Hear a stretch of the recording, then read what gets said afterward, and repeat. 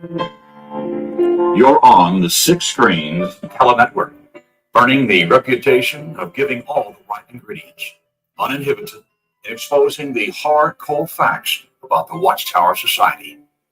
And now, Disney.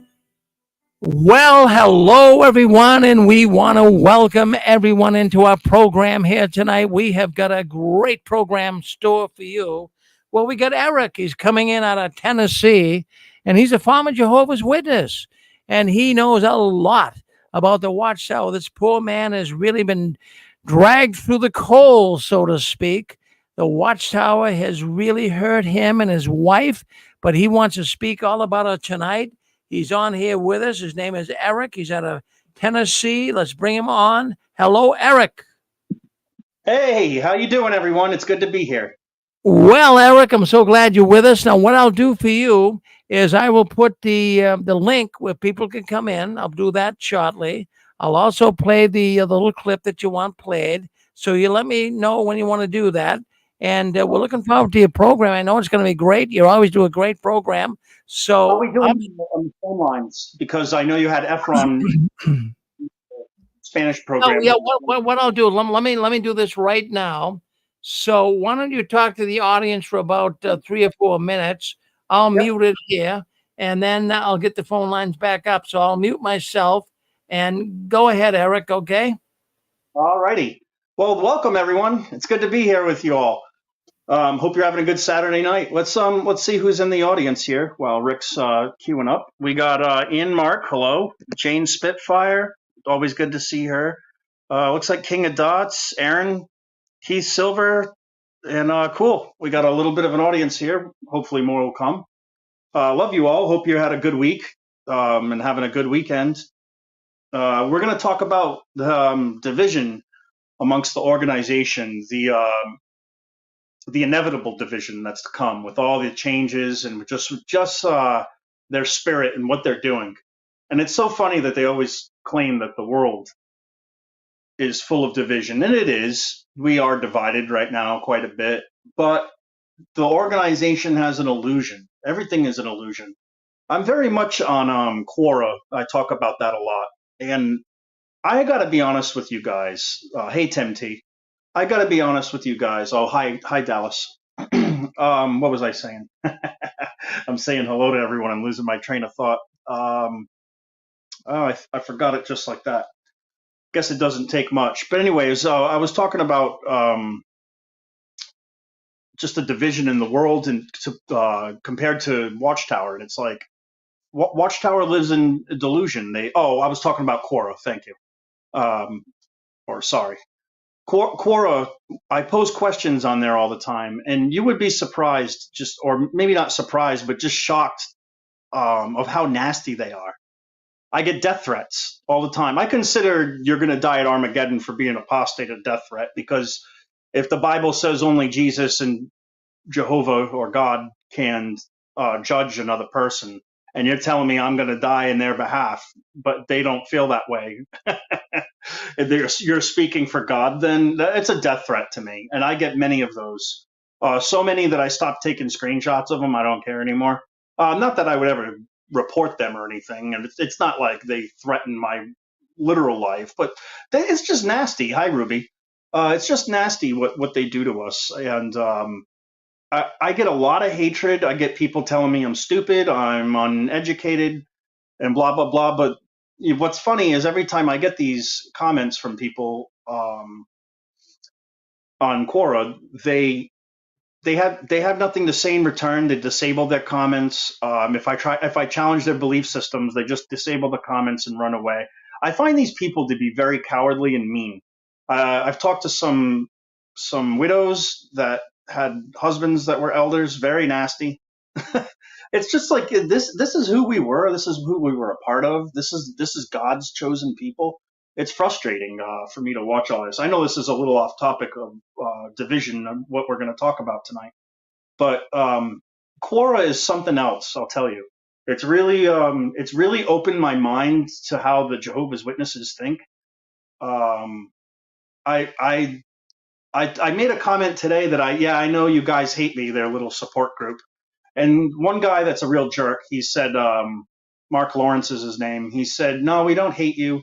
We pity you. But do the Jehovah's Witnesses pity you? Do they pity you when they call you names? Do they pity you when they shun their eyes from you because they walked in front of you when you're disfellowshipped? I don't know if anyone's had that happen. I have.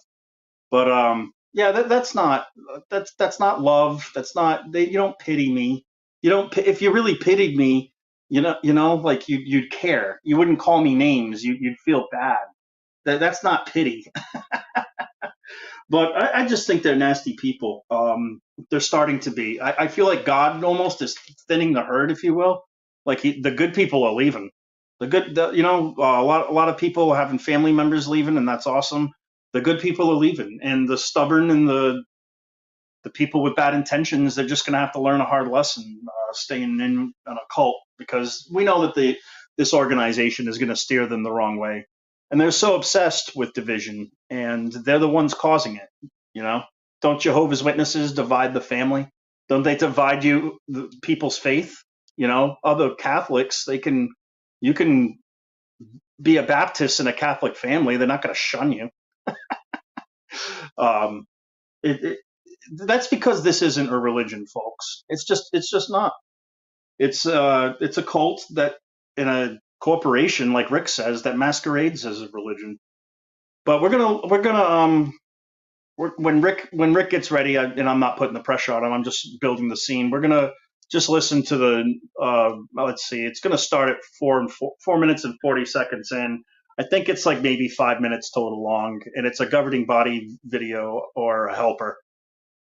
He's going to talk about the world scene, and he's going to make some accusations about the organization that I feel like are pretty strong. But and some of you might have seen this video already. It just came out.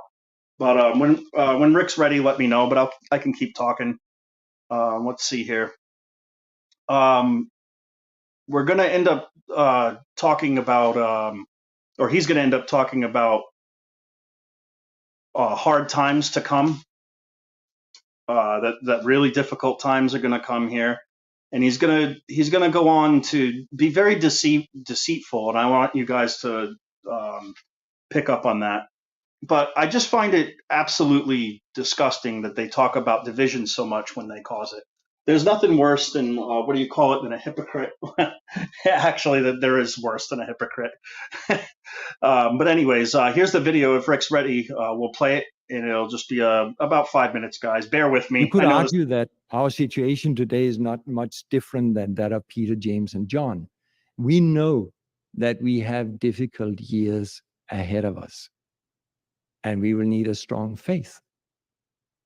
So here I could think that if only I had an experience like that of Peter, James, and John, a vision in the night, in the dark, with shining clothes and a cloud and a voice out of heaven.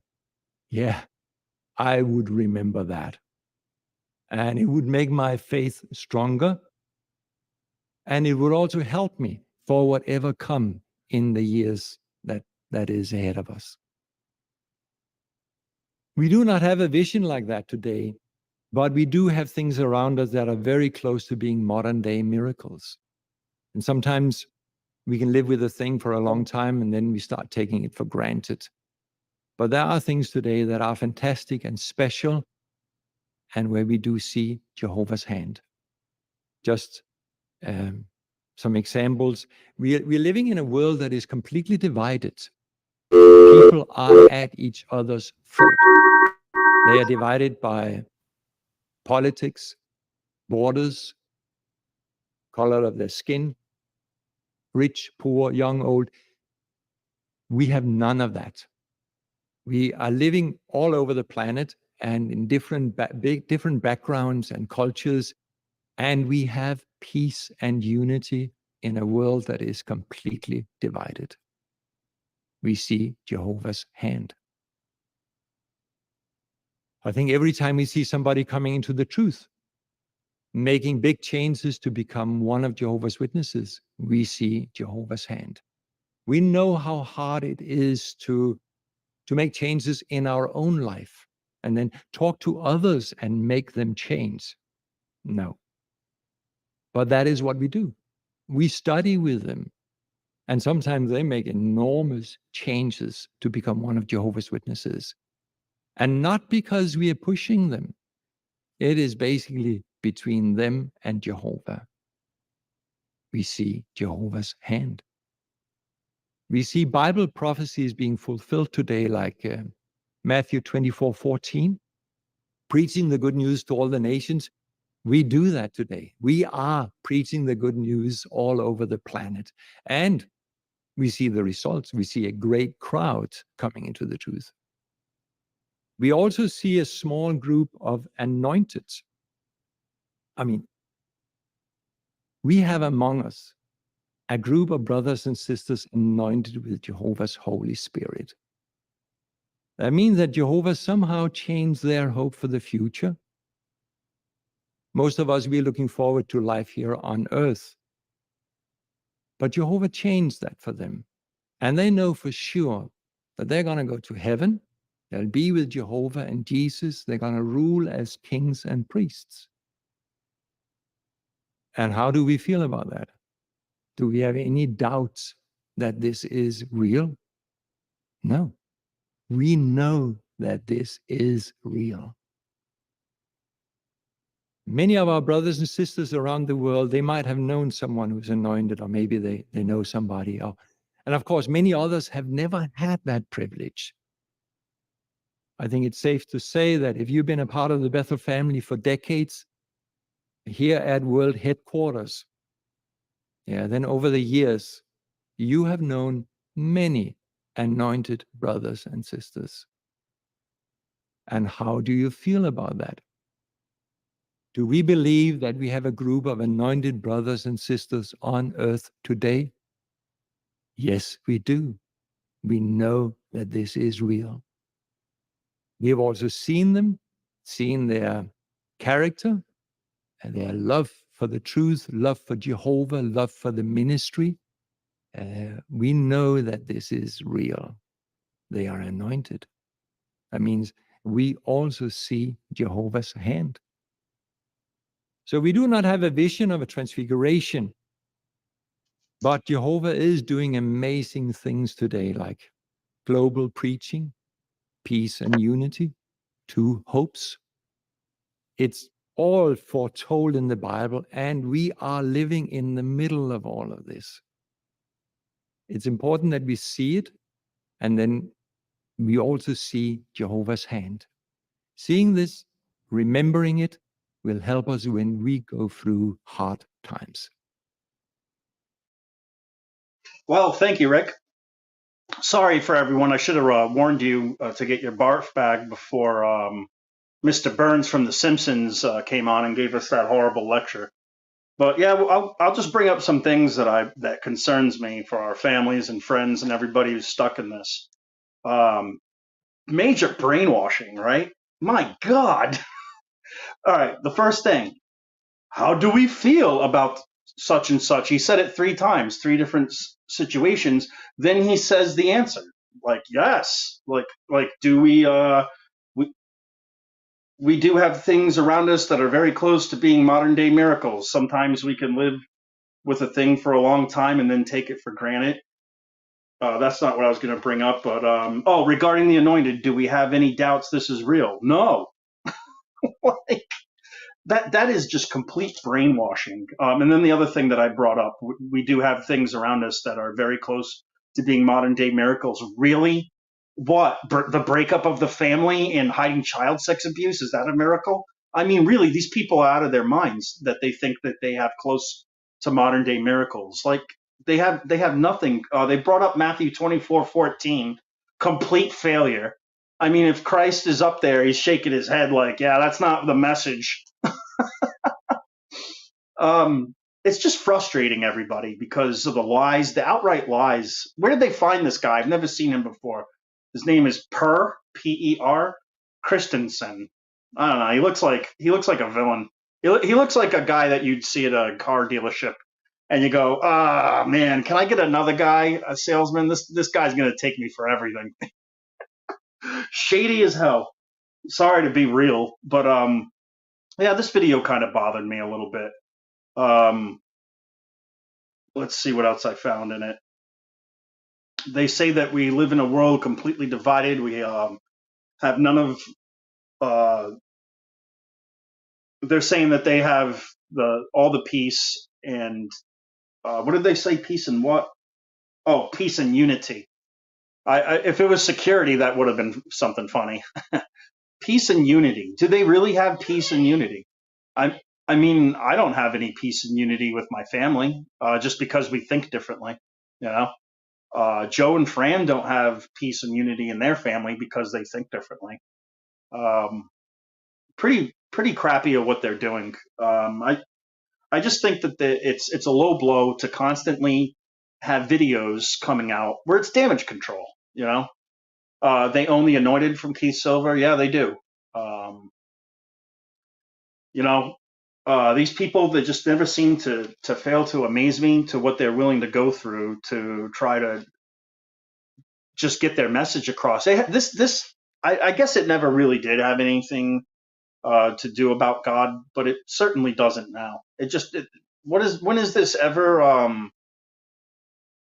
when is this ever proven anything? When is anything good come out of this organization? When is anything that they have said come true? Nothing. Not a friggin' thing. I mean, really. What's another point I got here? Yeah, there was one other thing that I was going to talk about in this talk, and it was just how they seem to constantly try to manipulate the audience. I know I talked about already they say things 3 times, but that's not the only time they do that. They do that a lot in their literature, which tells me that they know, and I think you all know that, but they know that repetition works. They're using it more than ever, and I just find it ridiculous that the people are still buying into it, like our families that are stuck into it. Because how do you not get suspicious when, brother, who was it? Not Glockington, Gary Bro says, the governing body never lie. They always tell the truth. You can absolutely trust the governing body, our future kings. What a crappy thing to say, and what a blasphemous thing to say. I mean, for the longest, a lot of Christians out there would be like, nah, like no men are my kings. Christ is king. That's something that's said in the world all the time. Christ is king. Hell, Candace Owens got fired from her job for saying that. But yeah, this organization I think it's crumbling. I think division is starting, and I put some work into it, or some interest into it, but I'm not done researching it. But there is a new cult that has come up, or you could call it a religion, and it's maybe you guys have heard of it. I found it on Reddit, and I researched it and found the website. It's called Christians Servants of Jehovah. And it's quite bizarre. They have a website. They accept donations, which tells me it's a cult. They made a statement that said that Jehovah God is no longer with the governing body, and they fractioned off from them, and they still use the Watchtower as their literature. And they wrote a letter to the governing body stating what they were doing. It says it's based in America, but it has some African roots to it too. I'm not sure.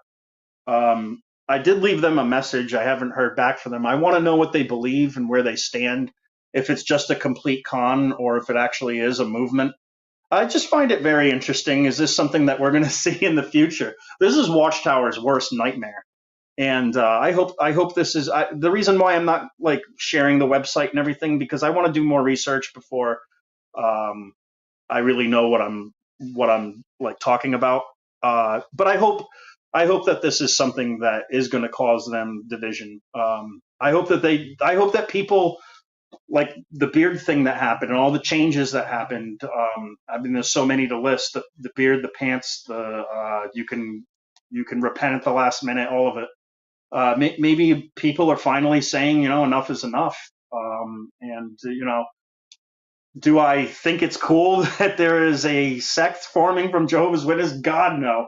That's all we need is, like, they're still using the literature. They have on their page, they have like the Jesus from the Greatest Man book, that like style, or that artwork, I should say.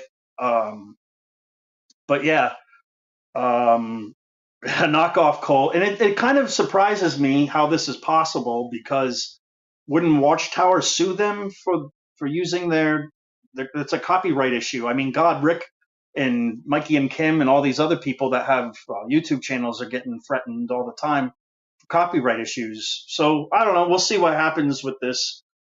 See if they get back to me. I'm going to try calling them again. But very interesting. You could, you know what? I should have got the website, but maybe the next time I talk about it on my other show, because I'll bring it up again. I'll let everybody have the link to get to it to see for yourself. But I'm glad it happened. I mean, I don't want cults to form from this, but this is great for Watchtower, because this is exactly what they preach to the people. This is exactly their worst nightmare and what they don't want. So yeah, I'm psyched to see that. There's a lot of news on Reddit, and I don't know if you guys have been following, and I'll just bring up some stories. I'm not going to bring up any specific ones, just three that all have something in common, and it's the like the attendance at the field service groups, and at the or maybe this is two separate things, but it's the biggest problems right now on Reddit that I'm seeing is the attendance for field service groups, and the attendance at conventions are just awful. And and another, there's three. That's what it is. There's three topics. The other one is the money. Kingdom halls are having a hard time paying the bills. Electric bill, light bill, and gas bill or whatever. Um, and they don't know if they're going to be able to pay it the next month and just have the lights off.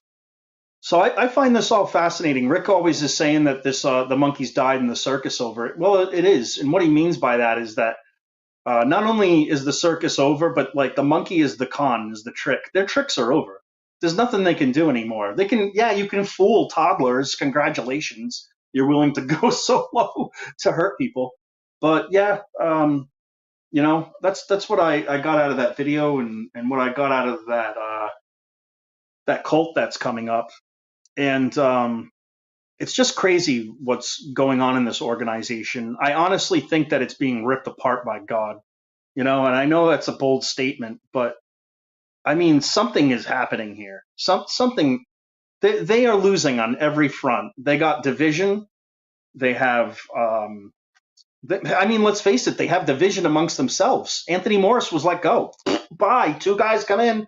I mean, that's division, right? They argued amongst each other. I mean, that's speculation, but that I truly do believe that's what happened. We got that issue, and then we got the child sex abuse cases. That's bleeding them out. They're losing money in Norway and other countries. So many countries. Let's see here. Jane Spitfire says, Eric, check out the 2x2 End of Times and International Bible Students, all offshoots of JW. See, there's more sex too. That word is impossible to say. My wife and I were saying that to each other. You can say sect, but if you try to say sect, like plural, and you run it together, it's impossible not to say sex. But yeah, I agree. They do have that sect. It's an old one. That's from Russell, I believe, Jane. But yeah, that's another sect too that formed from them. There, who knows? There could be more. I don't know why people want to leave one religion to go to another. I personally don't want to belong to one. If you go to church, hey, I don't care. That's fine by me. That's your thing. I wouldn't mind going to a church if it was a really good one, but I don't want to put myself out there. But I think being a Christian is just being good to other people, and even this is church, guys, because I'm here. We're talking about godly things or ungodly things too, with the Watchtower, and we're here helping each other. God certainly does come up in the matter, and to me, I'm not telling you guys this is church, but to me, this is my type of church. The Bible says that there's two or more than two or three, many that gathered, or whatever it says, is in service to Him, and this, we do this here to help people, and I benefit from it because I get to talk to you guys, and I love you all. I have a great audience, and you guys are so wonderful. Let me read some more comments here. Eric, just give them shovels. There's our worn out. They're digging their own holes. Yeah, amen to that. 3-4 cold is better if you heat. Yeah, is somebody on the line? I was reading some comments. Go Yeah, ahead. it was me, Eric. Just before you switched subjects here, actually, Jehovah's Witnesses are a cult or an offshoot of the International Bible Students because they changed names when Judge Rutherford came on scene because they were with Russell. They were International Bible Students. So it wasn't until around the 30s, I think, they became Jehovah's Witnesses. So really, they're like a cult or an offshoot Yeah. themselves. So we're the offshoot. Yeah. Yeah, I think they're still around, Susan, and I think they don't shun, and they still use the watchtowers, but they don't believe in everything that the witnesses do. Yeah, they used to have assemblies too, but there's not enough of them to do that anymore, I don't think. I got you. I kind of wish that we were all raised in that rather than the Jehovah's Witnesses. Even though it's still radical, it's this one. Man, I wonder what Russell would think of his religion now, or even Rutherford. But they were both extreme, anyways. It's just every guy after them got more and more extreme. What do you think? Oh, I agree, definitely. How you been doing, Sue? You been doing better? Your health and everything? It's good to hear from you. I'm struggling along, doing better as we all are, as you yourself are, and we just do the best that we can with what we have at the time, right? Absolutely. Thank you for what you and Rick do. You really add so much to our community and help us so much. Well, I agree with you. This is like church tonight, even though it's not considered maybe a traditional ceremony, but we are talking amongst each other and trying to figure things out. And there's nothing better than to want to do it with friends on a Saturday night. Yeah, absolutely, honey. We love you. Well, thank you. Yeah,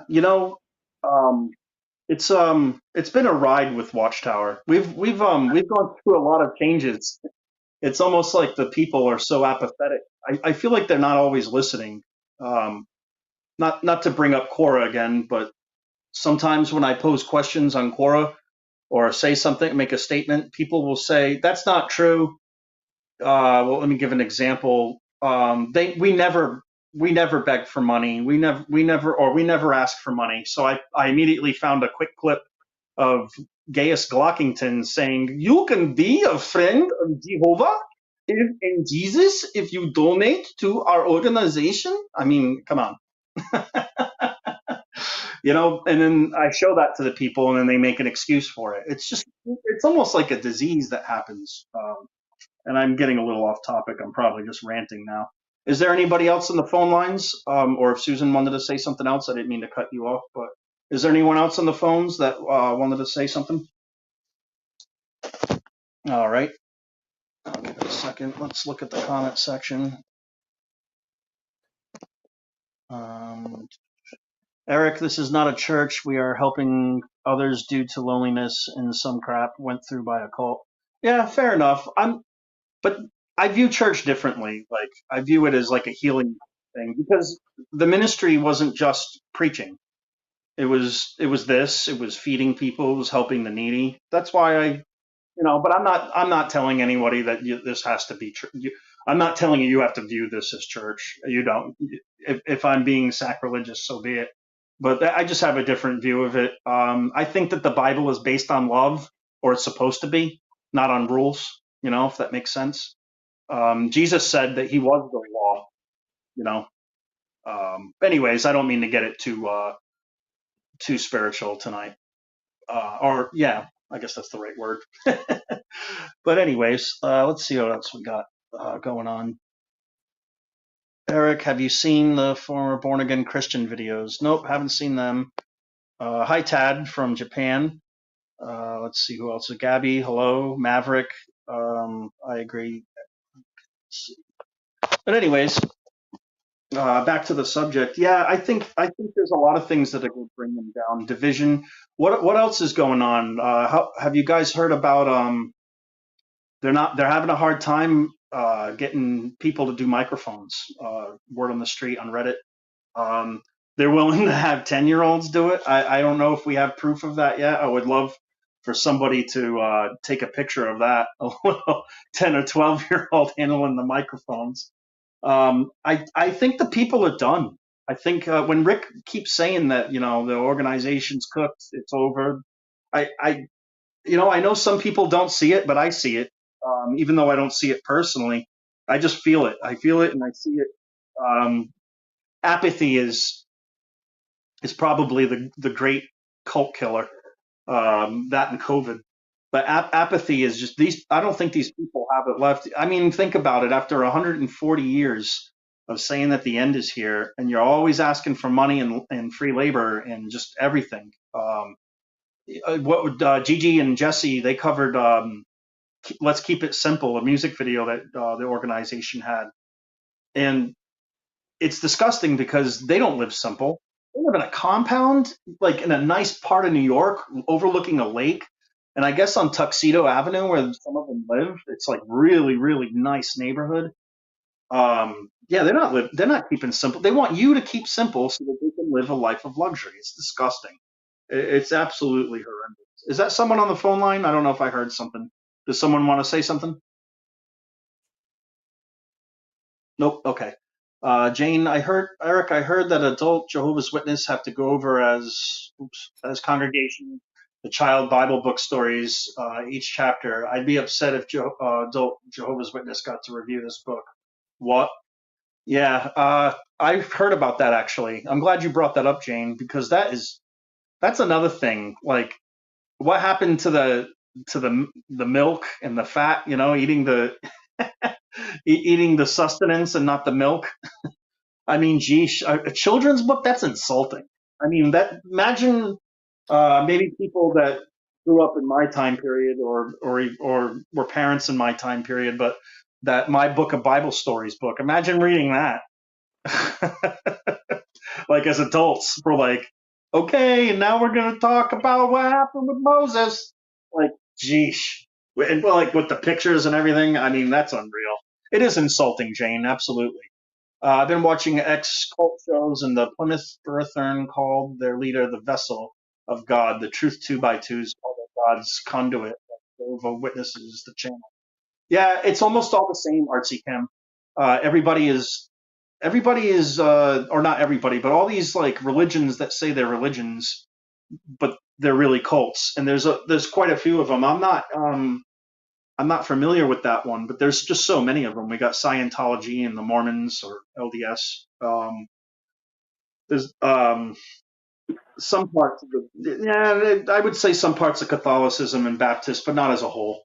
It depends on your church. It depends on your church for the most part, if they're a cult or not. Sometimes the bigger they get. I would say somebody like, what's that guy's name? Give me money. Kenneth Copeland. I think that's his name.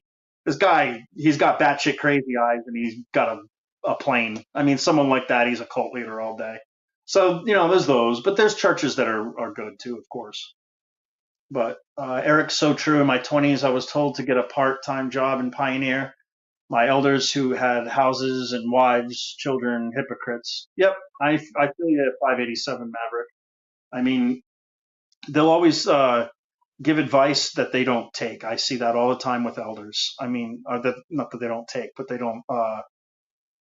They preach it, but they don't practice it.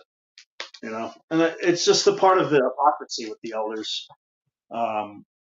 Tim T. They have those T-shirts. My Book of Bible Horrors. Saw on Facebook. Yeah, was that Lloyd Evans? Maybe he sold those. I actually like that.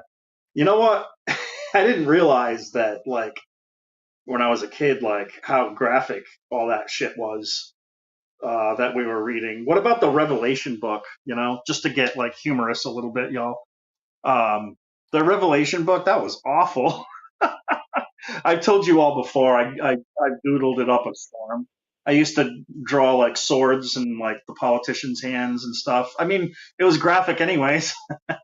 I guess I felt disrespectful for doing it when I was a kid. I was like 11 or 12, probably 12 or 13 more accurately. But yeah, we studied that a couple of times. I still have the book. I should show it to you all one day.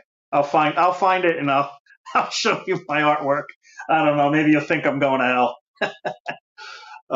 Eric, do Jehovah's Witnesses publicly reprove the holidays? Huh. That's interesting. I guess I'd have to go to the book for that. We got Zachary on the phone line. He'd know. I'm not sure if they do that. Well, if they're going to reprove, that means you can get disfellowship for it, right? So it's both, because you can't just get reproved without getting, like, you know what I mean? Like the crime that you committed, if you're getting reproved, it's possible you can get disfellowship for it too. It just depends on your repentance. Howdy.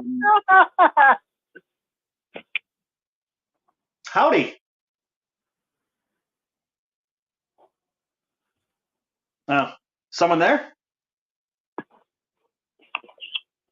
You're welcome to come on. It sounds like you're having a good time. Hey, what's up? Hello? Hello? Yeah, you're on with us. How you doing? Who's this? Oh, why? Wow. Hi, Eric. How you doing? Good. How you doing? Who's this? Good. My name's Keith. I really enjoy your show, and I'm grateful to Six Screens. It's just a great resource for people leaving. And Cool. yeah, I love what you said earlier. You know, just about like, I just been thinking. What were you talking about? You're talking about like, you know, you could still be a Christian or have good values after Watchtower, or at least try to like live a good life, you know. But yeah, I don't know what your thoughts are, but I was just wondering what your thoughts were about like just not caring, like this.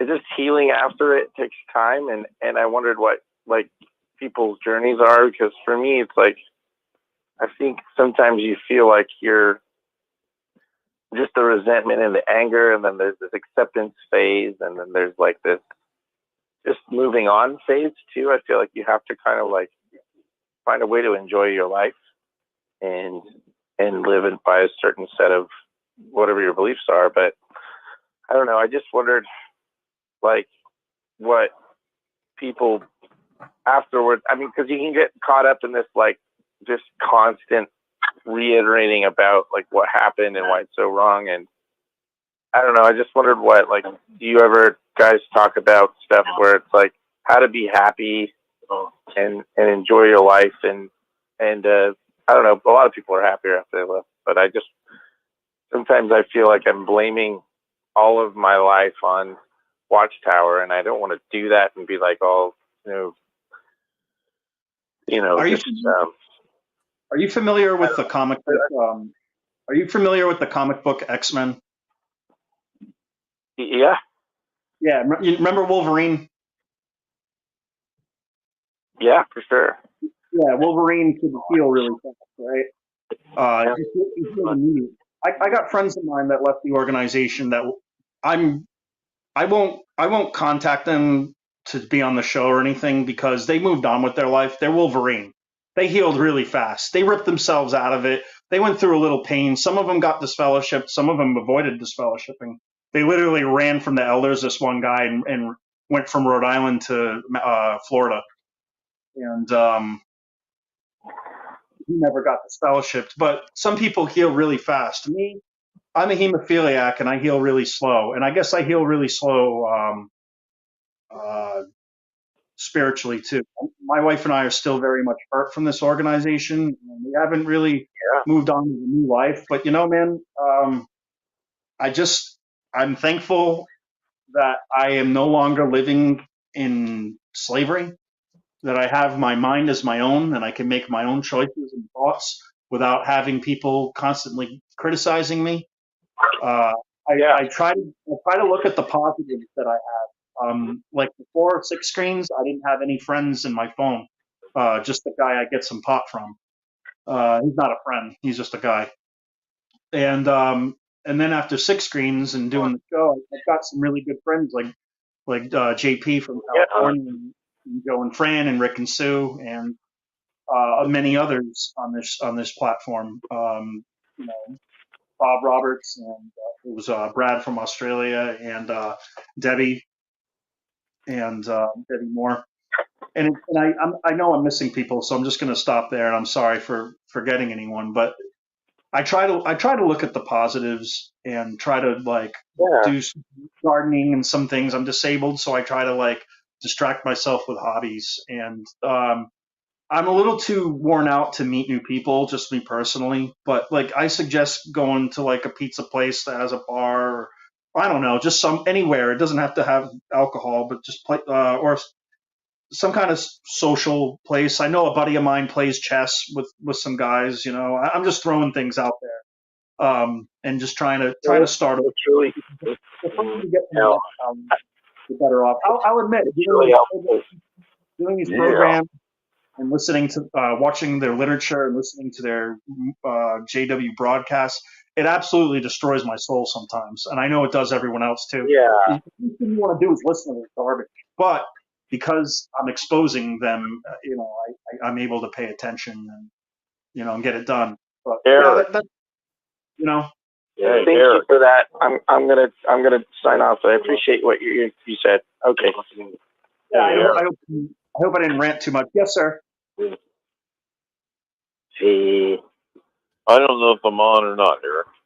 Yeah, you're on, buddy. This is King of Dots. We got King of Dots Yeah, I on. want to tell you, hey, thank you, Eric. I think you do a great job, by the way. I appreciate everything you do. We had an experience. Me and my wife, we went to a flea market down on Kellogg Avenue here in Cincinnati. It had a building, people outside. It was like a scene out of, what is that bar scene in Star Wars? I was scared to death, man. So many freaky people. But inside were 5 witnesses guarding a table, not talking to anybody, and they had all their magazines out there. One of them said, "Help for mental illness," and my wife picked it up, and my wife is a regular Pioneer. She turns it to her and says, "You guys need to read this."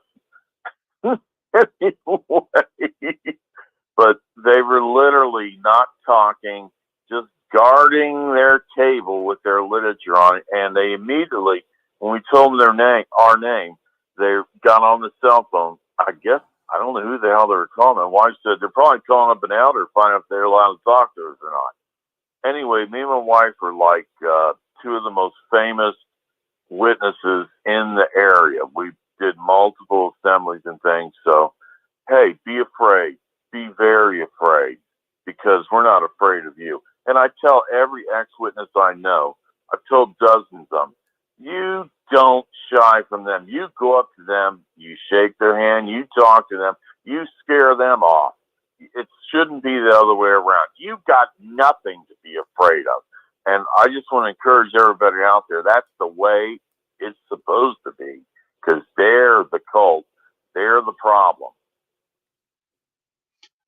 You're right. You mentioned fear. That's something Watchtower really banks on. They use fear because they said it too. I can't remember, in a recent video, they said that when someone is moved by fear, you can manipulate them, you know, in a certain way. And I'm like, wow. And you know what? My dad told me when I was a young boy, I had a project at school, and I had to ask my father, "What is your biggest fear?"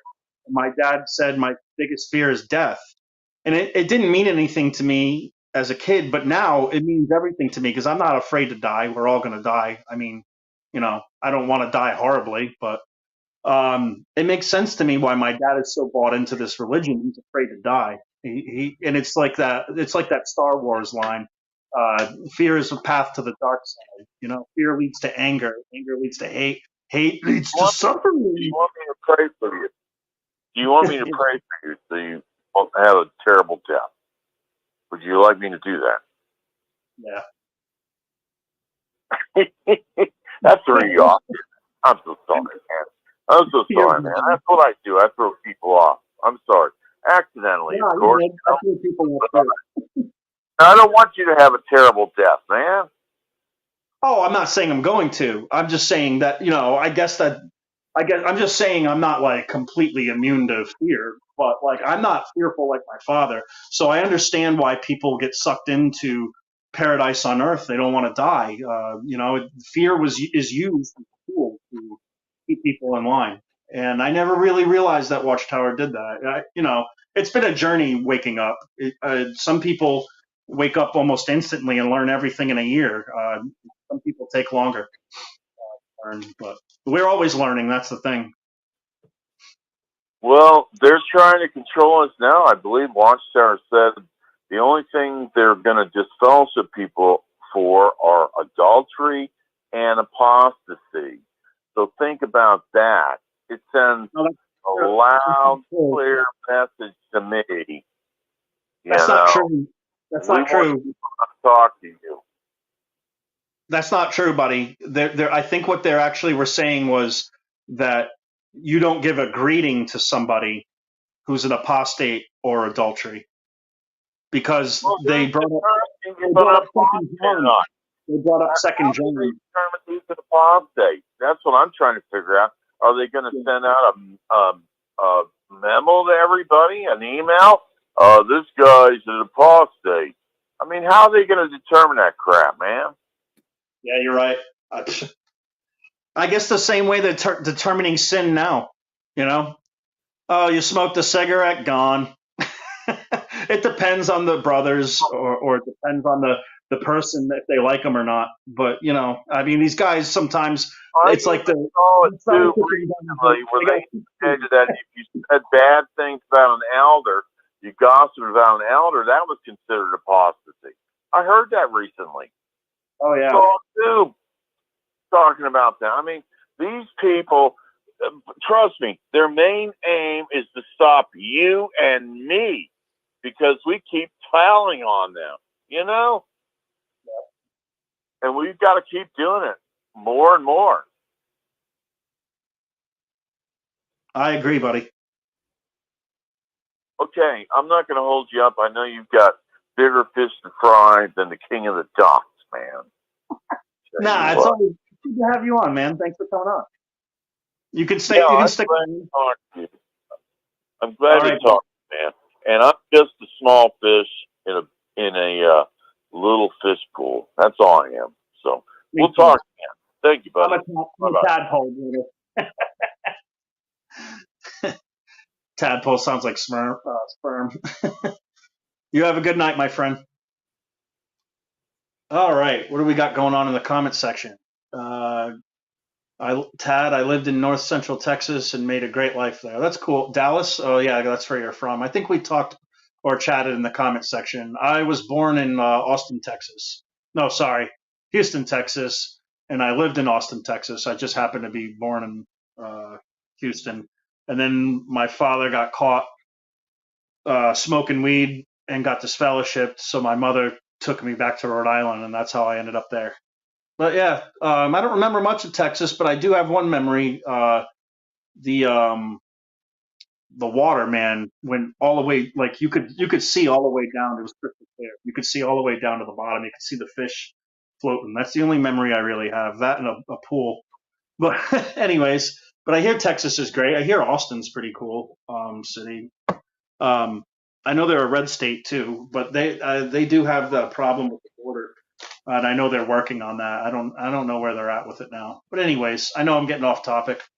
I was gonna read a comment. Let's see if I can find it. Like Dan and Angela, go talk to the cart JWs. He says he's ex-JW, laughing out loud. Yeah, that was pretty cool showing that cart video. I have one that I did, but I didn't film the people, and I haven't shown it for whatever reason. It's old now at this point. I think it's even pre-COVID. But is there someone on the phone? I'm ranting at this point. Does anybody want to talk? All right. Thought I heard somebody. I'll just keep ranting. But anyways, if anybody's trying to get on the live stream, I don't know if this is the link or not. Rick put up the phone link, and that wasn't it. So I went through my banners and I found that, but I don't know if that's the one. But anyways, let's see what's going on. Hello. Oh, hello, someone on the phone. Yes. Hi. This is Rochelle from Milwaukee. Rick knows me. Hi, Michelle. I was just saying, hey. I was just saying hi. I never listened to your show before. I haven't called in a while. I've been kind of busy with working, and I'm going back to school this fall, so I just was calling, just saying hi. What is your show mainly about? It's called Awakening After the Watchtower, because I feel like there's a great awakening. But what we're talking about happening. But what we're talking about tonight is division that's happening in the organization. And I played a clip from Watchtower. It was just a quick clip of brothers saying how the world is so divided and that we're not divided. And I'm calling out the division with the disfellowshipping arrangement. And there's also a new sect that has joined, and it's an offshoot of Jehovah's Witnesses. And I talked about that a little bit too, and just how that Watchtower's worst nightmare is basically coming true. What do you think? That's a good question. I'm not sure if it's. I mean, this organization has had so many ups and downs. I know there was like the whole big thing. I know like the heyday of the Watchtower really was between like the late 60s and the mid 90s. But I know there was like a big thing in the early 80s where a lot of people were being disfellowshipped and being kicked out of the organization because of apostasy and the whole 1975 thing. But I really feel that nowadays, I mean, like where I live in Milwaukee, and I mean, like, I'll just be honest with you. I'm sorry, what's your name again? Oh, my name's Eric, Michelle. Eric. Yeah, okay. Yeah, I'll be honest, like where I live, it's people seem more brainwashed than they've ever seen. I mean, like, I just can't believe, like, where I live, people don't seem to be waking up. They seem to be going straight up into 1984. I'll be honest. I mean, not just Jehovah's Witnesses, but other religious cults around where I live. It just seems like everybody's in 1984. When I put it to Instagram, it doesn't show up here for a long, long time. Where to say? But you just ignore it and don't worry about it. Yep, that's right. And it'll just up and show up. Okay. I'm sorry. Who's the lady that's speaking? Hello? Okay. Was someone trying to speak? I'm not sure. It sounded like I heard a lady's voice. Yeah, me too. I wonder if somebody didn't mute their microphone and they're talking to somebody else. That's a possibility. Mm-hmm. It seems to be quiet now. If you want to finish, continue what you were saying. Sorry, hon. Okay, yeah, I was just saying it just seems like where I live in Milwaukee, and it seems like people around here are going into straight up 1984. It's only been like I would say like the people that I grew up with, the younger people that I grew up with, maybe about 10% of them no longer go to the Kingdom Hall. The other 90% still go, including some of my cousins, some of my relatives, they still go. So it's just, yeah. Yeah, sound like someone's talking again. No, you're. Oh, yeah. It sounds like someone's on. Hello. Yeah. I'm sorry you keep getting interrupted, hon. But you were talking about 1984. I was listening to you. But yeah, I agree. They have some issues coming up ahead of them. There is an awakening, even politically too. You know, people are waking up to what's going on in the world scope, the world scene, if you will. That's why the show was originally called Red Pilled from the Watchtower, and I started this with a friend of ours, Daniel. But he had something happen to him, and we haven't seen or heard from him since. And I love you, Daniel, my brother, if you're out there listening at all. But we came up with this show together, and I just kept it. But I would go back to the old show name, but I'll just keep things simple. But yeah, I just feel like there's a shift, almost like in '75. happening. I think it's worse though, because we have PMOs now. The witnesses have evolved. They don't want to get disfellowship, so they keep their mouths shut and they pretend. Watchtower is in a big world of hurt, and I don't see them going on for many more years. I don't think they're going to be able to last. Oh, you think so? I could see the Watchtower being around for at least 20 years. I don't mean to interrupt you, but somebody in the comment section says they know you. Shirley, Shirley, she's on the show often. She says, I know who this is from Wisconsin. Well, I lost the message. Sorry, it faded. But anyways, I was just saying people know you. Shirley, yeah. Yeah, I know Shirley. Yeah. Yeah. Yeah, but no, I was just saying I could see the Watchtower going on for at least another 20 years. I mean, I could see it, maybe that's just me. I could see it going on for at least another 20 to 30 years. I mean, that's just my personal opinion, but I could be wrong. I mean, maybe I'm wrong, but Maybe if they completely rechange and were able to get away with it, but I don't see it, because I've seen companies fail and drown, like Sears and other places where it just starts to wash up and the product's not as good. And I don't know. I don't think Watchtower has much left in them. 20 years. I think after 10 they'd be done. But I don't even think they'll go on that long. I'd say the longest 10 years if they have that in them. They're being attacked from too many fronts. They're having child sex abuse problems. They're having division problems. And then on top of that, they're having money problems. And, and then they're having division problems with the families. And then that's causing them to lose money from the states, from the countries like Norway. So they're bleeding out in every way. They're losing members. Members that are females are not donating. I mean, I don't know if they can survive for 20 years.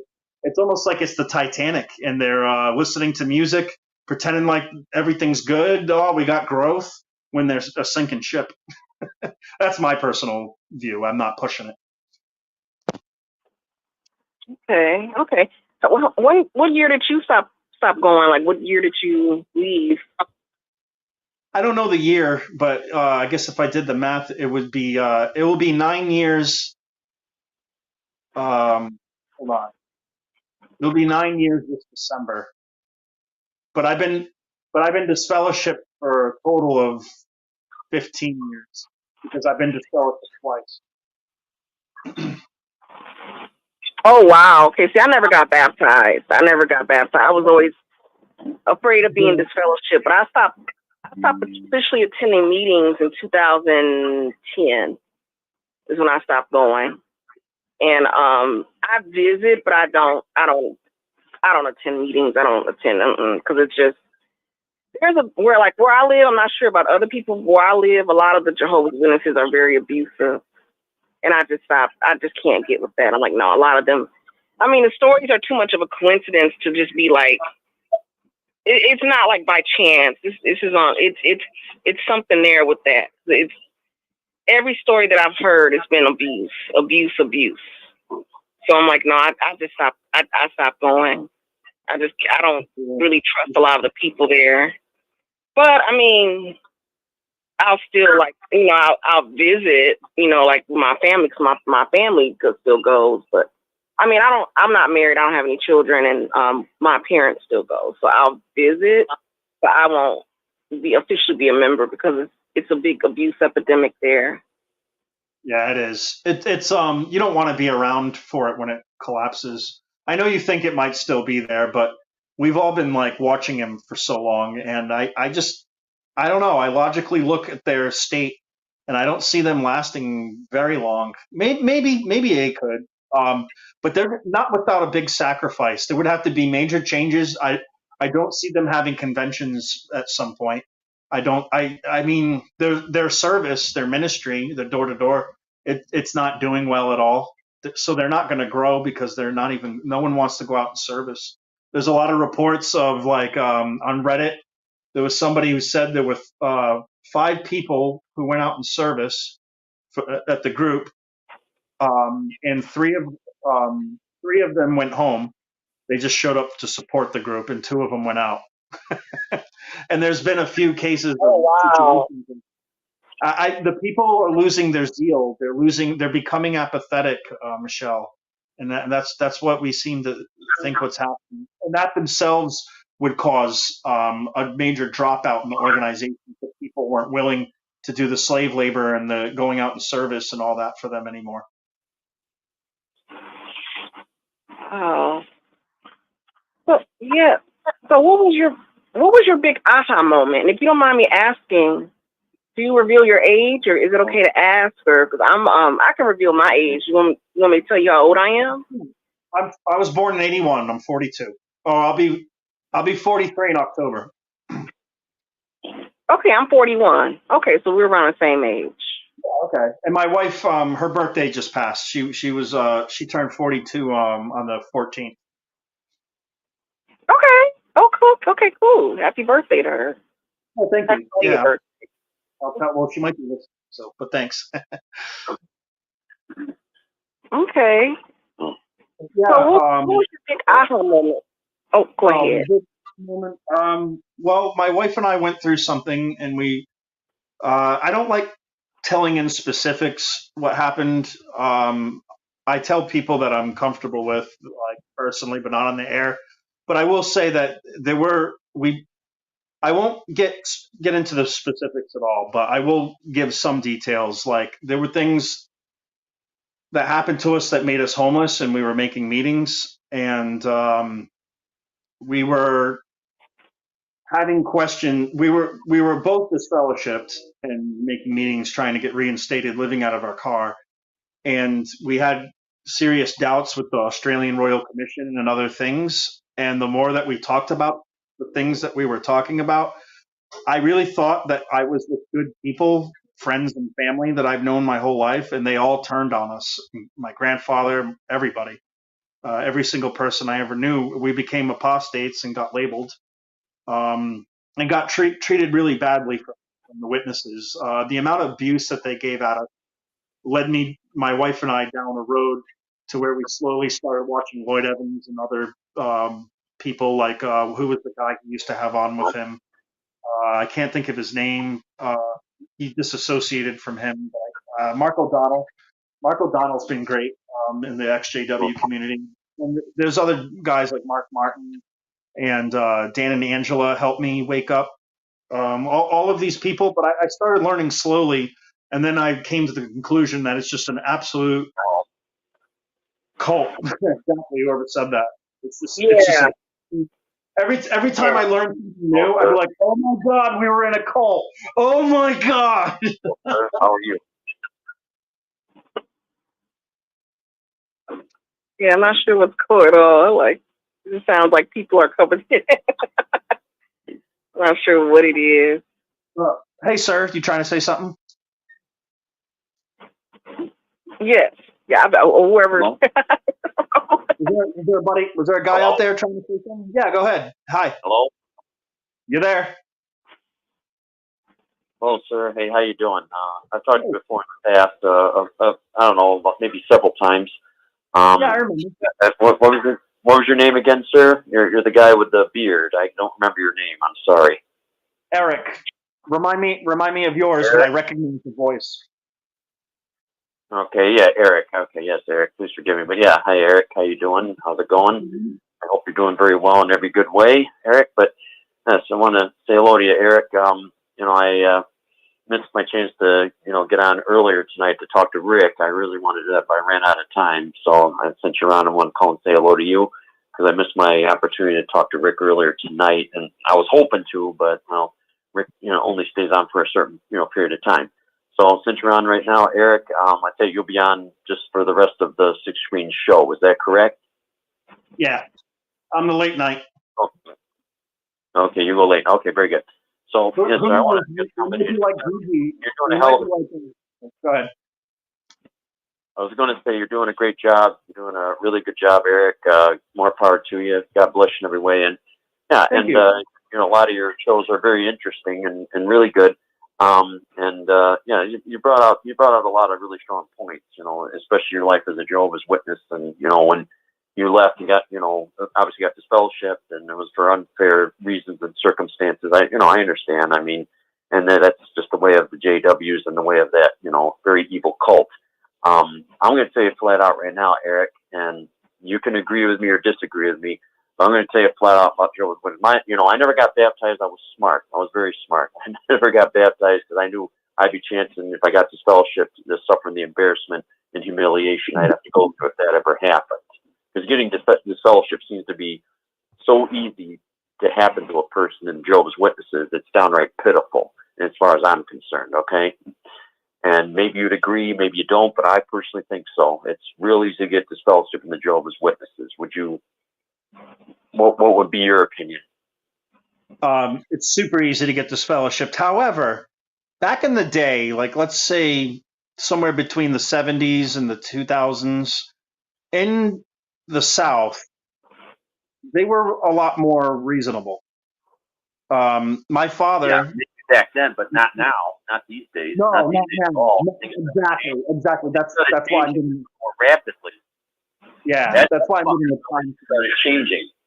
Yep.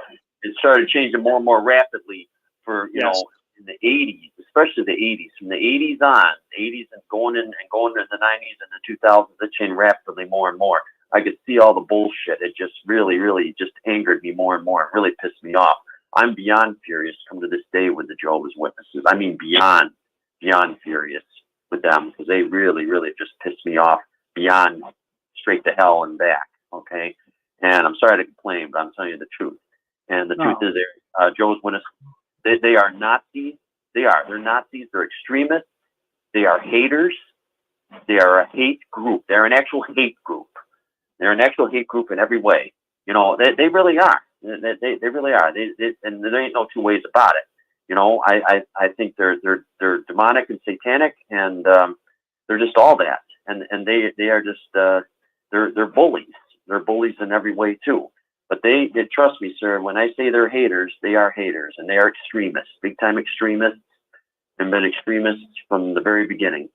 And you don't have to agree with me, Eric, but that's the goddamn speaking truth. Okay?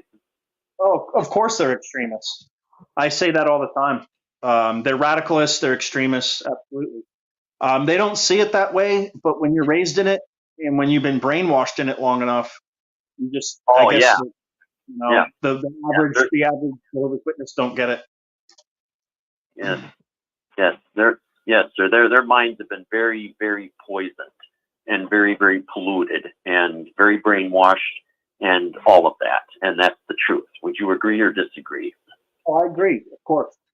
Absolutely, buddy. Okay, so good to hear. I don't think anybody would disagree with me. But that's, how they are. And one thing I want to mention to you, Eric, I mentioned this to Rick, it was probably 2 to 3 weeks ago on 6 Screens, and I was on the air with Rick, and I specifically told him straight out that my mother has got her will all put together, and she is giving, and I was so beyond extremely pissed off, extremely angry, and beyond angry when she told me that she's got at least half of her will.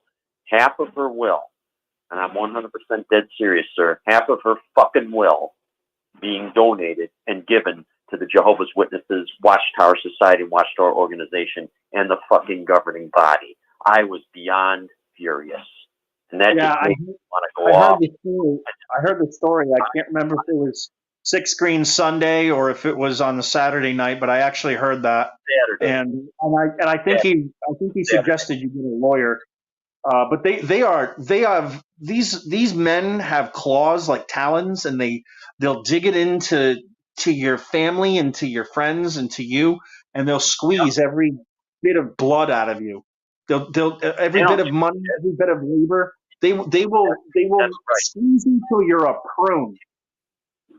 Yes, they will. They will. And I'm beyond furious. I'm going to try and get a lawyer in the future to help me fight this. And I'm just so pissed off. My mother is not competent. She is not competent at all. None whatsoever. She is very mentally, I repeat, mentally incompetent to donate her will, half of it, at least half of it, to the fucking Watchtower Society and the motherfucking governing body. That's just bullshit. I don't want her making... I don't want them making them rich. Don't you dare make those bastards. Well, the thing that pisses us off the most is that we know they need the money for child sex abuse. Well, the crock of shit. Yep. Well, the thing that pisses us off the most is we know they're using it for child sex abuse cases and dirty and benefiting themselves. I agree. But, like, it's dirty money.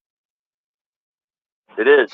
Yeah, they're just dirtbags. And she's going to make the governing body more and more rich and wealthy, so those guys can live high in the hog and live the rich, wealthy lifestyle and the goddamn lifestyles of the rich and famous. They can live the rich, wealthy lifestyle, all the fucking governing body while we suffer. No fucking way. And I'm going to, and I know it's her will, I get that, but I need to find a way, some kind of loophole, or loopholes, some kind of loopholes of some kind, hopefully, and many loopholes to fight this really hard and hopefully win. Because it won't be easy, I understand, but I got to find myself a fucking lawyer to help me fight this because she's making a major mistake. And I'm very, very angry about it, and I hope you support me on that. If you don't, then I got nothing more to say. Well, I understand your pain and your anger. Maybe I don't understand your pain because I don't have any earth. Well, please understand. Yeah, I feel your pain. I do. I get a lot of people talking about it. Please understand. No, because every time her hair grow back, she's gonna want me to come cut it off. I'm sorry. Hold on. Please understand, Eric. That's all I'm asking. Yeah, I think there's somebody that's unmuted. Sorry, it's messing with me. Okay. Well, I understand me, Eric. Yeah, I understand you, dude. I'd be angry too. I'm angry with the fact that I have to live in a different reality than my family, and that they shun me. So I get it. We are all angry.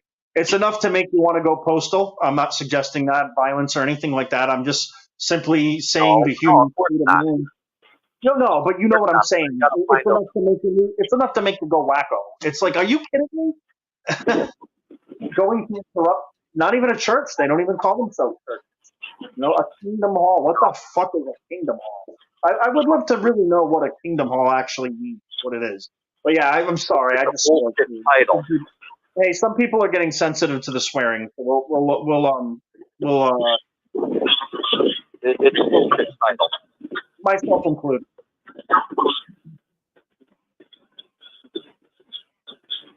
Yeah, sorry to hear about your mother doing that. That's insane. Yeah, it's crazy. So am I. Yeah, I'm real sorry too, and I appreciate your sympathy.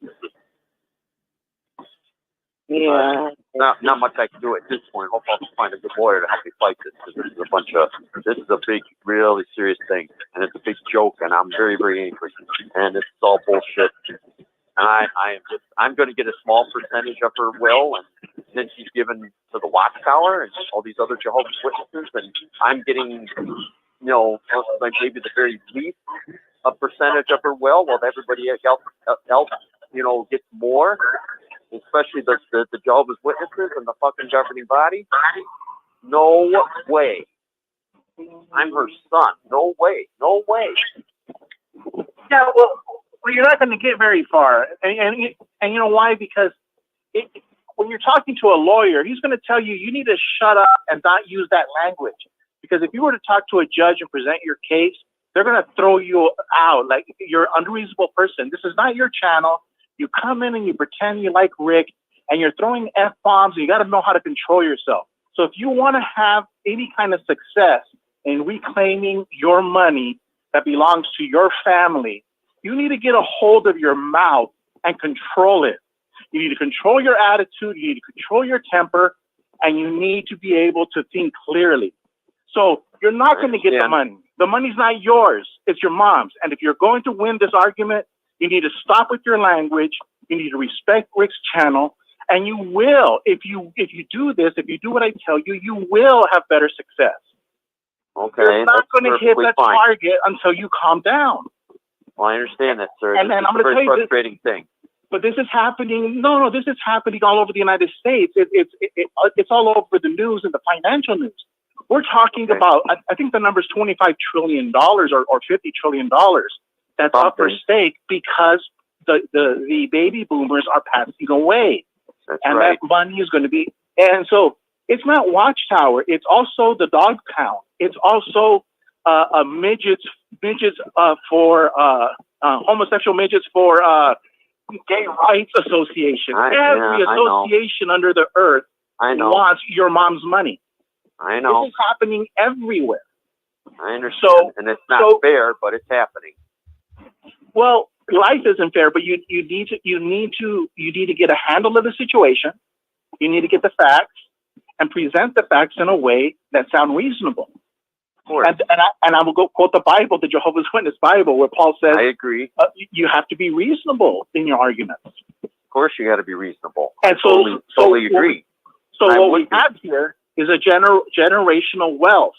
And this is how corporations and churches have stolen money from millions of people throughout the earth. It's called generational wealth. So the Bible's very clear that the money should stay within the family. And then that's how you build a society. So how do towns get built? When grandma and grandpa leave the money to the children and the children to the grandchildren, and the cities are born, towns are born, because the wealth stays within the generation. So why do a lot of people have problems, Mom? Why do a lot of people have problems with factories going to Mexico and factories going to China? Because the generational wealth is now being sent to Pedro and to Lin in China. So this is the problem that we have. We're having theft, not on the Jehovah's Witness with you. We're having it everywhere. And if you participate, if you give your money to Watchtower, it's no different from a guy who gives his factory to a town in Mexico when he should have given it to a town in Kansas. Well, I don't know if I totally agree with that, but no, it's called generational wealth, and the wealth. Yeah, I agree with that part. The family. You can't say it's okay to give all your money to the goddamn Watchtower. That's not fair. That's not fair at all. You can't give your money to them. Those people, they're crooks. They're crooks. They're criminals. But then you're going to lose the argument. You're going to lose the argument because she's going to think that you're whack. You have to change the argument because that argument it falls on deaf ears. I understand. Gigi, in fairness the best I can. That's all I can tell you. All right. In fairness to the brother, I mean, like, he's just doing locker room talk, talking to us here on this network and just venting. I don't think he would present himself like this in the court of law. He's probably had a couple beers. I have too. My daily talk is almost every other word effing. Life's been hard. It's how I talk. I worked in a body shop. I worked at a boatyard. I've been around all of the most crude people in the world. It doesn't bother me. I get it that this is Rick's show. So I guess a couple things that Jehovah's Witnesses taught me is I know how to turn it off. But, when you're just being real and you're talking, it does come out. So I'm not going to chastise you for it. If you could slow it down a little bit. But I'm not going to ever chastise you for swearing because I swear. I'd be a hypocrite, Dan swears all the time on this network. Very much. Yeah, no problem, buddy. You're venting, and I understand. I understand your pain.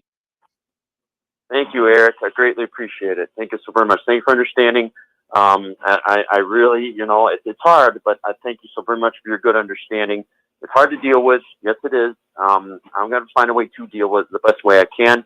But unfortunately, it's going to be a tough case. But, I would deal with my attorney the very best and most professional way possible that I can. And of course, am more than willing to do so. I will. I mean, I'm not going to go off at him or nothing like that. I'm going to let him know this is a very, very upsetting situation for me. It's very upsetting.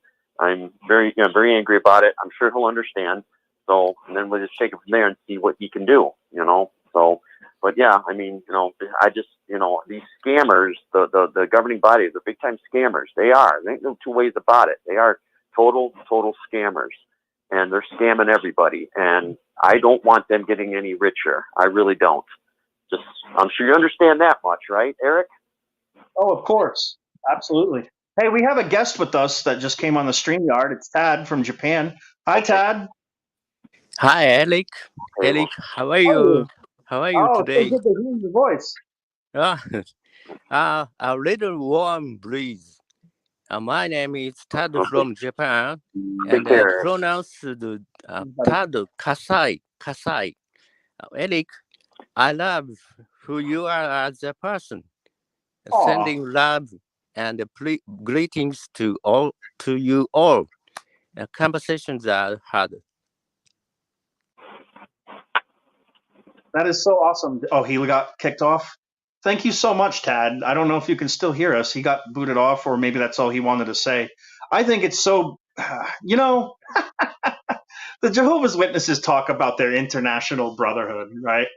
Nah, this is real love. This is international brotherhood. We got people from right now listening from Australia and Japan. I'm not sure if we have anyone from Britain, but we do get them, and Sweden and many other countries. And I feel like this is a true brotherhood. We love you, Tad. It's so good to hear people from other cultures and parts of the world. I love it. It makes my heart warm to hear from. Thank you for chiming in, even if it was for a second. But if you want to come back on and you had some more to say, but you know, Vern is somebody that in Ruby Quinn that I've grown to like a lot too. There's a lot. There's a lot of. I think we have a really good community all together, and it's a really good thing to have. Eric, have you seen the video of JW's disfellowship, Robbie? Thank you, Booker T. Adams. You brought that up earlier, and I just wasn't able. I highlighted it, but I wasn't able to get to it. Yeah, Rick. Actually, Rick and I covered it on my show. 2 weeks ago? Who is this? All right, on my personal DM on my phone, he keeps blowing it up and saying I'm doing a really good show. Brad from Australia. Okay, thank you. Guys, busted my balls over here. Oh, sorry, that's my Rhode Island accent. All right. Anyways, especially being from like Italian descent in Rhode Island.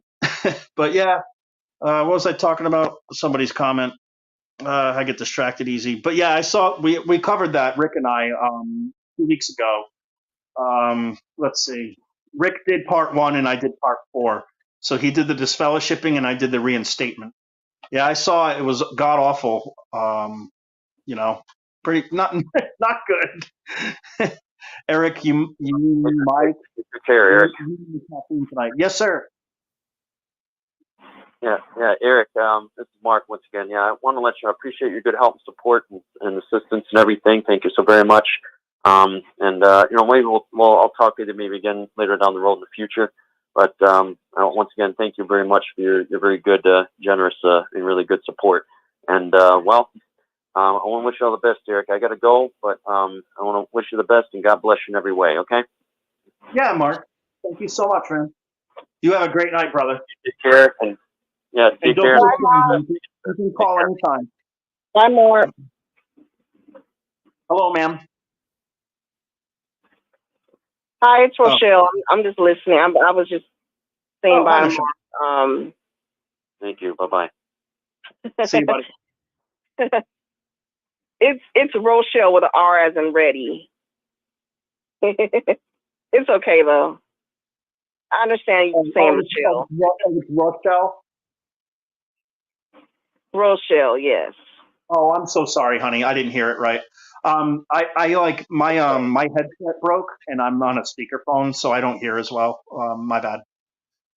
Okay, it's fine. But no, I didn't hear. Oh, you told me what your aha moment was with you and your wife. I was gonna say what my aha moment was when they did they talked about the overlapping generation in 2000. I want to say it was like 2010. That's when I just was like, this is complete BS. I got to get out of this. This is a scam. You know, it raised some eyebrows for me too, because I asked after the convention. I asked my grandfather and my mother when we were in the car together. I said, "Do any of you understand the overlapping generation prophecy? Like, do you know what it means? Did you get anything out of it?" And they looked at each other and they looked at me and they're like, "No." Because I'm like, I mean, I wasn't doubting then, but I guess I was doubting because I'm just like, what does this mean though? But I didn't. It didn't make me doubt enough to leave. not at that time. But yeah, that was that was very weird, wasn't it, Rochelle? It was, yeah. It's just, It ended up that being was my aha moment where I just left. I just stopped going. Yeah, I just stopped going. I'm like, this is a scam, but my family, they don't care. They keep going every year. My brothers, they don't go, but they believe in it. And I always tell my one brother, I'm the oldest child on my mother's side, but I tell my middle brother, I say, if you don't get baptized in Jehovah's Witness Watchtower theology, you're going to be destroyed, right? If you don't get baptized. And he, I will always say to him, Jehovah should overlook that. If Jehovah's all powerful, he wouldn't destroy you. He would know your hearts. He wouldn't destroy you. It doesn't make sense. It's never made sense to me. So it's like, it just doesn't make any sense. Yeah. A lot of never things don't make sense. Yes. But no, I was gonna make another point. I actually had a question for you. And your name is Chris, correct? Come again? Your name is Chris? No, it's Eric. I'm sorry, Eric. Maybe I overheard some. Okay, I apologize. Okay, so Eric, I have a question. I know you can't answer. I mean, I know this is a tough question to answer, but this is something I really grapple with. Nobody's really giving me a clear answer on it. What is the correct relationship between the Watchtower and Jehovah's Witnesses? What's supposed to be the correct relationship? Because that's where the confusion has always came in for me. I'm like, okay, so do the Jehovah's Witnesses, do they follow the Watchtower, or is it supposed to be the other way around? I've always believed that Jehovah's Witnesses are always supposed to follow what the Watchtower says, but that's where it kind of gets kind of confusing for me, because the leaders of the Watchtower, they said they are Jehovah's Witnesses. I know you have the rank and file Jehovah's Witnesses who aren't leaders. They basically are in the congregation. But then you have the people at Bethel who are also Jehovah's Witnesses. But then you have like a hierarchy at Bethel too. So there's a hierarchy amongst the rank and file Jehovah's Witnesses. Then there's even a higher hierarchy amongst the Bethelites and the Watchtower. I mean, it's some deep stuff. I mean, like, it's something it's really tough for me to wrap my head around. I don't know how you feel about this, but like, what's your answer? I think it's confusing on purpose. I think that they made it confusing on purpose, just like the mafia makes it confusing on purpose, right? You never really know who the lead guy is. Everything's decompartmentalized. When Jeffrey Jackson, or no, I'm sorry, it was the other fat guy, the guy with the accent, Austrian guy. I can't think of his name. Garrett Loesch. Oh yeah, Garrett Loesch. Yeah, he was asked to go to Australia with a commission, and he said that he had a loophole that he had no affiliation with Watchtower and their policy, which is complete horseshit. Pardon my French. But then because what's his name, Jeffrey Jackson lives in Australia, and somebody died in his family and was at a funeral, and they knew it, they court ordered him in, and he had to answer questions. But it shows that they're lying, because they're both governing body members, and he did know the practices. And these men are just trying to get out of anything they can, and they're weasels, and they lie to us. And who knows who runs things really? I think that they've made it all confusing for us not to figure it out, or anybody to figure it out, really, because the courts, they're coming down on the Jehovah's Witnesses, and I think they had a subpoena or a court summons for Gary Rowe or somebody. Oh, somebody said great show, Chris. Thanks, Brad from Australia. He's busting your beans for getting my name wrong. And that's the third time Brad gave me a great show, so we'll just put more attention on Brad for breaking up the show a little bit. Thanks, Brad. We love you, brother. We have fun here on Saturday. Sorry to get a little distracted. Yeah, I was gonna say one thing for sure. I know I hear about the court cases and things like that, but it seems like the Watchtower is trying to detach themselves from the rank and file Jehovah's Witnesses. That's what it seems like to me. That's why I think that a lot of people who are rank and file Jehovah's Witnesses, if they can, they really seriously need to leave, because the longer they stay in it, the harder it's going to be. It's going to be harder for them to leave, especially if they're married to somebody who's a Jehovah's Witness. I'm not saying that's true in every case, but if you can, like, don't show up to their meetings, to their assemblies. I did. Okay, maybe I'm a hypocrite. I did go to the memorial this past March, but I don't go to any meetings. I did go to the memorial, and I am attached to my parents. They're Jehovah's Witnesses, and I still do have a connection, but I'm not a Jehovah's Witness. I'm not baptized. There's a connection. One meeting a year isn't so bad. I'm sorry. Say that again. One meeting a year, like going to the memorial, that's not so bad on you. It makes your parents happy. Who cares? Yeah, but you know what? I don't even agree with the memorial. I don't agree with it at all. It's oh my goodness, I could write I don't agree with it, but I'm still financially dependent on my parents, so I don't live with them, but I still depend on them financially. So I go. I mean, like, I go to the memorial. But it's like I don't agree with, and they know, but I don't agree with it. But they respect me for going. It's out of respect, but I really don't agree with it at all. But yeah, I really believe that the Watchtower is going to gradually detach themselves from rank and file. That's what I believe is happening. The complete detachment hasn't happened yet, but that's a whole other thing too, with the way the Kingdom Halls work. I mean, I really wish my brothers would research this, because Jehovah's Witnesses the elders don't really own the Kingdom Hall. It's the Watchtower that owns it, but it's a certain way that they do things. And I know, with me being a woman, I really didn't, know about this, because obviously, women aren't really allowed to know about things like that at the Kingdom Hall. Sisters aren't allowed to know. But it's just like the way that they do things there is really like, my brother always says, well, why do other churches beg for money? Why do they beg? They beg, the Kingdom Hall, they don't beg people for money. They don't ask people for money. So I'm like, well, they do things differently there. They don't come out and ask people, but they do need money, even though they don't come out and ask people. At least on a congregational level, they do. To keep those Kingdom Halls going, they need money. Yeah, absolutely. Hey, hello, Eric. Can I say something? Yeah, hey, JP. Hey, how's it going? I'm good, man. How you doing, brother? I'm doing well. Thank you. I was going to answer that lady's question, too, she was asking about the difference between the Watchtower and Jehovah's Witnesses. Yeah. Or would it be watching? Yeah, it could be a few different things. Watchtower is their legal name and their legal entity that they use when they go to court or when they apply for 501c3 government stuff, any of their tax stuff, their business.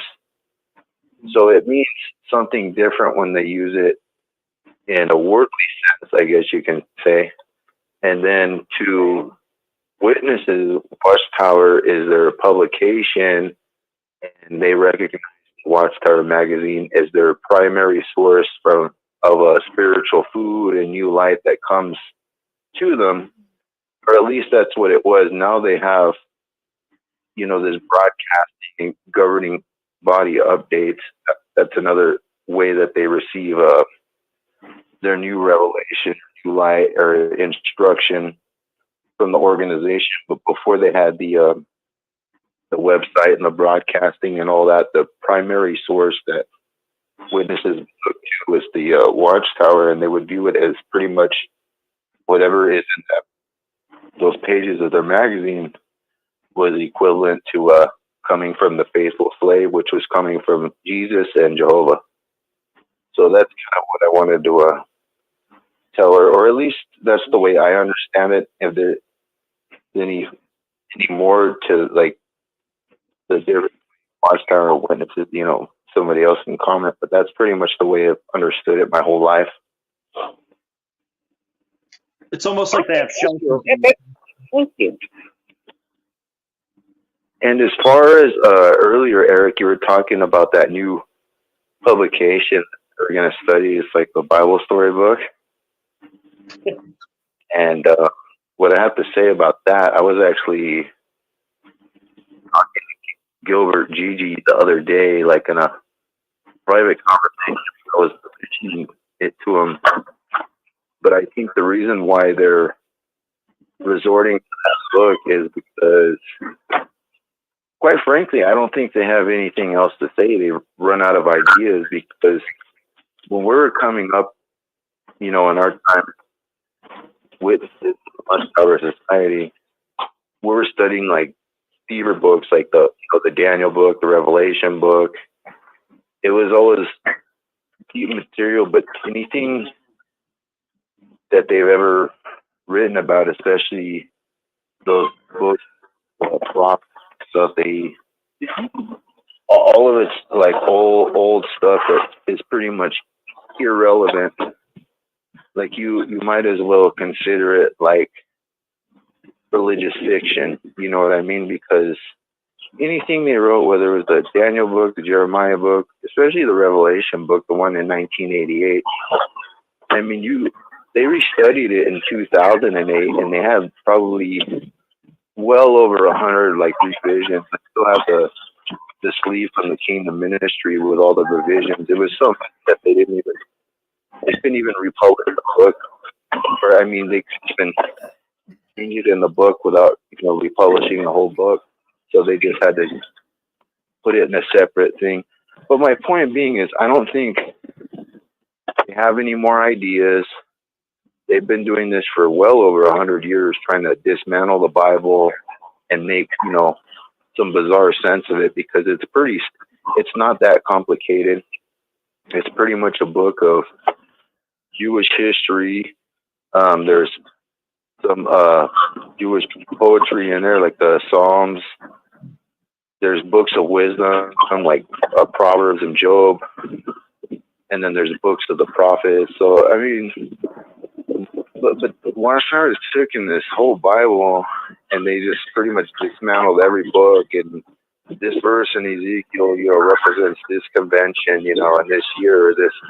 And it's just absolute ridiculous what they've done. So I don't think that they have any new ideas, and any ideas that they would present here on out are just total nonsense. So they're just, but even then, I don't even know. Just studying the Bible storybook just seems ridiculous. But like with that, this about the overlapping generation and stuff, I think that was kind of like one of their last straws that they had to try to pull out of the hat or whatever, or last rabbit out of the hat that they pull, and it was absolutely ridiculous to make it, because I remember I was at an assembly when they first introduced the idea of an overlapping generation, and it was the last talk at a circuit assembly given on a Sunday. And I remember the circuit overseer gave it, and it made absolutely no sense. And he pretty much said at the end of the talk that there was going to be a series of Watchtower that were going to come out like, more further. But I remember even after the last prayer, it was really kind of quiet at the assembly, because everybody was like, and that's a conversation I was having with other brothers and other witnesses.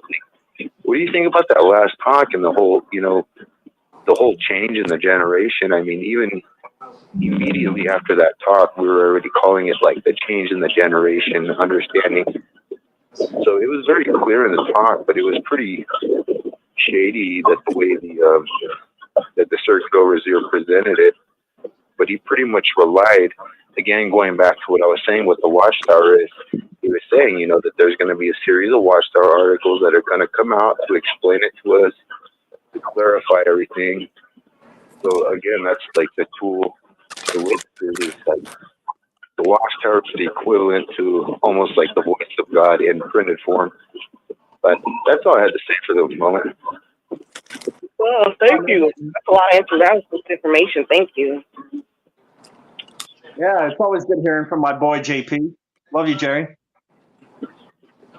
We got We got Gigi on the line. That's what Jane Spitfire thinks. Now this is Jesse. This is our boy Jesse. He's on a StreamYard.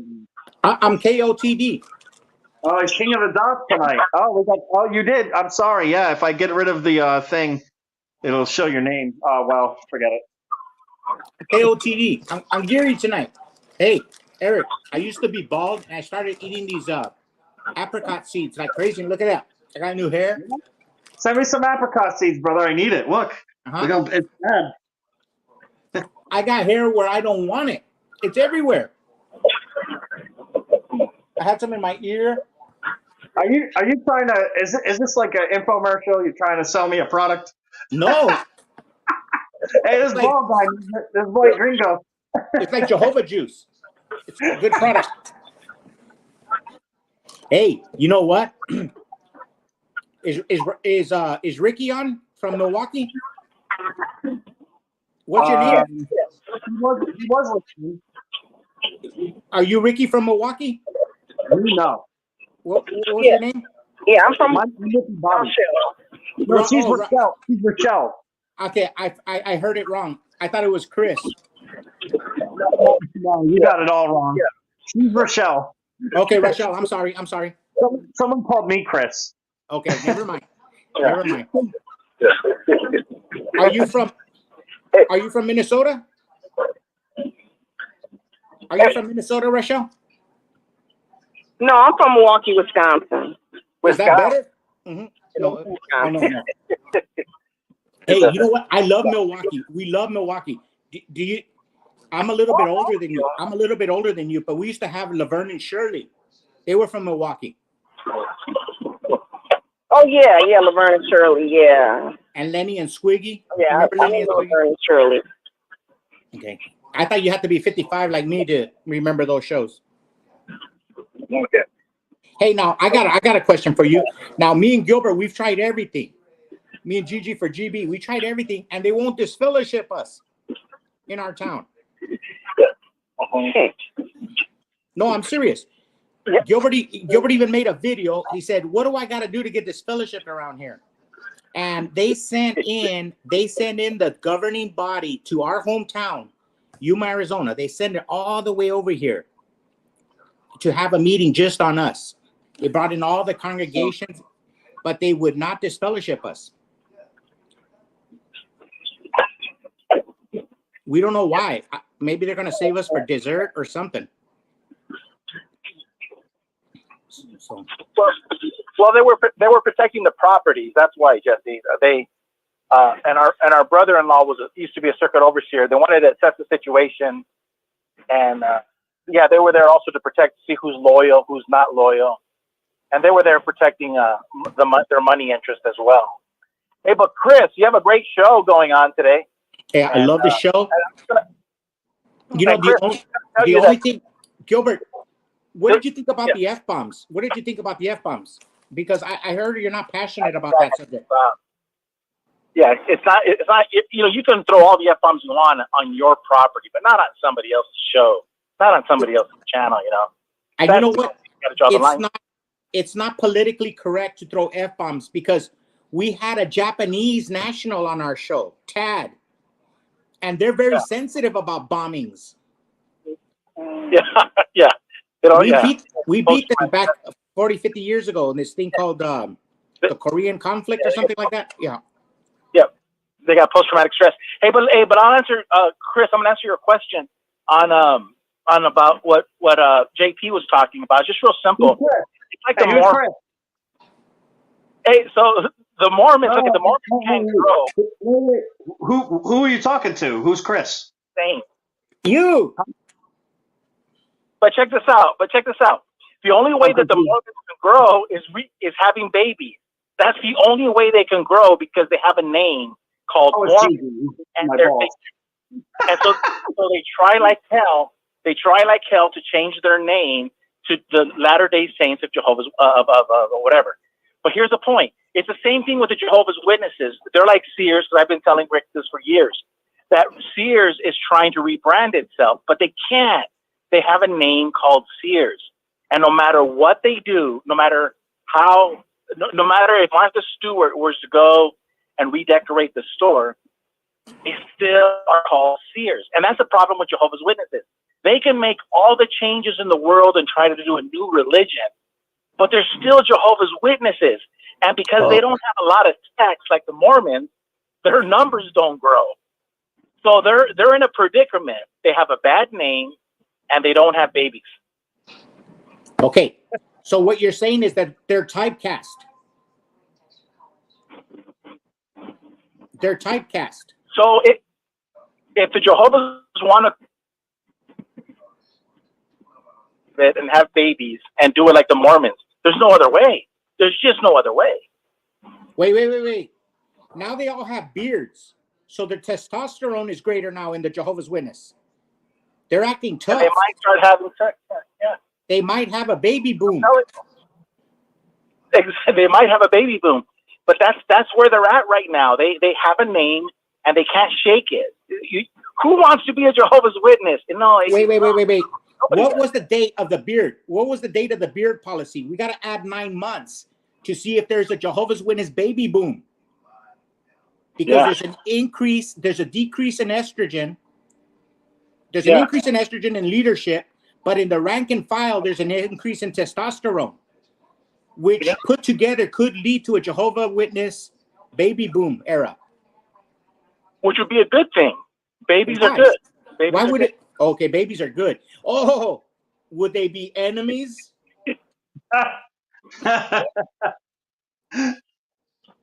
So only time will tell.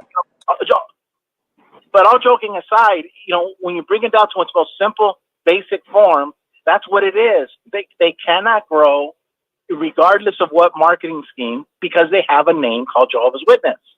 The Latter-day Saints have tried it. It doesn't work. Gilbert, blah, blah, blah. You win. Let's get on to this very important subject. And don't try to avoid we're going to have a GG for GB beatdown. You're anti-cussing. And you got to defend that policy.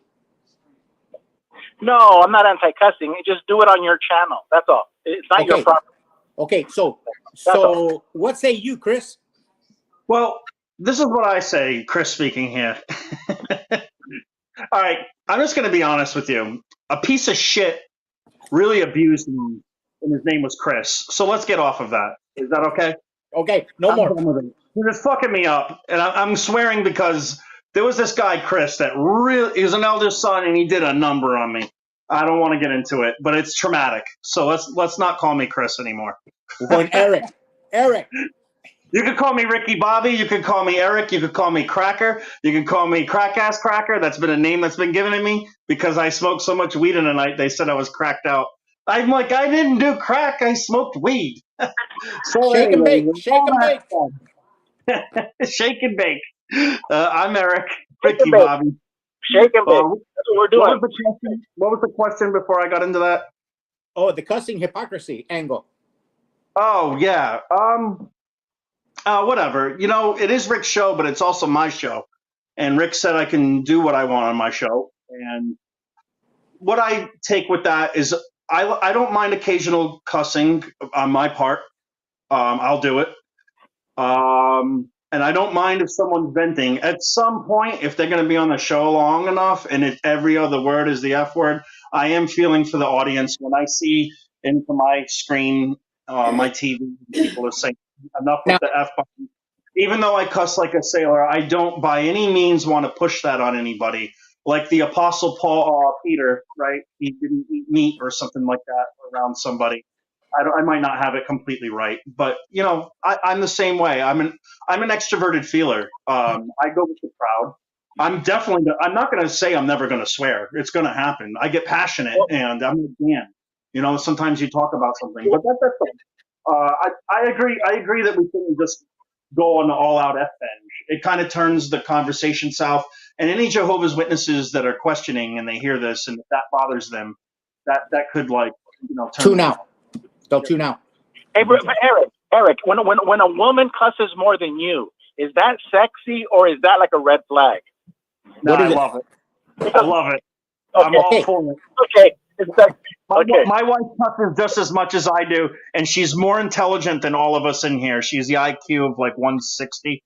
or something Whoa. like that. What? Yeah. Wow. She What? says that the Let me tell your wife something. I'm she gonna says tell your wife something.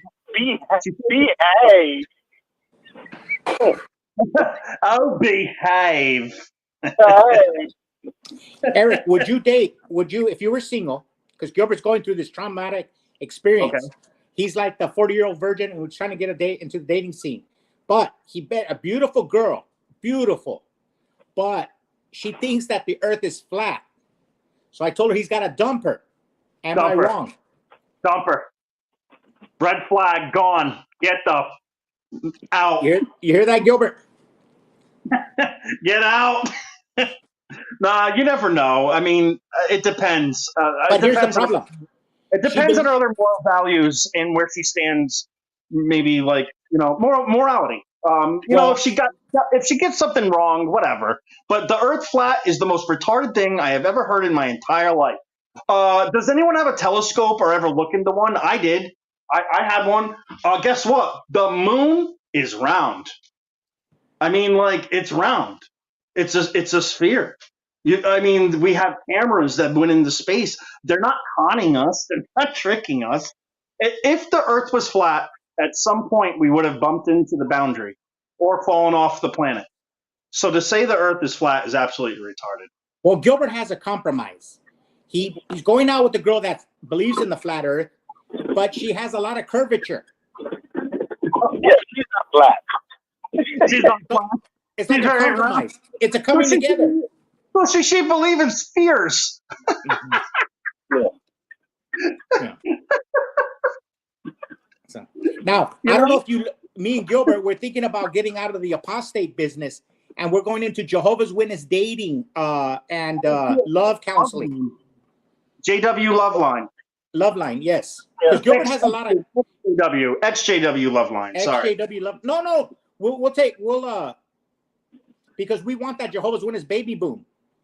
Or you could do Gilbert and Jesse, XJW Gurus, Love Gurus. Mm-hmm. XJW Love Gurus. Because we're so old, that's all we have now is the talk. We're so old, nothing else works. So only our memory. What do you think about this comment right here from Ruby? I'm going to highlight it. Can you see it? It says, the roses are red, violets are blue. Ruby, do you want to date me and you? Oh, okay, I don't know.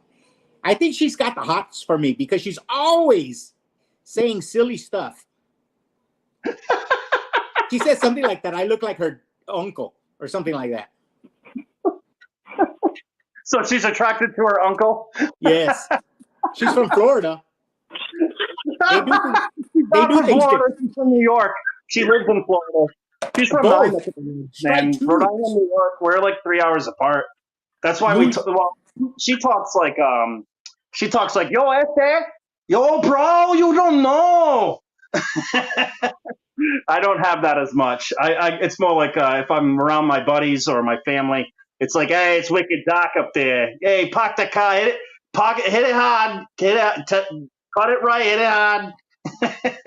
It's a real rough accent. New York's different. Oh yeah, we're just having fun. Are you from the city, or are you from? No, you're from Rhode Island, huh?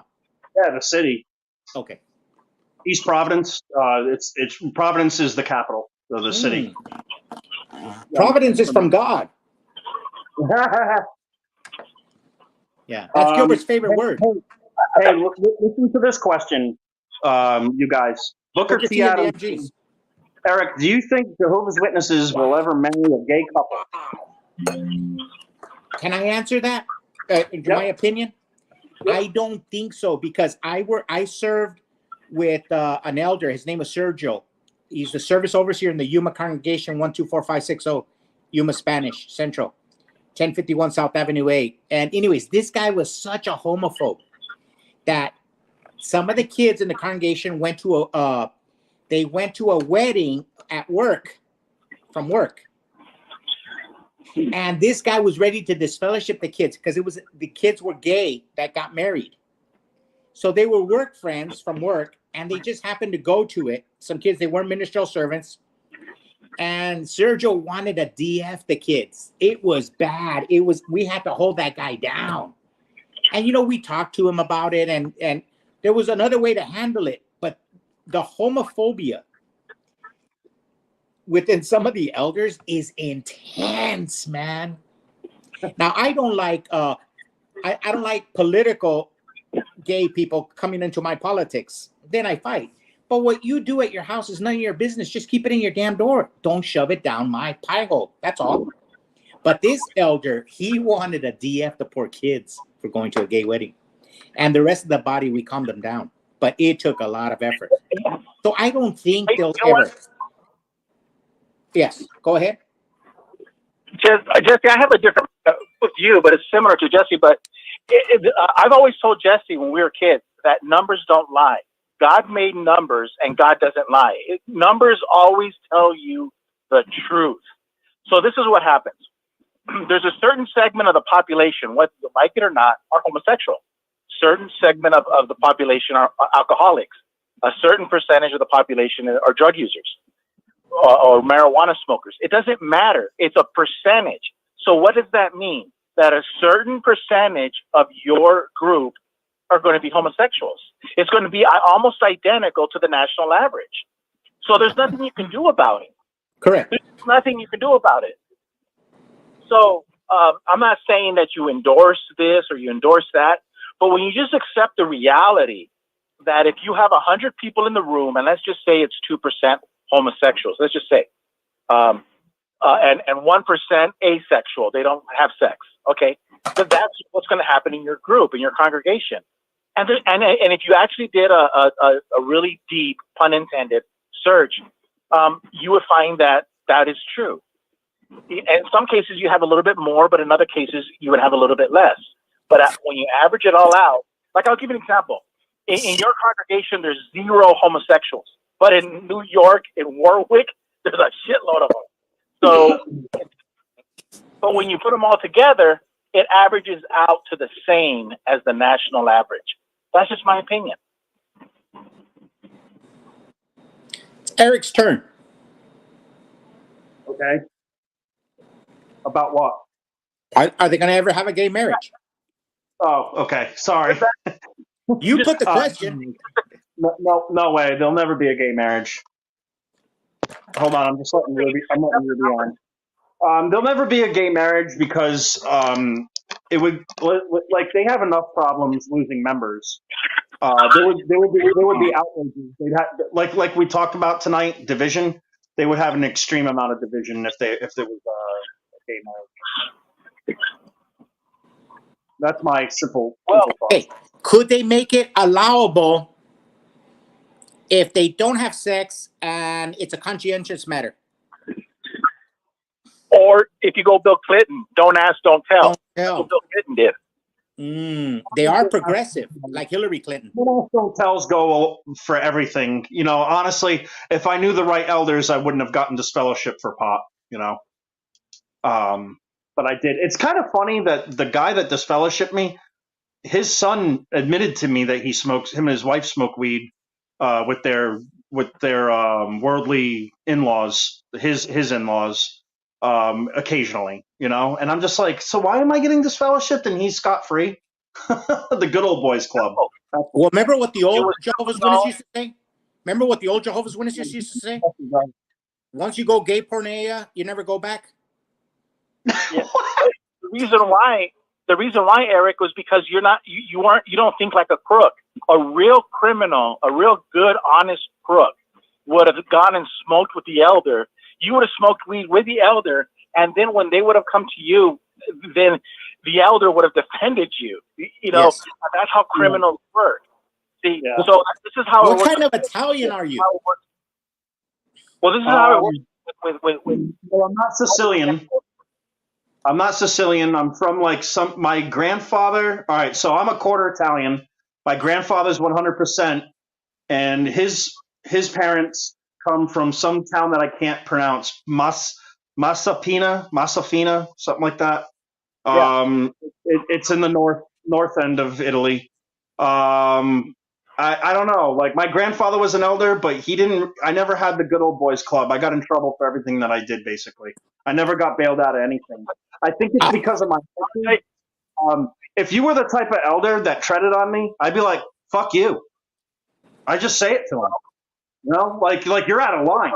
You're out of line asking me something like that. And then, Eric's the a-hole because he said the F word. It's like you pushed me to the point where I'm like, there's nothing else to say to you. I don't know.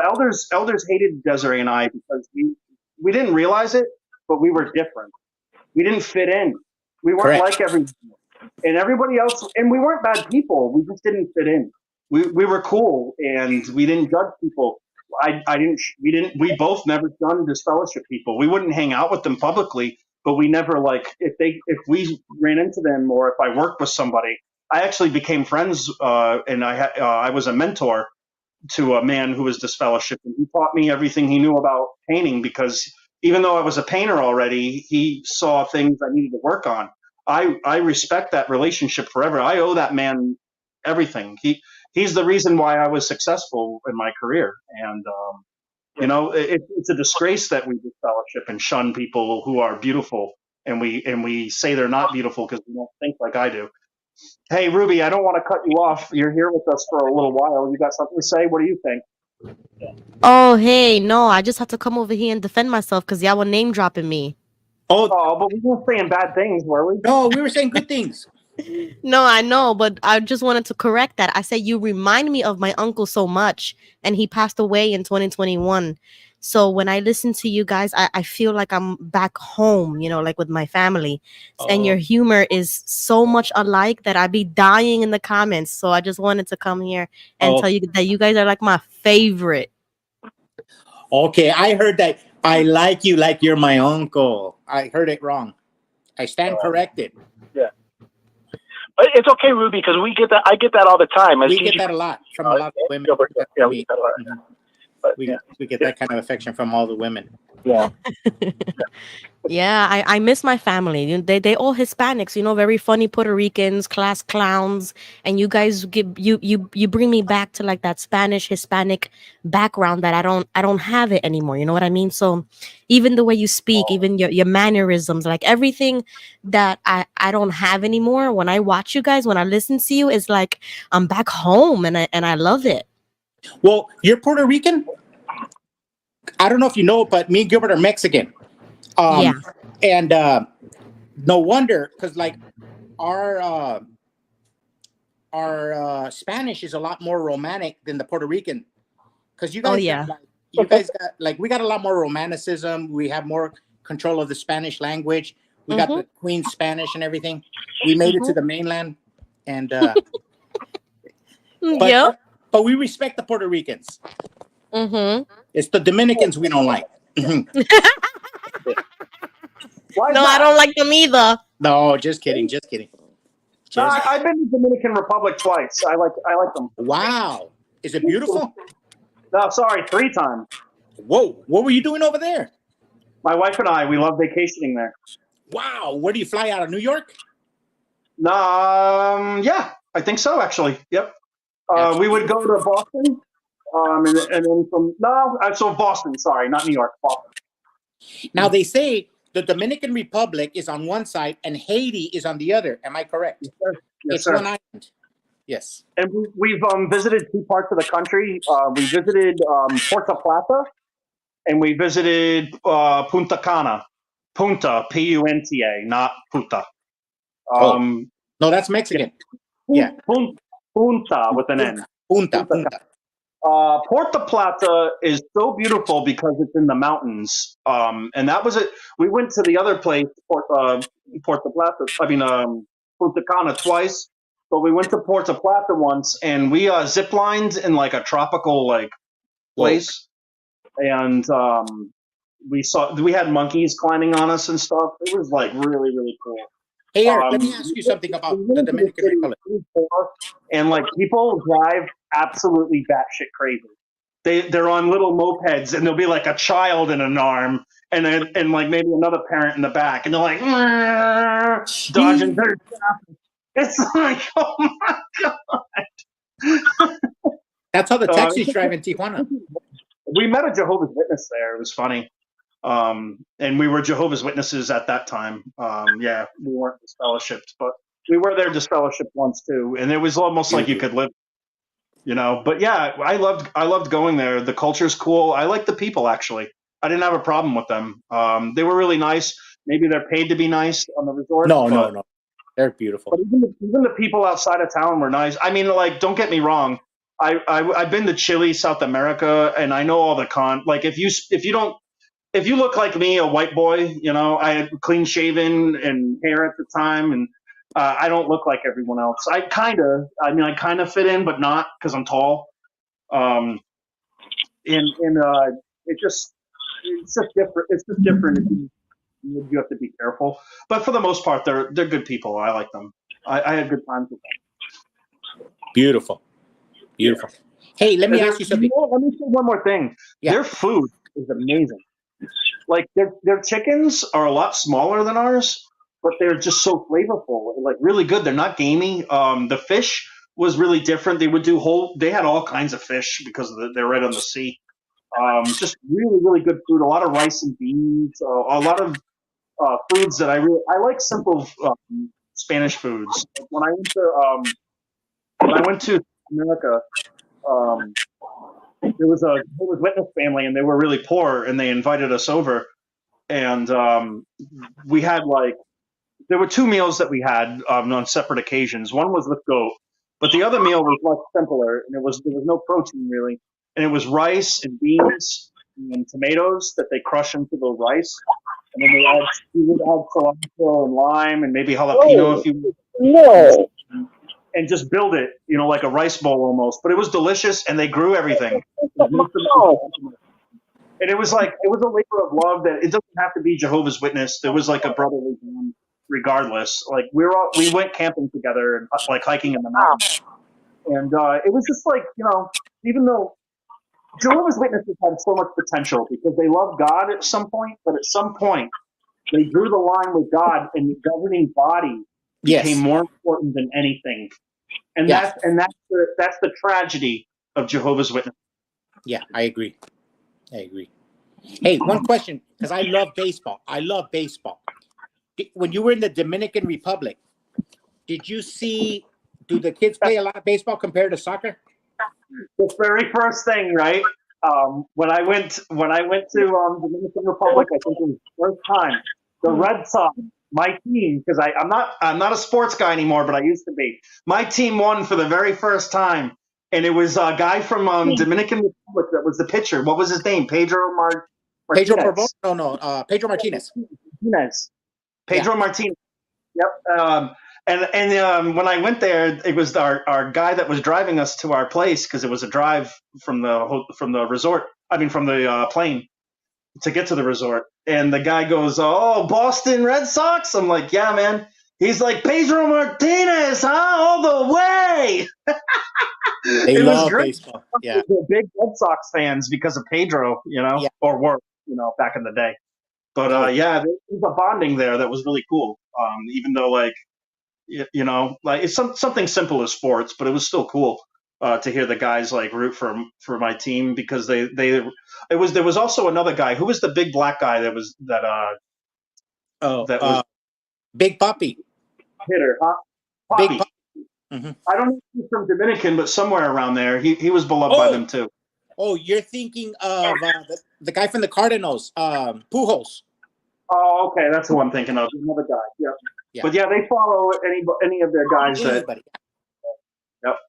That's huge over there. They're cool, man. I think. These guys are something. Mark was something. Yeah. But you know what? Jesse Gilbert read him out, and I was so glad, because he needed to hear that. He did. That was all he was doing. Was I could tell he's just been talking to his mom about the will again. And why? You know what? Why should he care who his mother gives her money to? He's getting money. She's giving him money. He said so.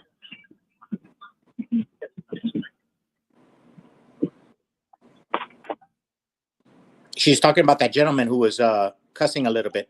She made some. Mm-hmm. I was a little lost.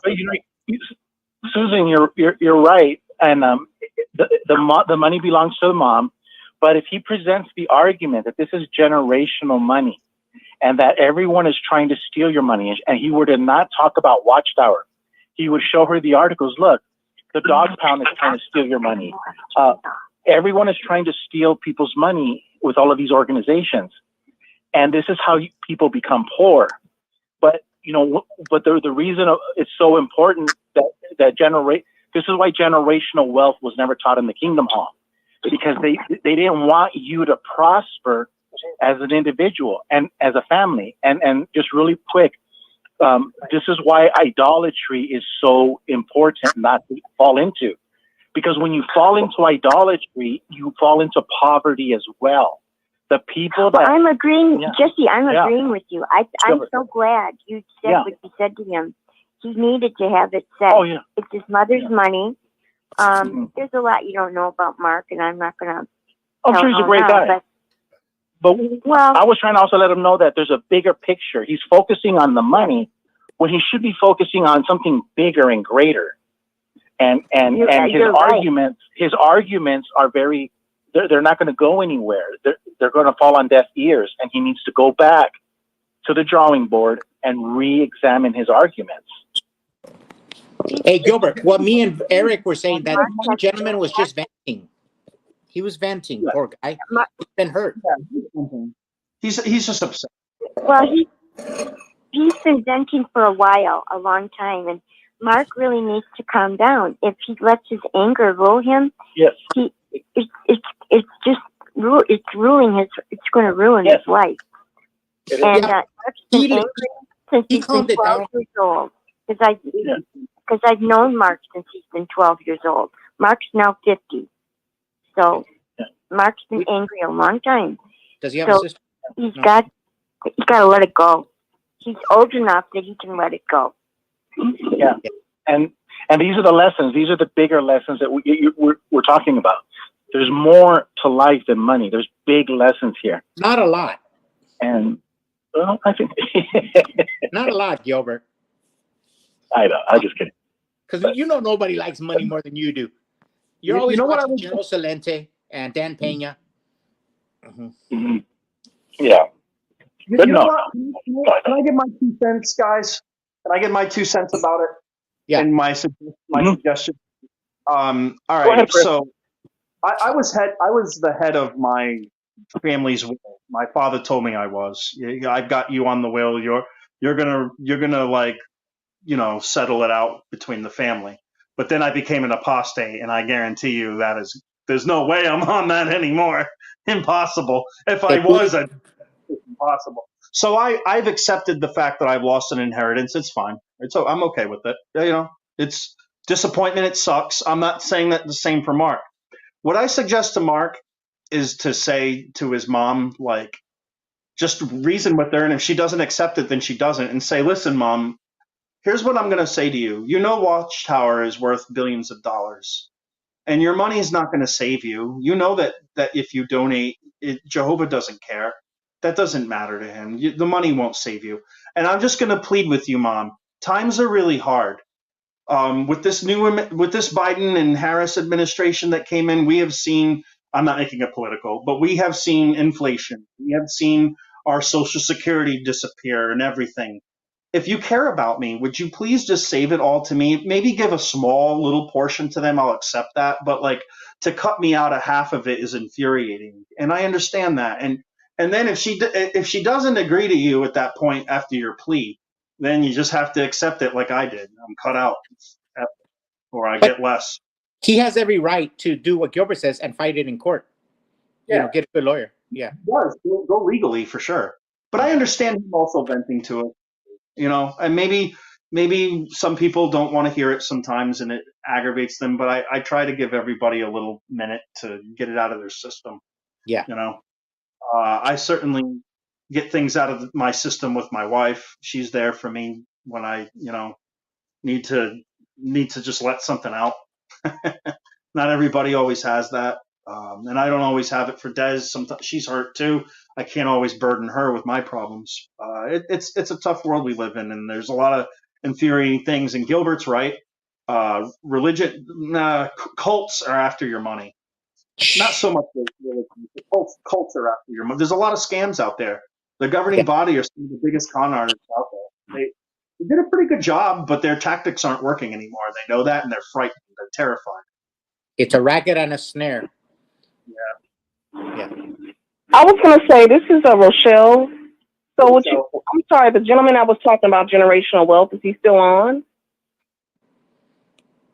No, he's gone, but he'll be on right now. Yeah, he's always here. He's always here. He's like the wind, like Patrick Swayze. Mm-hmm. Okay. I'll be right back, guys. Will he say the same thing? Will he say the same thing for the Catholic Church with people being poor? The Catholic Church. I'm pretty sure he would say the same thing about people giving their money to the Roman Catholic Church. Well, me and him, he's my little brother. We were born Catholic.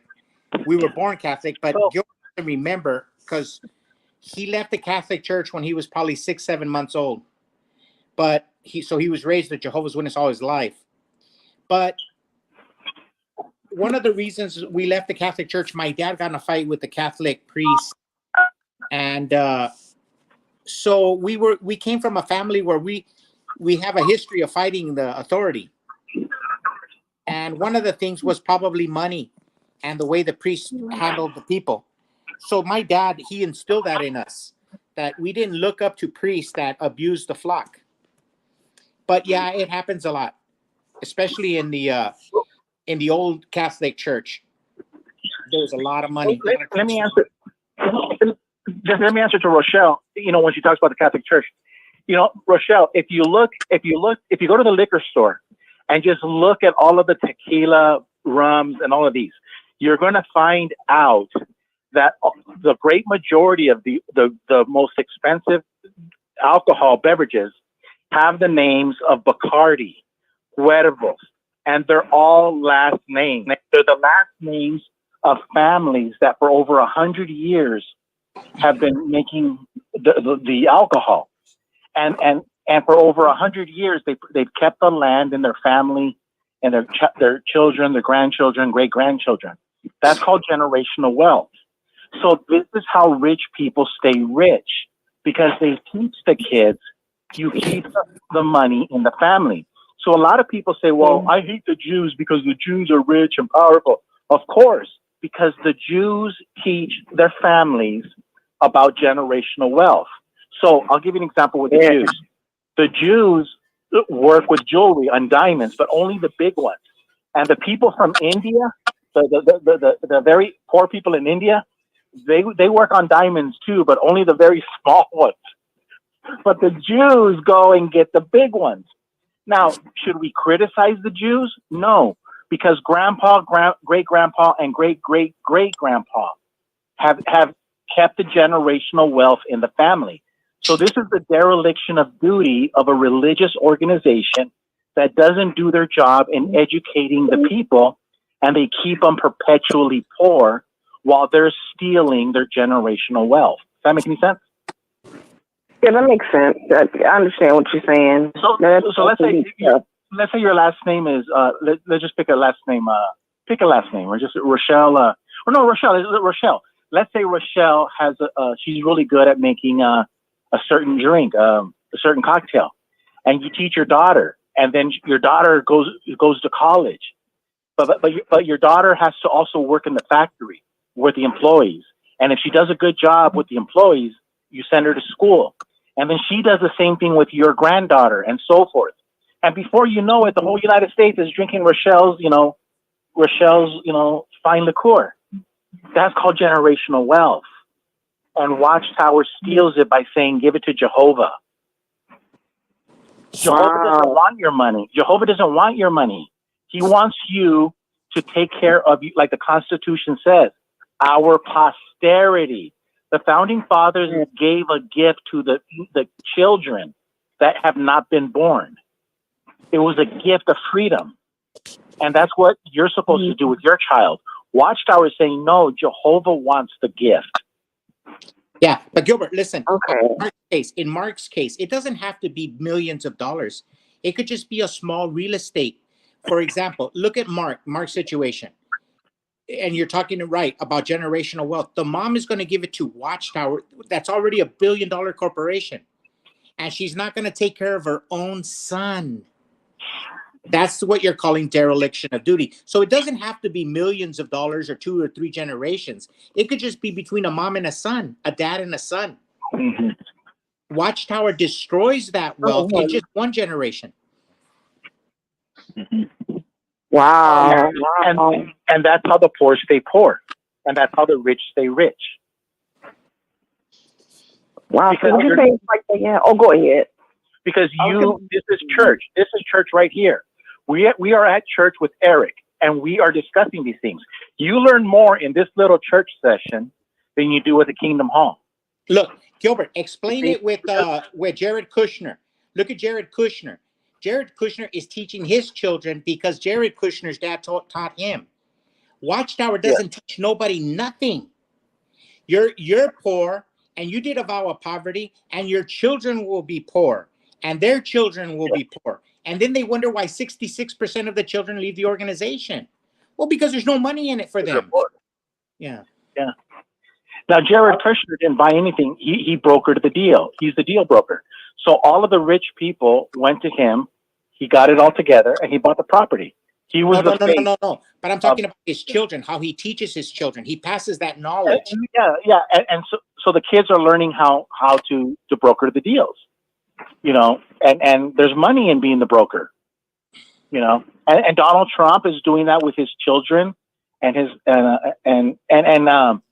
he tells a story where they're building skyscrapers, and he has the kids work with the sheetrock and the electricians, because that's what Donald Trump's dad did with him, and that's what the tequila families do with the kids. If the farmers do not like the tequila owner's son, he's not going to go to college, and he's not going to become the president. He's not going to become the heir. The next son will, and so they understand the importance of. They disobey the Bible when it says Deuteronomy. Remember, in Deuteronomy, the father was instructed to teach the son. It was like an apprenticeship. Yeah. And when you're in the field, and when you're in this, and when you're that, the son was supposed to learn off the father. And that was a generational wealth. That was generational knowledge that was passed on. The Jehovah's Witness, if your son is not a pioneer, you're a loser. If you're not a slave for Jehovah, you're a loser in the eyes of a Jehovah's Witness. Yes. Hey, Jesse, go along with what you just said. When you're a loser for not doing more. I had this sister who I've never particularly liked, but she married my best friend. One of my best friends. There were four. There was 4 of us. It was Desiree and I. And then that guy that married a woman that I don't like, and another guy that married a woman I didn't like either. And before they got married, we were called the Fantastic Four, and we did everything. People got jealous and weird over us. It was weird, but anyways, she told me one day. She said, "How come you don't pioneer?" And I said, "Well, I have hemophilia. It's a blood disorder, and I don't think she realizes when I say it's expensive. It costs about $1 million a year for my medication. $1 million. I am way better off dead from companies, insurance companies and stuff than alive. But yeah, anyways, so it's very expensive, and she doesn't get it. She's like, "Oh, well, my mom needs insurance too." And she prayed to Jehovah, and ta-da, she got a job at a hospital with part-time insurance, working part-time with health insurance. That job doesn't exist in Rhode Island back in the day when I worked there. I don't know if it does now, probably not with the way things are, and that's a liberal state. I don't think that's happening, and I don't know, it's just very rude to judge me because I'm not pioneering. I did pioneer. Anthony Morris was my pioneer instructor, and Russell Sheldon. I mean, I did my time. What do you want me to do? Pioneer forever? I pioneered for a year. I did my time. I auxiliary pioneered at times. Like, what do you people want from me? It's never enough. And Desiree and I experienced that a lot. We didn't contribute a lot financially. I did a lot at some point when I got talented with auto body. and they had me spraying the Kingdom Hall doors. But like, I didn't give too much. I did give a lot in the RBC or LDC, but like, we didn't give a lot financially. And at some point, we just stopped cleaning the Kingdom Halls and the Assembly Halls and the conventions. And I think we were judged for that too. You know, like, there's a lot. It's too much. I'm disabled now. I have a disability, hemophilia, and my wife has her own disabilities too. I'm not going to mention, that's private. But like, it's just like the sick people, and we're just trying to get by. Hey, Rochelle, this is GG again. And so in the world, you hear a lot of success stories, and they use the word mentor. They go, I had a mentor. And you hear this from all of the great financial people, or, people that reached the pinnacle of success in their fields. So when you look at it, you and I were, those of us that are listening also that have grown up in the Jehovah's Witness religion, you went to the meetings 3 times a week, and you were mentored by Jehovah's Witnesses. No wonder you're poor. You were mentored by them. Yeah. Now, imagine if every Tuesday and every Thursday, those are your meeting days, you stayed home and you just played the piano. Well, you could actually make money today because you play the piano every Tuesday and Thursday. What if you stayed home? Yeah. What if you stayed home and made tamales or cakes? One of the two. Well, you could have a business today because you were so proficient and good at making cakes or tamales, or pick your food. So the point is that we, in a way, we were mentored to be losers because we were trained by losers who were going to use us and then dispose of us. But this is why it's so important, like Jesse says, Deuteronomy, that like you said, you don't have any kids, but the day that you do have kids, you're the one that's supposed to mentor those kids, and you're never supposed to surrender that to anybody else. And Jehovah's Witnesses always surrender their job to the elders, to the organization. And therein lies the problem. Yeah. So would you say that all like world religions that are out nowadays pretty much, I'm not going to say every last one, but most of them pretty much are scams? No. What are most what? No. I would Most say world religions that are out nowadays pretty much are all just scams? Just cults. Starting with the 501(c)(3)s is a good indication that, because Jesus says pay the tax, and the first thing they do is disobey Jesus, and they don't pay the tax. So that's a red flag. And here's the thing too. And here's another thing that you cannot surrender. Let me just say this last thing. Yes. The last thing is, remember this, Rochelle. When Jesus Christ finished the Sermon on the Mount, he never said, I'll see you next Sunday. So whoever needs you to come back, they need you to come back for them. So if you really want to follow Jesus, be like him when he says, go. Rochelle, now that you learned from Jesse and I, go. Go put into practice what you've learned. Do you understand? Yeah. And here's another thing. Never surrender Christianity. For example, Jesus he whipped the bankers and they killed him 3 days later, but he whipped the religious leaders. He never beat the masses of people who believe, the Jews. And that's the thing about the Catholic Church. If the leaders are evil, it's not the people. The people really believe in God. It's the leaders that have failed. It's like Gilbert says, they've surrendered to a 501(c)(3) law. Jesus says to pay. Give to Caesar the things, to God, and all the religions do the opposite of what Jesus taught. The leadership is bad, but there's millions and billions of people who are true believers, and I think they're acceptable to God. But Jesus always went after the religious leaders, and that's what we got to learn. We can't be mean to people who are Christians and who are believers, and if they're doing something wrong, call it out, but we don't hate them just because they're Catholics or Protestants, just because their religious leaders are doing wrong. No. Yeah. It kind of goes along with the question that somebody asked me in the audience. It was Booker T. And he asked me if I would take care of my elderly parents with everything that happened. And the answer is yes. Wow. I would still, like, if my parents said for whatever reason, if they woke up or said we're sorry and want to patch things up, I would let them back in my life. I'm not going to hold a grudge against them. However, it's not going to go without some loving correction and some me telling them how I feel, what they did wrong. not to rub it in their face, but so we could wipe the slate clean. I would basically quote something from a movie. I think it was Gladiator, and the king says to his son, "Your failures," or what does he say? Yeah, "Your failures as a son is my failures as a father," and that's what it is, really, you know. And we both have failures here, and Yeah. but the only thing is they think that my failure is leaving Watchtower, and that's not my failure. It's my success. It's my freedom. I'm William Wallace. I fought for my freedom. It cost me everything, my life, if you will, because my life is not the same as it used to be.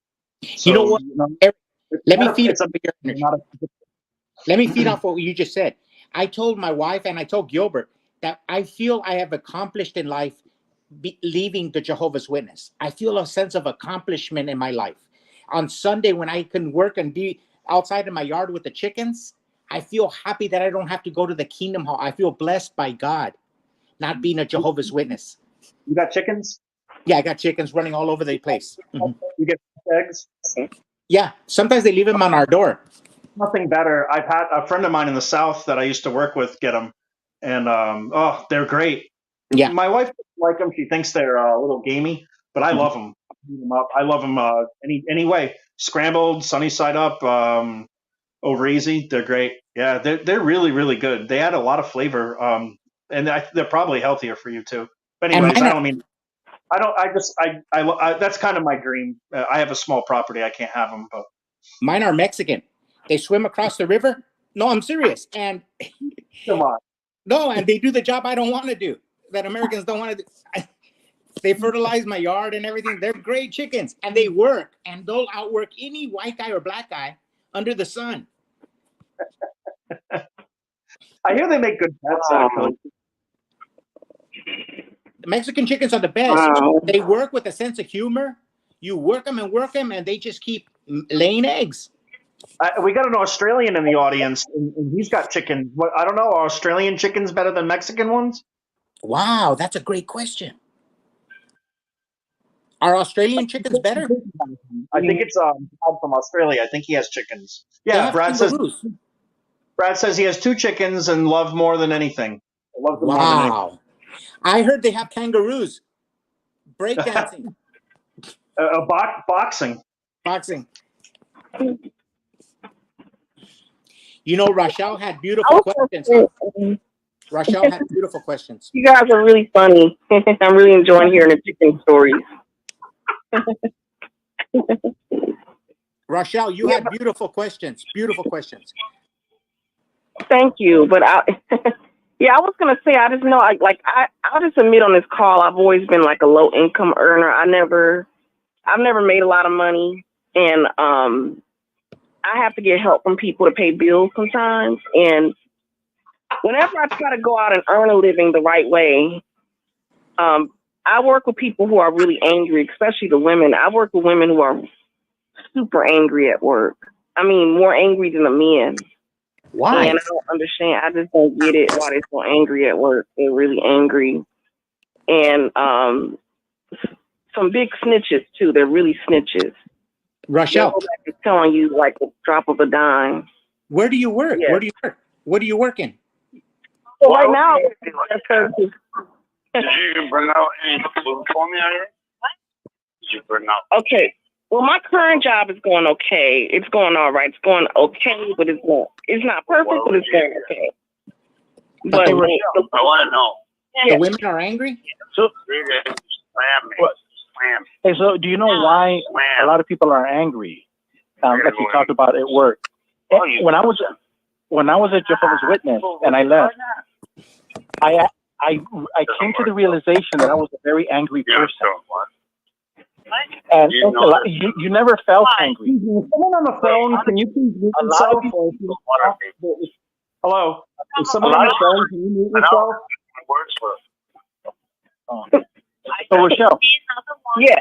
Who's that in the background? I have no idea. It's not me. It's not coming from me. It's someone else.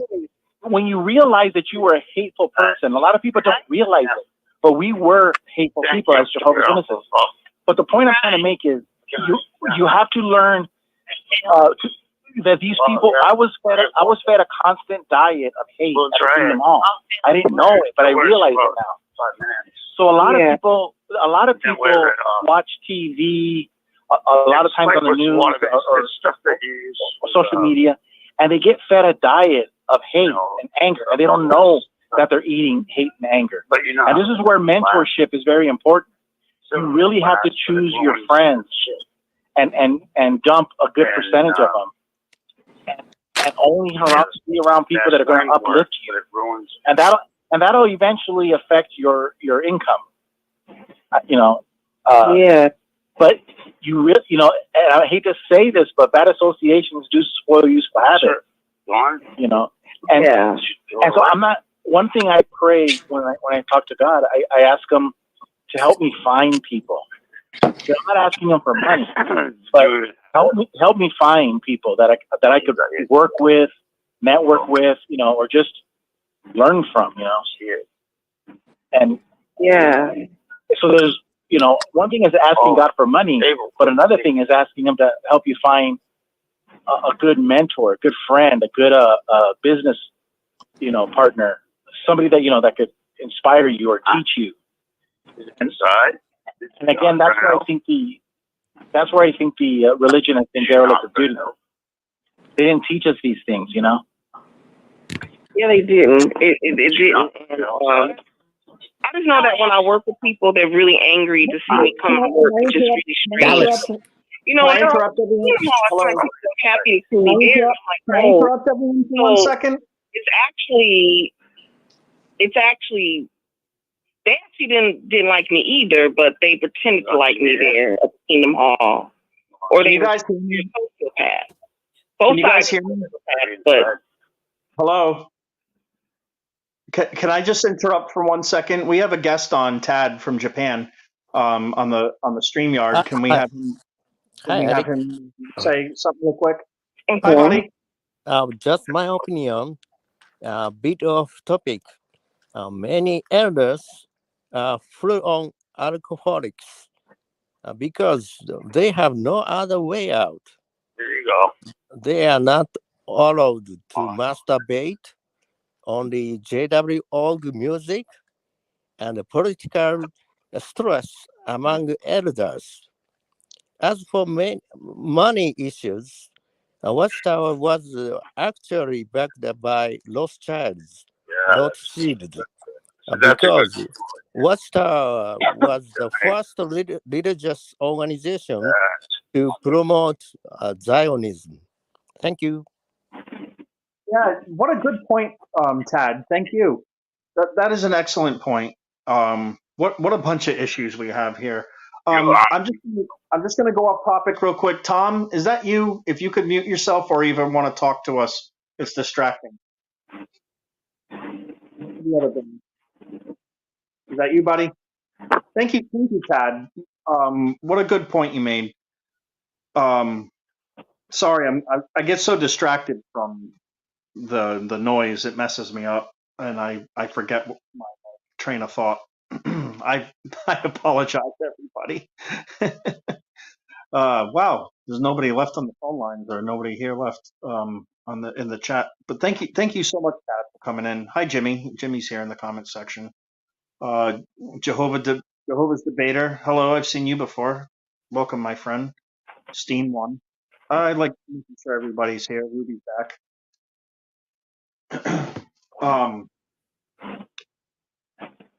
Man, I forgot. I kind of just forgot what we were talking about. I apologize, everybody. Someone help me out.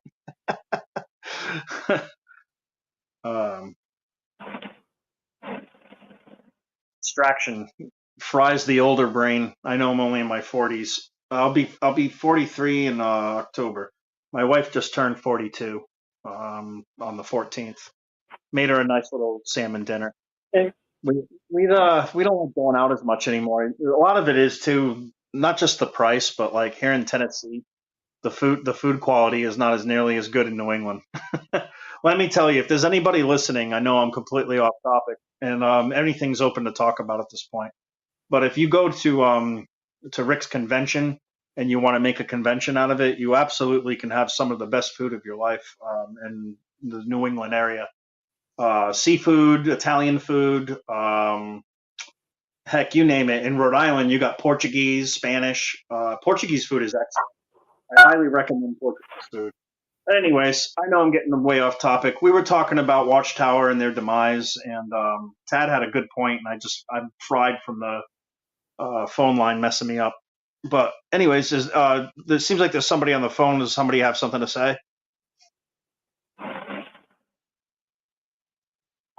Yeah. Oh, go ahead. Go ahead. Oh, No. Okay. Yeah, I was just gonna say, it just seems like it's like a system that is designed to keep people poor on purpose, but then it seems like most poor people are so brainwashed that I would say poor working class. I'm not gonna say poor, but poor and working class people are so brainwashed that they don't really analyze the system. They just assume that that it's it's benefiting them when it's actually making them poor. That's what it seems like to me when it comes to these religious scams that are out here, like Jehovah's Witnesses. Yeah, absolutely. There's a lot of that's what Tad was saying too about how he ended up, money issues and stuff like that. You're left in a situation that like Watchtower leaves you desperate, basically, and they still want more, which is the really sad part. Yeah, exactly. It's not just money issues, but health issues too. And money and health. I forgot about health. That's a big one too. Yeah, for sure. Absolutely. Hi, Ruby. Absolutely. Hey, I just wanted to come up really quick and give a point to Rochelle on the phone when she questioned if all religions are a scam. And I just wanted to give a little bit of my experience. Ever since I left the Witnesses and I woke up, I started going to this Orthodox Christian church. And that's the journey that all of us have to do if you want to find the real truth about Christianity or Jesus or whatever. That's the personal journey that if you do go on it, you will find the truth. Like you said before, to attack the leaders, not the members, right? Because they are false prophets.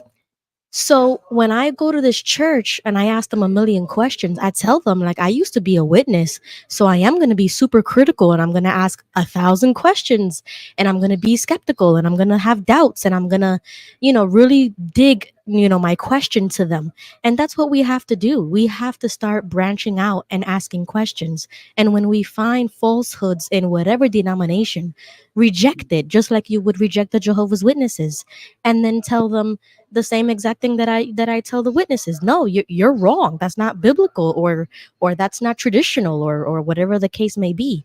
So now that I've been going to this church for about a year, I have literally come in contact with so many falsehoods, and I was able to research them and I was able to ask questions.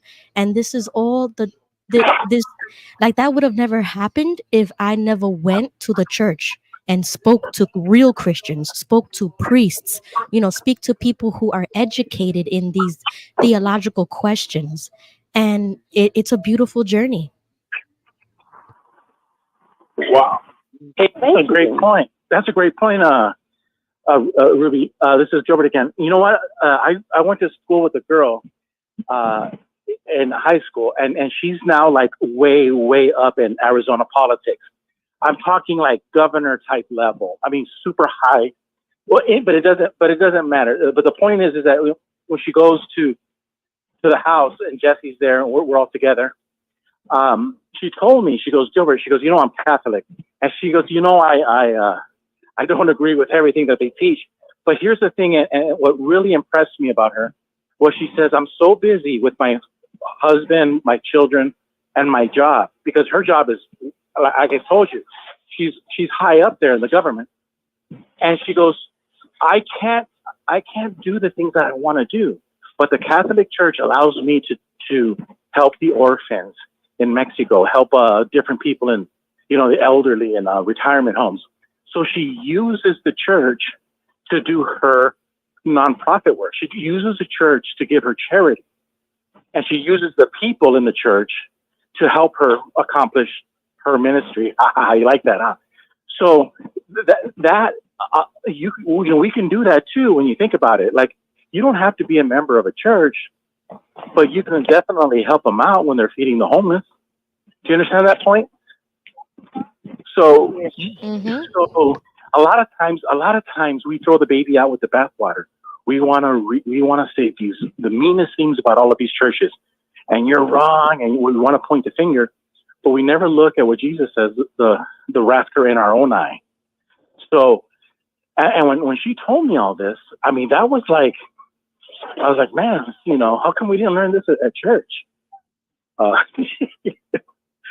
you can go to a Catholic church, a Protestant church. It's okay. It's all about how you handle that situation. Does that make any sense? Yeah, no, I totally agree with you, but my point also is that the mere fact that you are seeking the truth wherever you go, whatever church it is, you start your eyes open, they open to whatever is false or something that's a lie, and you start noticing things that are either not biblical, and you start asking questions, and that's the point. You can go church hopping until you find the real truth. And so I think that if I would have never done this, like, got out of my comfort zone and started talking to these communities, to these people, to priests, and start asking questions, I would have never even found out what Baptists believe, or what Mormons believe, or what Gnosticism is, or like different types of denominations, different types of religions. I would have never even known that, because I would have never even bothered to find out. So it really takes a lot of personal advancement to come out of that Jehovah's Witness mindset, and just get out of that feeling of being stuck, because I don't want to go to these places and churches. That's a real turnoff for somebody like, for people like us. But if you just do it, you will see what's wrong, what's right, who's following Jesus the right way, who's going by biblical standards, who you will see it by their works. And I love being able to participate. Like you said, if they're doing a march for life, I want to go with them. If they're feeding the homeless, or if they're donating to the pregnancy centers and stuff like that. A lot of these churches, they do a lot of good for the community. And I'm so happy that I don't have to be baptized or like be an official member to join them in these things. They welcome me with wide open arms, and they treat me just like anybody else. And it doesn't really matter where you come from. We are all here for one thing, which is to worship Jesus Christ, and that's the unification. And so I feel like I finally found what real Christian brotherhood is, real love, real Christianity. And so that's what I wanted to share with Rochelle, is that not everything is a scam, not everything is rigged, not everything is wrong. You can definitely find that in other places. You just have to ask the questions, and you have to go there in person and see it for yourself. There's one more thing you have to do that Ruby didn't mention. You also have to find a church or an organized or like a group that aren't judgmental. You don't need that drama in your life. That Jehovah Witness drama that happens in other churches too. It doesn't have to be a cult. It can be a church. So you just got to find a place with low judgment and good people, something like that. A mix of what Ruby said and maybe what I said.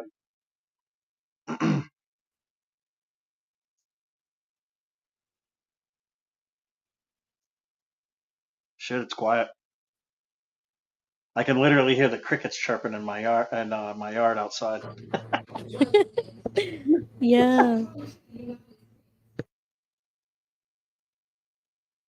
Well, anyways, let's see what we got in the comment section. Why does one have to find a church? That's from Jimmy Bell. That's a good point.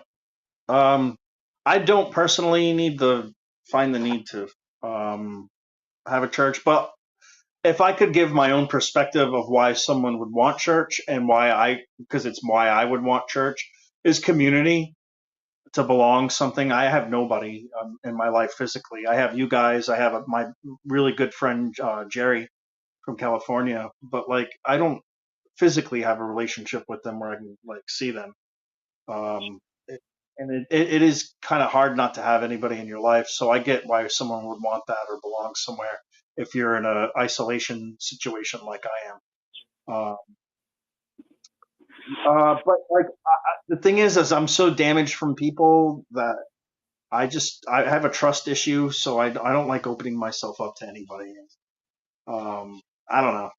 I don't have any like I've given so much to Watchtower emotionally that I have nothing left to give to a church. So and I know they're not always looking for me. It's my current situation. It doesn't mean it's your current situation. Maybe you're a lot healthier than I'm disabled from the government, or with the government, from the government side. So like, if you got your health and you haven't been as hurt as I have, yeah, I say go for it, or find a local community or church that agrees with you. Just in my personal experience, I've been to non-denominationals, and they seem to be pretty cool. I know Jerry goes to one, and actually I've watched a couple videos of Jerry's preacher, and he's really cool. But really, you don't need no man telling you what to do. I think we just need the association. I think that's what we crave, really deep down inside. We don't want to. Mm-hmm. We don't want to. We can read the Bible for ourselves and come up with our own opinions. I think we just want to maybe worship God together, but like not in like a pushy, preachy way, if that makes sense. Yeah, I totally agree with you because just like Jimmy said, there are organizations that you can get involved in to experience a sense of community, and that is true. I mean, you don't have to get that from a church, but if you are still interested in religious things, like the way I see all of us in the community, they have like different podcasts, like XJWMJ and Ryan Coltastic, and like they talk about religion and stuff like that. And I'm in the comment section and I'm like, it would be so cool if you guys went and asked a real priest and talk about these things, because I'm so highly interested. But if we keep talking in our echo chamber, we're never going to learn new things, even when it comes to religious things. So that's another reason why I do go, because why would I keep asking people who have never gone to church themselves? You know what I mean? So it's like, if you want to learn something, go to the people who might have an answer. So yeah, I mean, you don't have to go to a church if that's not what you want to do. But if like you said, you personally don't feel like you have to. My husband says the exact same thing. He lets me take the kids, but he doesn't come. And I tell him all the time, I'm like, that's fine, but I want to go. I feel like I need this. I need other women that have children and that are Christian and are raising their kids Christian, so that I can do the same thing. I need that community of other women. And so that helps me. Especially having children. Well, I was saying, especially you having children, yeah, you need that. You need community more than ever. Yep. It's just my wife, but like, yeah. So it's my perspective, but in your perspective, you absolutely do need that. You need, and your kids need it. That way, you can find good families and good friendship based on Christian values, and have somewhat of a trust. You can never. I don't think you could ever have the Jehovah's Witness trust. This is a spiritual paradise. You can leave your keys here. You can leave your children with us. What a crock of crap that ended up being. Mm-hmm.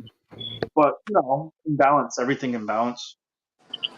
Hey, can I say something about churches? Before you talk, I just wanted to say too that like churches also separate the kids and have them go to separate little like schools for themselves, where it's like you don't hear about like God of the Bible, Jehovah destroying cities. Anyways, go ahead, Jesse. Sorry. Yeah, no. In my sorry. town, when I've given a talk at a funeral, I've given a few talks, and or I've been invited to Rotary Club or some political or the Tea Party or anywhere in my town, giving some talks. Sometimes the people who are religious, they invite me to their church, or if I have a friend die, I go to the funerals. So I go to the Catholic church right down the street, and the guitar player, he's a deacon. His name is Oscar. He plays the guitar and he sings, and he fills up the church, the Catholic church. I can't be Catholic, even though I was born Catholic in 1968. I was baptized Catholic in August of 1968. But I love the Catholics. I love the Catholics, all my family. But I could never be a Catholic. I think the witness have destroyed my brain when it comes to that. But there's a black church where I work right across the street, and I go there on a Sunday, and I go there and I sit there because they have some of the greatest music. They have some of the greatest music. So I go and I listen to it. And if I want to go to a new church, I go to the church and I sit in the back and I just listen. So I agree with what Ruby says. And when she said church hopping, that's probably what I do. But when a friend, a close friend, or somebody, an associate that I meet invites me to a church, I just go and I sit down and I just shut up. I don't get into debates. I don't fight. If I disagree with somebody, I just learn to shut up and listen. When we were Jehovah's Witnesses, we were always arguing and always trying to switch the conversation, or what do they call it when you when you listen and you say yes, yes, yes, but then you try to change the subject? They have a term for that. Spin. They try to spin everything towards the Jehovah's organization. I don't do that. I just sit there, and if I disagree, I just take it home. I ran into a pastor at Chick-fil-A one time, and I just went there for some French fries, and I got my order, and I was waiting for my car to getting worked on at Walmart, and there was a guy that I recognized. And I'm like, I've seen him, and it was at a church I visited one time. I think it was called Faith Church in my neighborhood, and they were talking about Mormons, and I'm like, okay, and I was getting interested, and I like just eavesdropping. So then I finally spoke up and I said, hey guys, I just like I hear you talking, and I said, I think I've been to your church before. And they're like, oh yeah, like who brought you there? I'm like, Tony Whitaker. Yep. Oh yeah, okay. And I'm like, yeah, I think, are you the pastor? He's like, yeah, I am. I said, okay, you gave the sermon that day.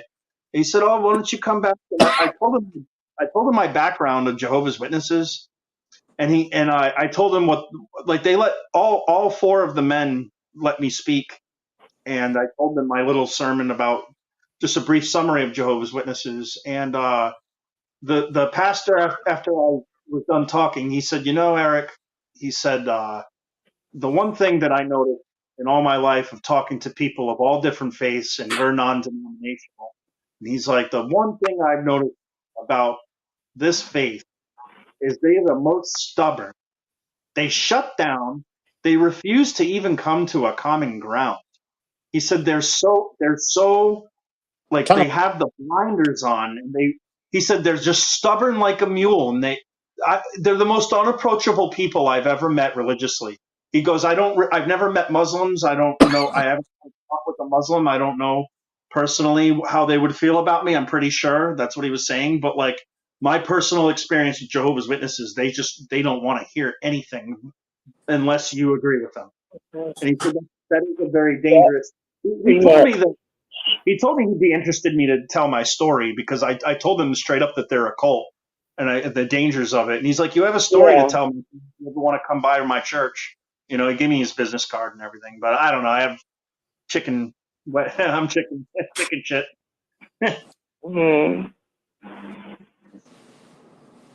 Yeah. This is Rochelle. I'm back. I got disconnected. My phone was acting up. But yeah, I'm listening. I just wanted to tell Rosie, thank you for what you said. I appreciate that. And yeah, the person that was just speaking, I forgot your name. I apologize. Eric? Yes, ma'am. Don't call him Chris. Okay, yeah. I agree with what you're saying. Yeah, I was almost going to say Chris, but Eric. Yeah, so yeah, I agree with everything that you're saying. Yeah, Jehovah's Witnesses are very stubborn. You can't tell them anything, but you can talk about every other religion except for Jehovah's Witnesses. They'll still they spin everything towards Watchtower. They sit there and they go, yeah, and they're not listening to you. They don't listen.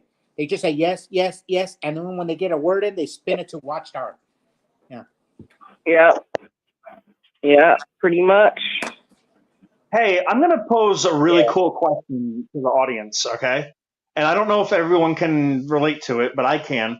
And here's the question from my friend Bob Roberts, Brad from Australia. It is, what's worse, being shunned or going back and having them all judge and gossip about you? Anyway, so Wow. I've been on both sides of the coin. I'll go first. I have been disfellowshipped, reinstated. Disfellowshipped, refused to get reinstated from the elders. They made, I don't know if you guys can believe it or not, but they made Desiree and I basically swear to the governing body. You have to say you recognize that the governing body are Jehovah God's channel to Jesus to Jehovah, right? Like, and they keep asking you over and over again. They drill it into you. I refuse to answer that question. No fucking way. But yeah. Anyways, Good for you, what Eric. what's worse, Brad? I don't Going know. back. You know what? I'm going to tell you what's worse. It's worse being reinstated, and I'll answer the question why it's worse. Because when I was disfellowshipped the first time, even the second time, I had more peace when I was away from Watchtower. Both times, actually. I barely did the daily grind with that Watchtower wanted from me, and I was able to focus on my career, focus on Desiree more. We both were able to do more together and have less. We had less problems from all these annoying ass Jehovah's Witnesses that were into our stuff at 24/7. Desiree and I both said that the best times of our lives when we got back together because we were separated for a little while, and she secretly got back together with me and left Florida, and I was in Rhode Island, and we didn't tell any of our family members, and we had no drama. Only my brother and my sister-in-law knew, and we lived in an apartment that was in the city. It was kind of in the ghetto, but it was like right outside of the really nice part of the Italian part of Providence, Little Italy. And so we had nice restaurants, and we'd walk on the streets and have a great time. So yes, being shunned was way better than coming back. I had a lot of judgment, and nobody ever treated me the same, even my own family members, some of them. Yeah, not cool. That's my personal experience, and I don't know if anyone wants to share their experience to that question. Ditto. What was the question? What's worse, shunning or having them say lies about you? Yes. Yeah. Well, basically, I take a different approach from a different point of view. I think the shunning is worse, and this is the reason why. Because a just man doesn't have to tell anybody he's just. People listen to him, and they respect him, and they know that he's just. Because Jesus says, from the abundance of a man's heart, his mouth speaks. So because that's why they don't want to talk to you. That's why they don't want to let you talk. Because if you were to talk, their lies would carry no weight. But they can lie about you because you can't defend yourself because your testimony is not accepted in their court of law. But that's the whole thing. When that's why they have to shut you up, because a just man doesn't have to prove he's just. People just know it. They feel it. They respect the man, and that's why they have to shut you up and shun you. Gilbert, that's a great point. That's a great point. But let me just add to what you said. A just man doesn't have to tell anybody he's just. Yes, but the Jehovah's Witness organization is a totally unjust organization. It would be like a capitalist living in Mao Zedong's Cultural Revolution. He would have nothing to do but commit suicide, become a paratrooper, and jump off a building. So being a Jehovah's Witness, a just man, in living, like Bob Roberts said, going back to Watchtower and everybody talking secrets about you, it's like living an American capitalist living in the Soviet Union at the height of communist Marxism. What I'm saying, or living in Phnom Penh during the Cambodian Revolution, or living in Fidel Castro's. It's impossible for a free man to live in a communist totalitarian state. It's impossible for a just man to live in Jehovah's house. It's impossible for a just man to live in Jehovah's house. You can't go into the sewer with a white suit and expect not to get dirty. So I would say I would agree with Eric on this one. I would prefer to be shunned because it would be an honor. It's an honor to be shunned by these people because they're an unjust organization.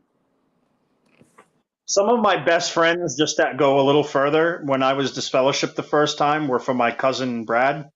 because he was raised in the organization but never got baptized. He didn't want anything to do with it. But he introduced me to some really good friends, and they were better than my Jehovah's Witness friends. They had loyalty, and they had like honor. You know, were they the best guys? I know we all have our problems, but all in all, you know, pretty good people that I was around. And that's what my president. All of it belongs. But anyways, anybody else, Ruby or anyone else on the phone line? Yes, I have a couple of thoughts about that question. I would say both, because being shunned, I wasn't awake. So I thought I was the bad guy. Then when I woke up and I was already reinstated and they are gossiping about you, no doubt about that, it was still hurtful. It was as equally as hurtful as it was being shunned, because now they're talking about you behind your back, but they're smiling at you in your face when you go to the Kingdom Hall. And if any of you guys have seen any of my videos, you already know how strong I can be and outspoken I can be.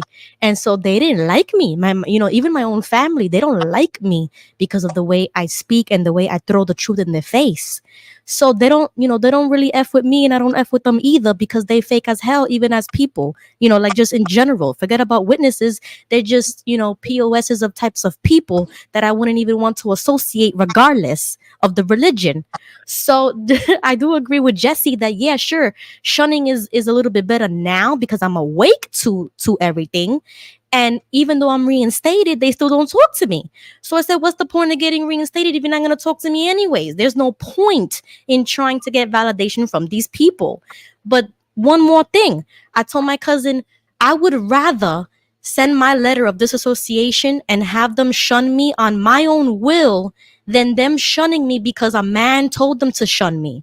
I would rather give them a reason for the why I'm not a witness anymore. Not because I committed a sin, not because I'm a bad person, but because it was by choice. So if I were to do it over, I would send my disassociation at 17 years old and I would have never had to deal with any of those problems. But you play their system, you get played at the end of the day. You lose your family, you lose everything anyways. So would you rather take control of the situation and get ahead of it? Or you're gonna play their game and lose anyway? Because you're gonna lose either way. So I would have rather get shunned because I said shun me. Wow. Hello? I agree with you. We're on similar brain patterns. Train of thought. Thank you, Ruby. Yeah, I agree. Hello? Yeah. Hello? Yes. Yeah, go ahead. Is that Rochelle? Hi? Hello? Well, this is Hitley. Oh, Hitley. Hi, Hitley. Hitley from New York. Hi. Hi. I was just listening to the whole conversation, and Rochelle made, Ruby, right, made some very, very good points. I guess no matter how much you slice it, from my perspective, from what I'm seeing, I guess it could be either way, and it's probably best to just get away and just leave it alone and just don't worry hardly about, I would say, from my perspective, the shunning or the being treated that way from because of how the witnesses are.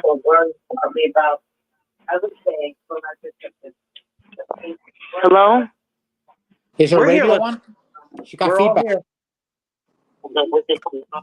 I was. Hello? Yeah, we're here. Did anyone hear me? Hitley, we can hear you. We can hear you, Hitley. Yes. Okay.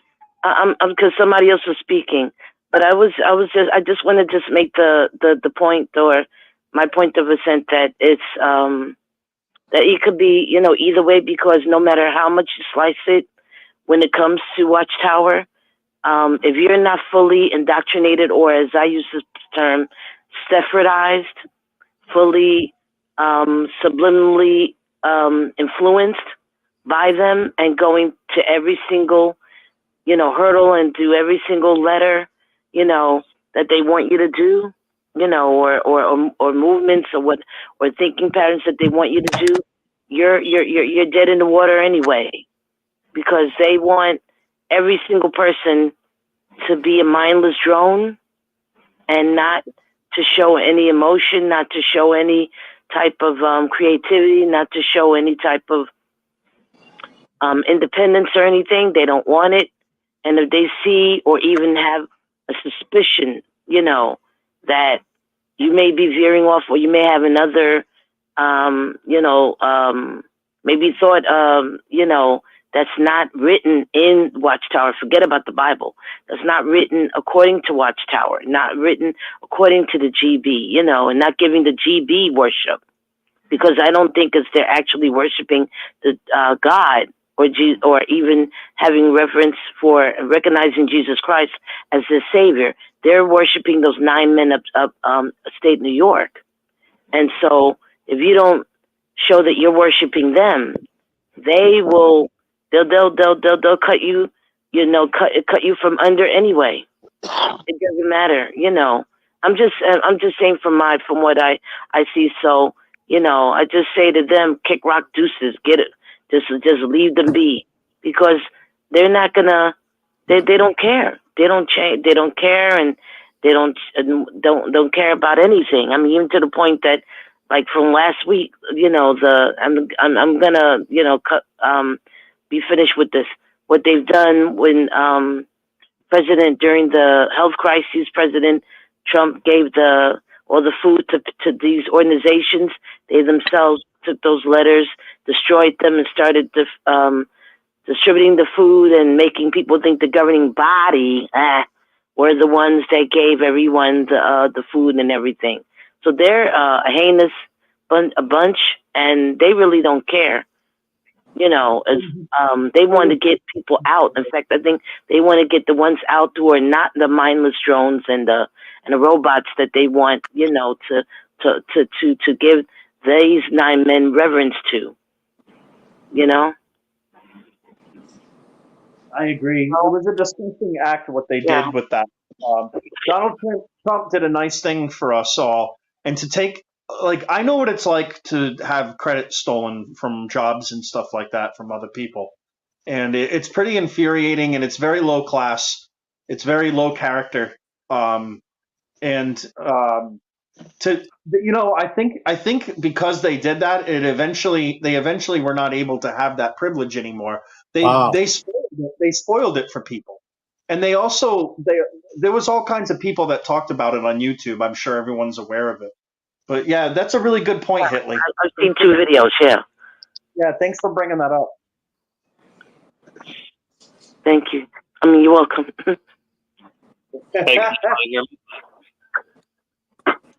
Hello? Jimmy. Yeah, how you doing, buddy? Hi, Jimmy. Yeah. Jimmy. Hey, good evening, everybody. How y'all doing tonight?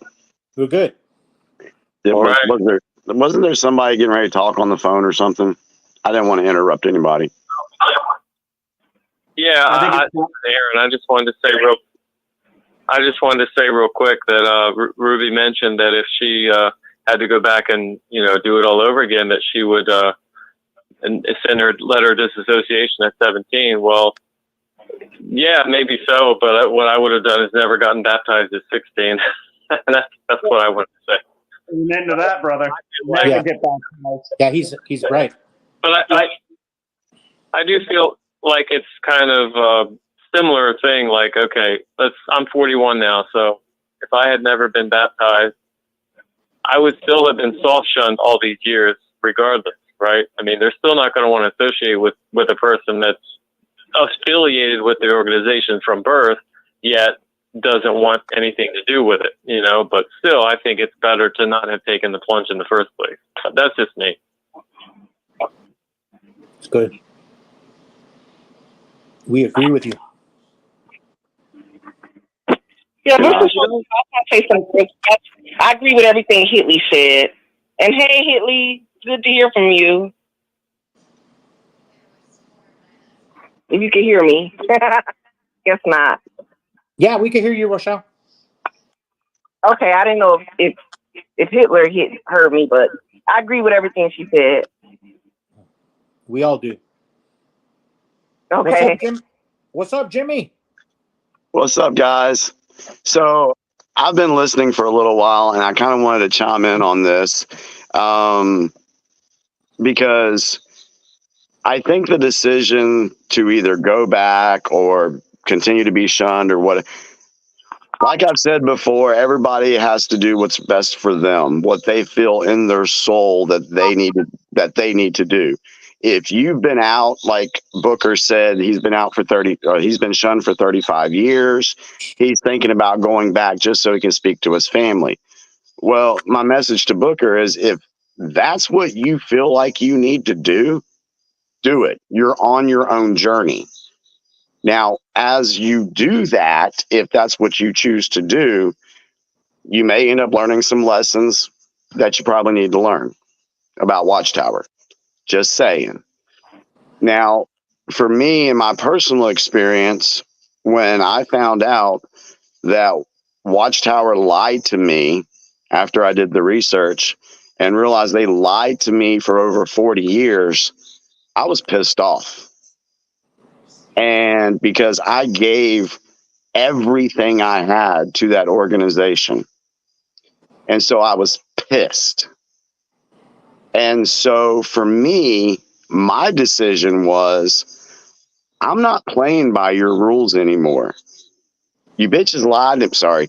Y'all lied to me. So I am not sending in my dissociation letter. I'm just going to walk away. And if you come at me and ask me why I walked away, I'm going to record you and put you on YouTube. And that's what I did because I was pissed. And the thing about me is, if somebody pisses me off and they have no good reason for doing it, I'm done with them. And if you still want to be friends with that type of organization and obey the governing body and shun me, your own flesh and blood, then I'm sorry. It sucks. It hurts. I would love to talk to my mom and dad, but you know what? They've made their choice. So F them. That's just where I'm at. I mean, my dad is getting ready to be 77 years old on August 26th. I've already come to the realization I'm never going to speak to him again. And I'm going to get a phone call one day saying, "Hey, Jimmy, your dad's died." Well, you know what? He ain't been around for 4 freaking years. What difference is it going to make? I know that sounds hard, but in this world, when you're on a journey you have to protect yourself. You have to protect your own energies. And if it means just being like, you know what, I'm done with Watchtower. I'm through with them. I'm through with anybody that wants to associate with them. Done. It's not for me. So that's the route that I've taken. Now, what I've done, hey, that's what I've done. It might not work for everybody, but I just wanted to share that with you guys since we were on that topic this evening. Dittos. That's all I have to say. Well said, Jimmy. I agree. Dittos. Appreciate it.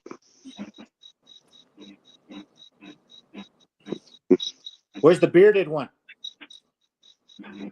Don't call him Chris. He went on a rant so bad. His name is Eric. Rochelle has been calling him Chris all night. Yeah, I made a mistake. I'm calling him Eric from now on. It launched him into Little Italy in Rhode Island. Now, hey Jimmy, that was great. I really I share the same experience you do, except not my father, but my brother. Yeah, so yeah, it's my mom and dad, my sister. I mean, yeah, it sucks. But what can I do? I can't go change their minds. No, it's the rules they put down on paper. They put those rules. They have to live by them. Mm-hmm. Yeah. And like you said before, it's kind of like a capitalist trying to go live in a communist country. it's not going to work. It's not going to work. And so for someone to ask, I appreciate the question because I don't mind answering questions, but my answer to get reinstated just to talk to my parents, no. Why would I play by Watchtower's rules? Correct. That's just me. Yeah. So, F them all is how I feel. And let God sort them I all. agree with you, Jimmy. Like everything that you said, because like, I don't know, like with my parents too, it's like, it's just, I understand. Like, like with my mother-in-law, she's so mentally ill and toxic from this organization. We don't want to be around her. Like, it's unfortunate, Like you're the one that needs help. We're not the ones with the devil.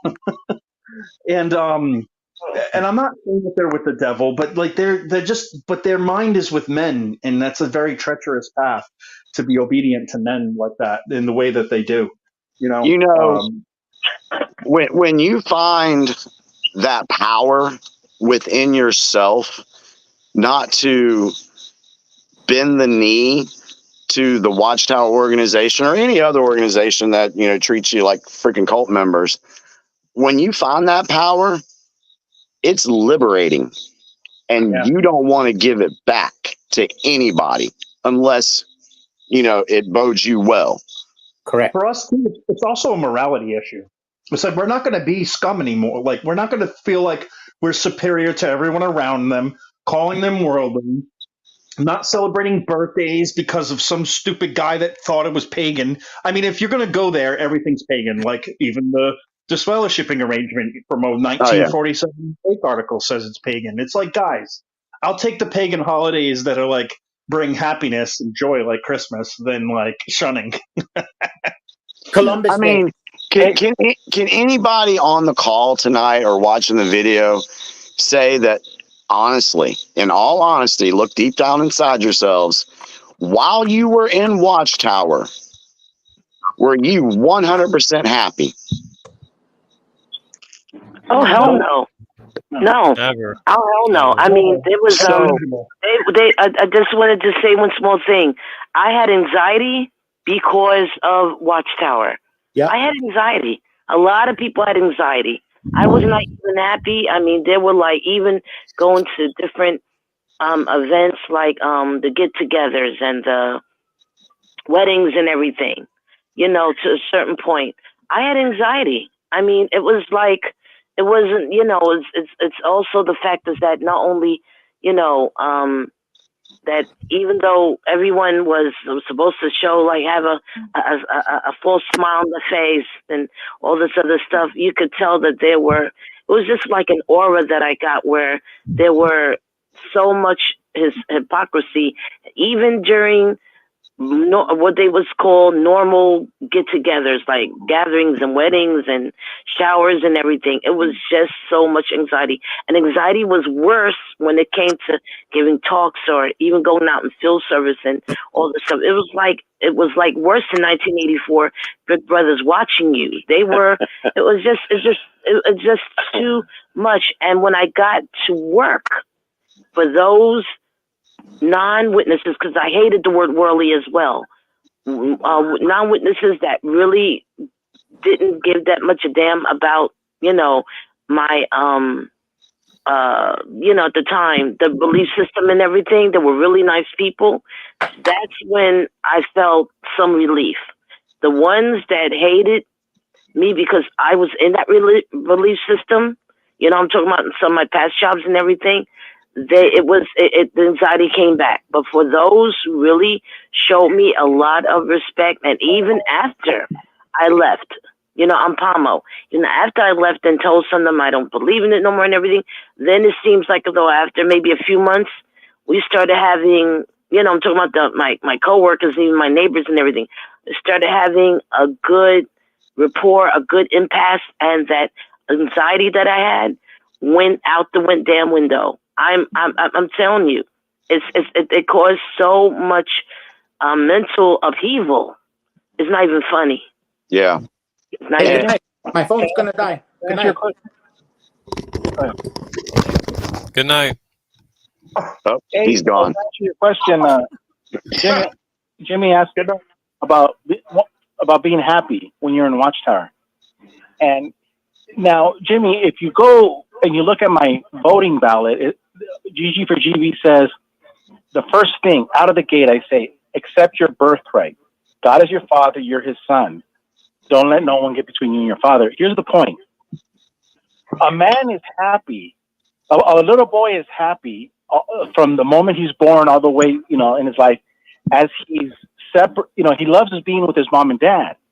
But in all the days of his life, there's always a separation. He's separating himself from mom and dad, and he's yearning to be independent. He wants to walk on his own. He doesn't want to be held anymore. He wants to run. So the human being is longing for independence, for freedom. Mm-hmm. And then, so when you turn 18 in the United States, we have a tradition, other countries are earlier, where the young man leaves the house. And it's painful, but it's bittersweet, right? It's beautiful. And so what we have here is when you're a Jehovah's Witness and you leave, you have that relationship now with you and God. You're actually leaving the breast milk, right? You stop sucking on the Watchtower titty. But for some reason, these people are like Jehovah's Witnesses.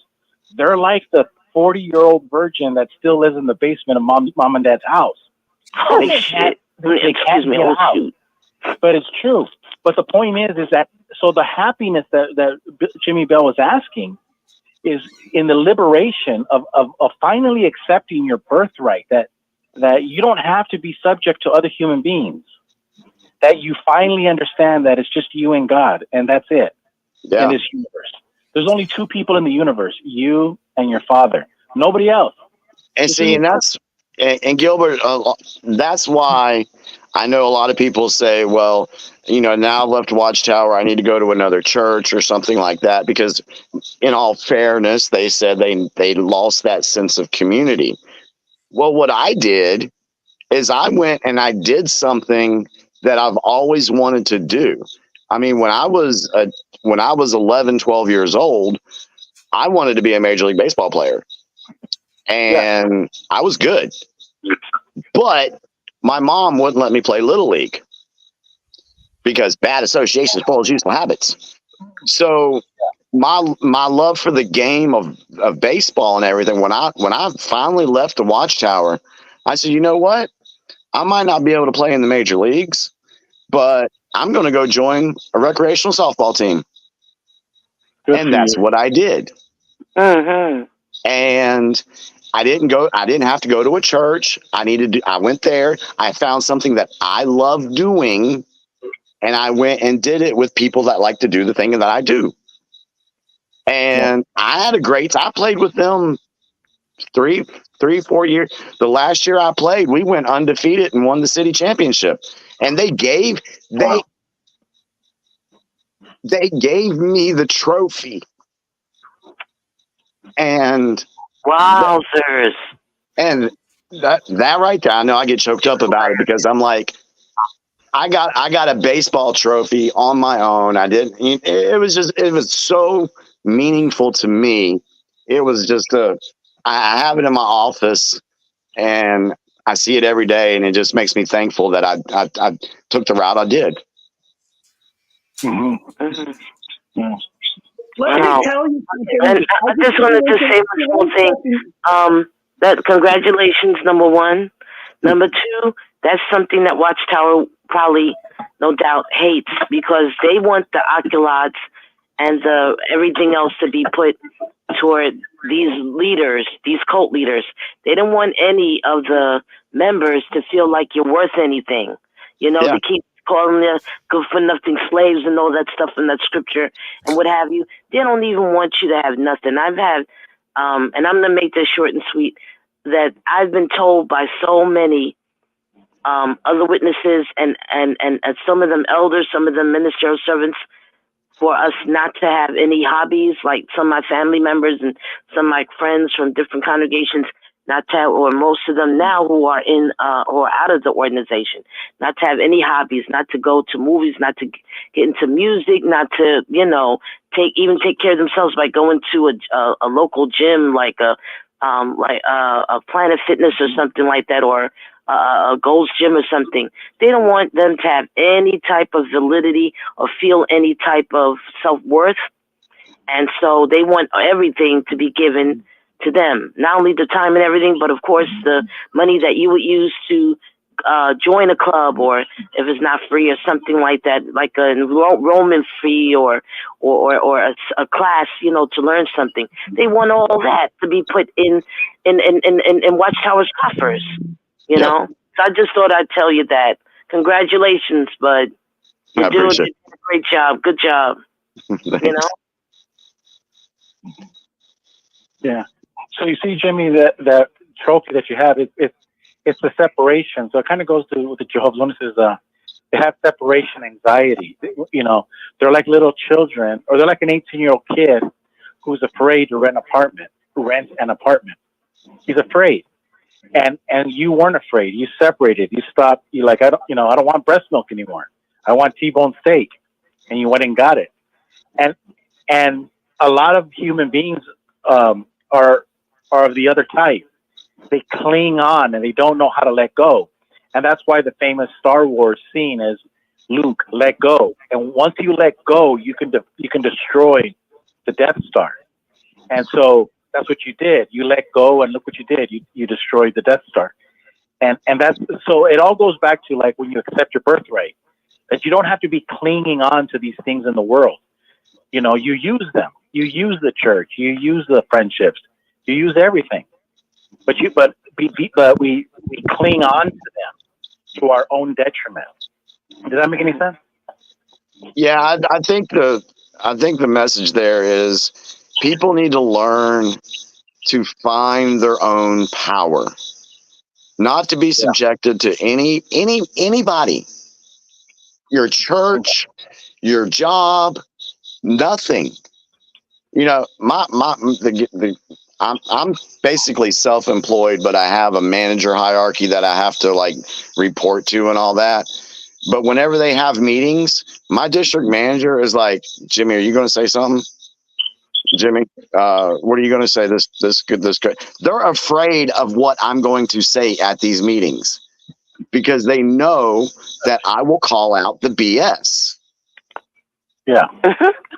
And thank goodness I'm self-employed because I've always joked with my wife. I said, there's no way I could go work for somebody else because once they try to, put me under their thumbnail, I'm going to get fired because I don't play anybody's games anymore.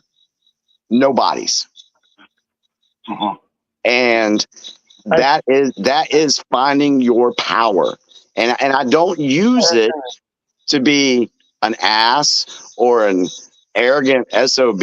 I don't do that. For those that have followed me for a while, they know what I use my voice for, to help others find theirs. Yeah. Life is short. Life is too short to be, you're right, to be playing with that. Yeah. Yeah. Life is too short to, Well, somebody, Booker asked me in the comment section if Jehovah's Witness elders respect female judges. I'm pretty sure they do. I mean, they might not respect them the way like women in general, but a judge is a judge. I mean, I know my grandfather did. He was I can't speak to that. Yeah, I'm pretty sure. Yes, they do. Maybe deep down inside, there's a little resentment, but like as far as disrespecting a judge and not respecting them, I don't see that. They're taught to respect authority. I was going to say they have to be in subjection to the superior authority. So my grandfather, like a parrot, used to go, Eric, click it or ticket, click it or ticket, because it was like, put your seatbelt on or get a fine. But really, what that whole my grandfather's dumb, because that whole campaign was about like finding warrants on people, because now you can pull them over for a seatbelt violation. It happens to me all the time. I forget to wear my seatbelt, and I get a $30 ticket, and it's just like I know they're going through my record. And guess what? I don't have one.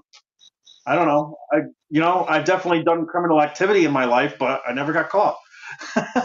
and I don't do it anymore. Everybody's a criminal. Everybody's broken the law somehow, even a DUI or something. I just never got in trouble for anything. Okay. And I'm older Can I now, say and something to Jimmy? yeah, is somebody trying to talk? JP. Yeah, Jerry, JP. Hey, JP. I was going to tell Jimmy because I've known your story from your channel and stuff, so I kind of know your background and stuff and what you were relating to with talking about your parents earlier. And one thing is, in your situation, like me, I think your mother came in when you were young, probably like when you were like 3 years old. So I was 6. That's all you've known. Yeah. What you have to realize is that's all we've known. So now that we speak out about that and there's pain behind it with our family, we have to realize that it's okay, because now that we're challenging stuff, we never had a chance to really challenge anything in our life too much. That's all we ever knew.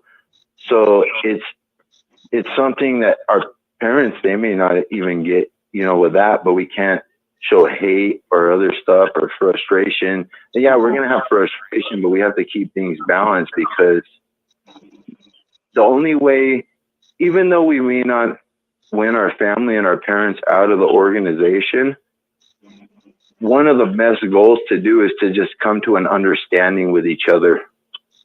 And the best way to do that is to present ourselves in a way to where we're going to have to show ourselves to where we're not nuts.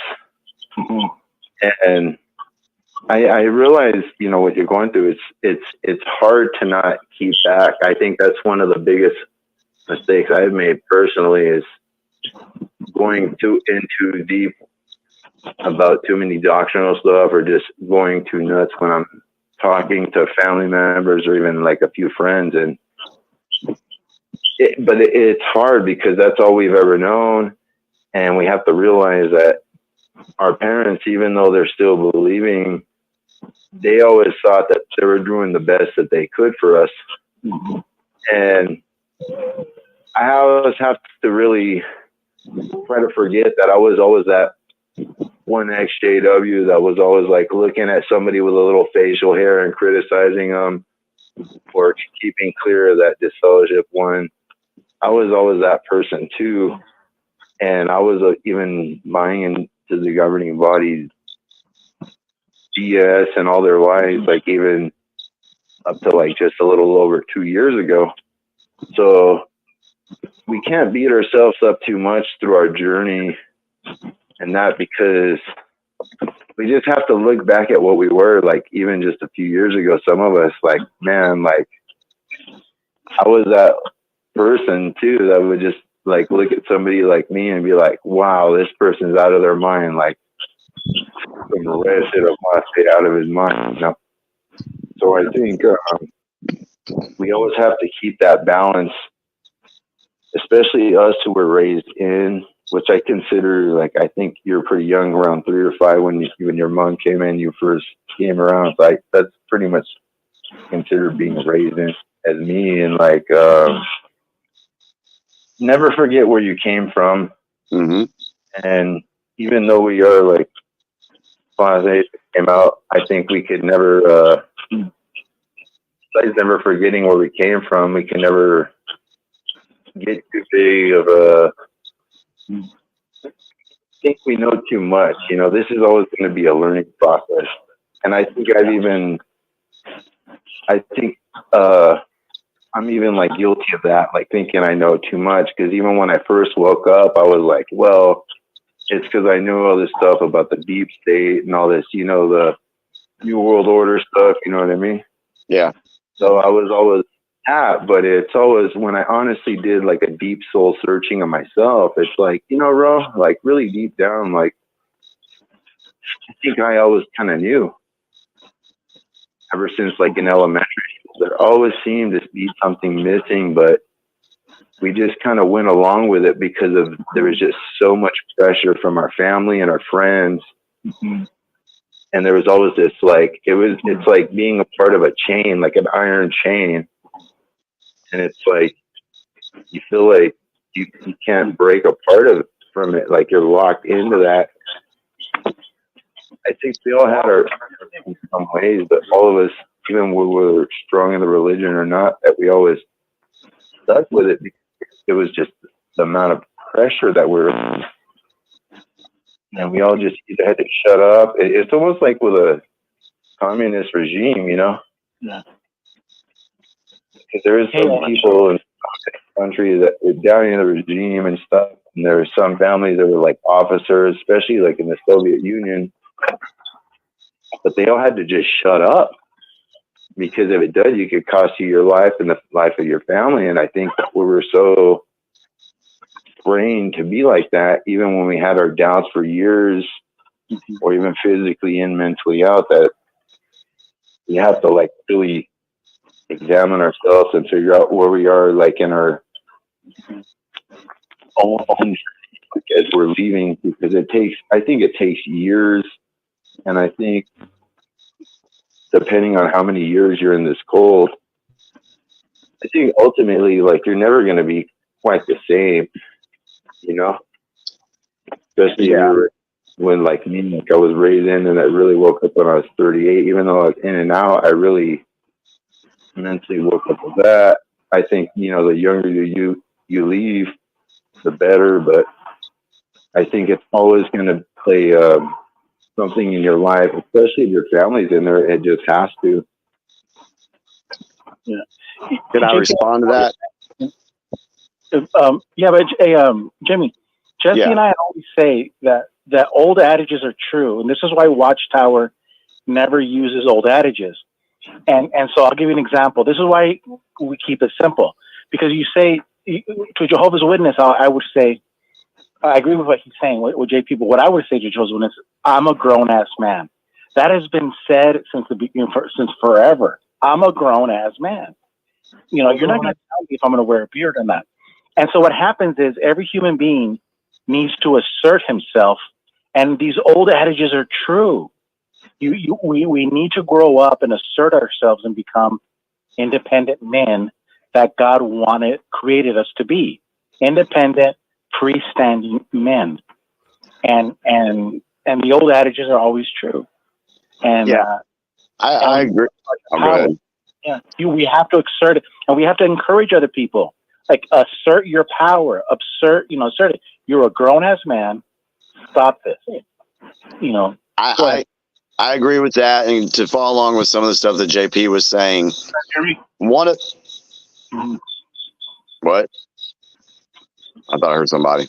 Anyway, hello. All right, can you guys hear me? Okay. Yes. Yeah, Go ahead. I'm sorry. There's a lag. I'm sorry. Finish up, Jimmy. Okay. One of the things people need to remember is Watchtower has been perfecting their propaganda and their indoctrination longer than any of us have been alive. They've been doing this since the 1880s. All right. I'm going somewhere with this. When the indoctrination has been perfected to the point that Watchtower has gotten it to, it is very difficult to break away from that. As far as my parents are concerned, they bought in, my mom especially, she bought into the indoctrination. She bought into the propaganda. And yes, she did think that she was doing the best for her family. I don't fault my mother for wanting to do the best for our family as she saw fit. But when it got to a point to where I realized this ain't working for me, that's when I had to leave. And that's where it goes into the whole shunning thing. If they want to choose to keep listening to that indoctrination, That's where I'm with Gilbert when I'm like, hey, I'm a grown ass man and I don't have to do that. So I understand. I mean, even if we look at the political side or the geopolitical side of things in this world, most of your older folks in your 70s and your 80s, it's harder for them to wake up to things going on in this world because they've been exposed to the indoctrination and propaganda longer than we have. My father-in-law is 78, 79 years old, lives right across the street. He's pro-Republican, he's pro-guns, he's pro all this, but he'll listen to Fox News all day long and be like, man, I'm really worried about this monkeypox stuff. Or I'm like, dude, quit listening to the media. And I can say that all day long and circling it back to Watchtower, I can say to my mom and dad, quit listening to the governing body. But until something clicks in their heads, there's not much I can do. The only thing I can control is how I perceive things, how I act on things, how I accept people in my life that I want to be in my life. So it's all about finding your own power and your own voice. And Ruby's a great example. Ruby's 28, 29 years old. She hasn't been subjected to this indoctrination that long. So it's going to be easier for her than somebody that's 70 years old to break it. Yep. And, you know, JP said about an iron chain. All we have to do is be that link in that chain that breaks it. Yes. And then we don't subject our future generations to this type of indoctrination and propaganda. If we just keep accepting it and being like, oh, well, this is just the way it is. If that's your attitude, then yeah, things will never change. But if enough people break that link, man, imagine what this world could be like. Yeah. Hello, Eric. Eric. Yeah. Hello, Eric. Go ahead, buddy. So, are you there, Eric? Is that you here in the background? I'm here. Can you hear me? Okay. Hi. Yeah, I can now. Okay. Hi. Yeah, I just wanted to break in for a second here for a couple of things. This is Brian. I wanted to just comment on something that somebody said earlier on the question, and then I wanted to say hello to a couple of people as well, if that's all right, after I give you a little comment. Because somebody asked somebody asked the question about, were you ever really happy as a JW? I was a convert in. Perspective is a lot different when you choose to join as opposed to being raised. It must be, in fact, I know it's hell to be raised because of my own son. It was hell for him. But anyway, when you choose to join, you actually are, for at least for a while, till the lights come on, you're really, really happy. You're really happy because if the scripture is true, and if there is a millennial age coming,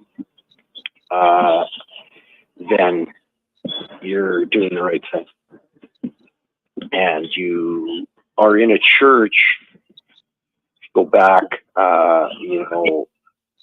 there's very few churches in Christendom that actually propagate their gospel publicly the way the witnesses do. Really, only the Mormons and a few other smaller sects do a little bit of that. So the whole picture seemed pretty good. You felt like you were actually preaching the good news, and you had, done the transformation of your life and all that. So for some time, I was quite happy. Just so that's a different perspective when you have a eureka moment when you convert in. You have found it, as it were, found the truth, found the way. So anyway, that's my perspective as a convert. But if it's all right with you, Eric, is it all right if I say hello to a couple of people that I haven't heard or talked to for quite a while? Give some shout out, brother. Go ahead. Oh, okay. So I just want to say hi to Hidley. Hidley, are you still listening? Hidley, you there? Let's see if she pipes in. And I want to say hello to Rochelle. Rochelle's up in, if you are. Hi. Rochelle? Hi. Yeah. It's good to hear from you. Yeah. Hi, Hidley. Hi, Hidley. Yeah, it's nice to hear your voice. So how is everything going in your world? Are you still working, or did you ever retire? What's going on?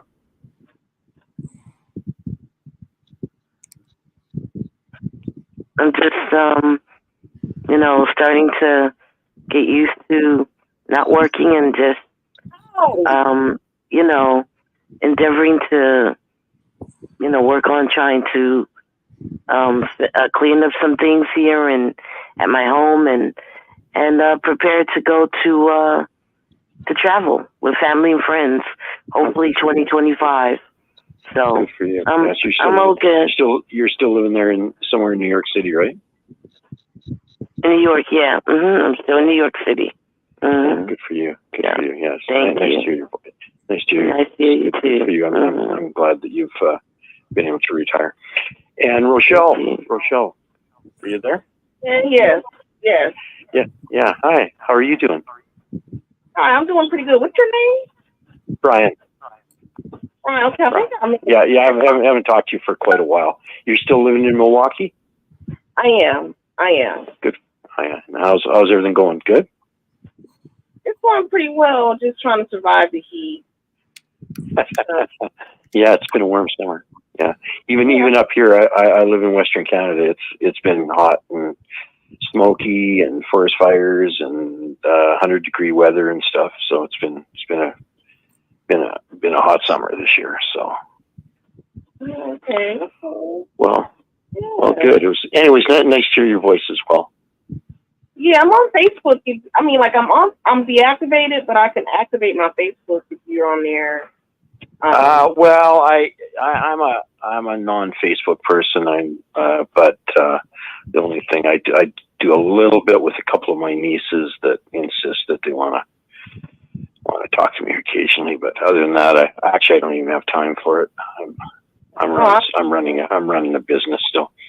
But anyway, yeah, it was just nice to hear both you guys talk tonight. So I wanted to say hi and wish you well. How often do you call in? Very seldom anymore. I will listen occasionally, but I don't call in very often anymore.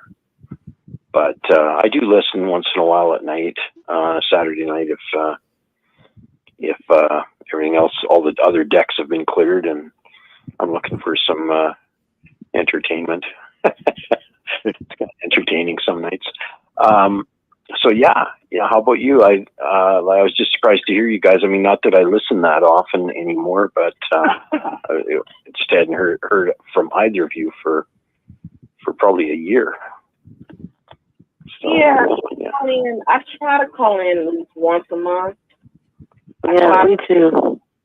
Okay, good.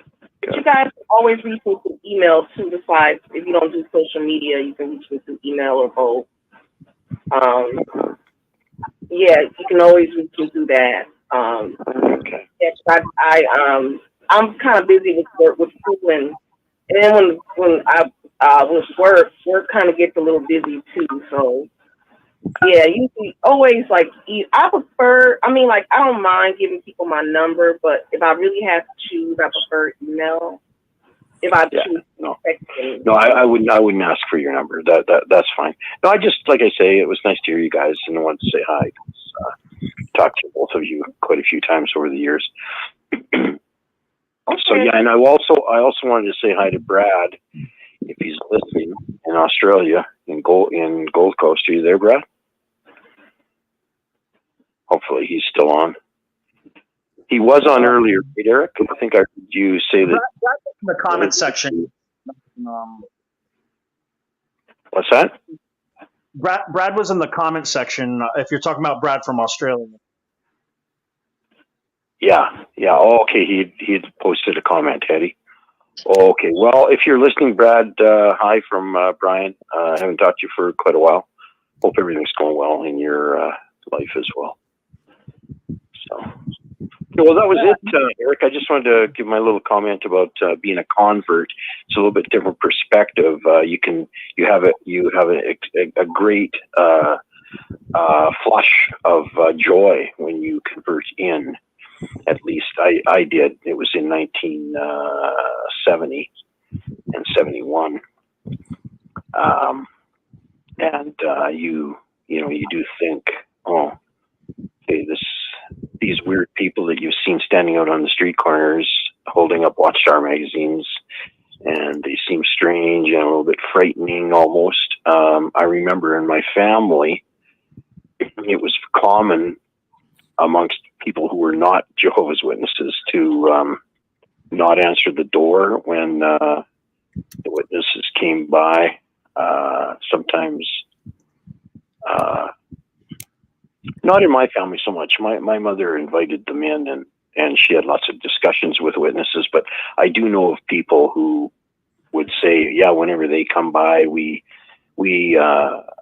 everybody's told to be quiet in the house.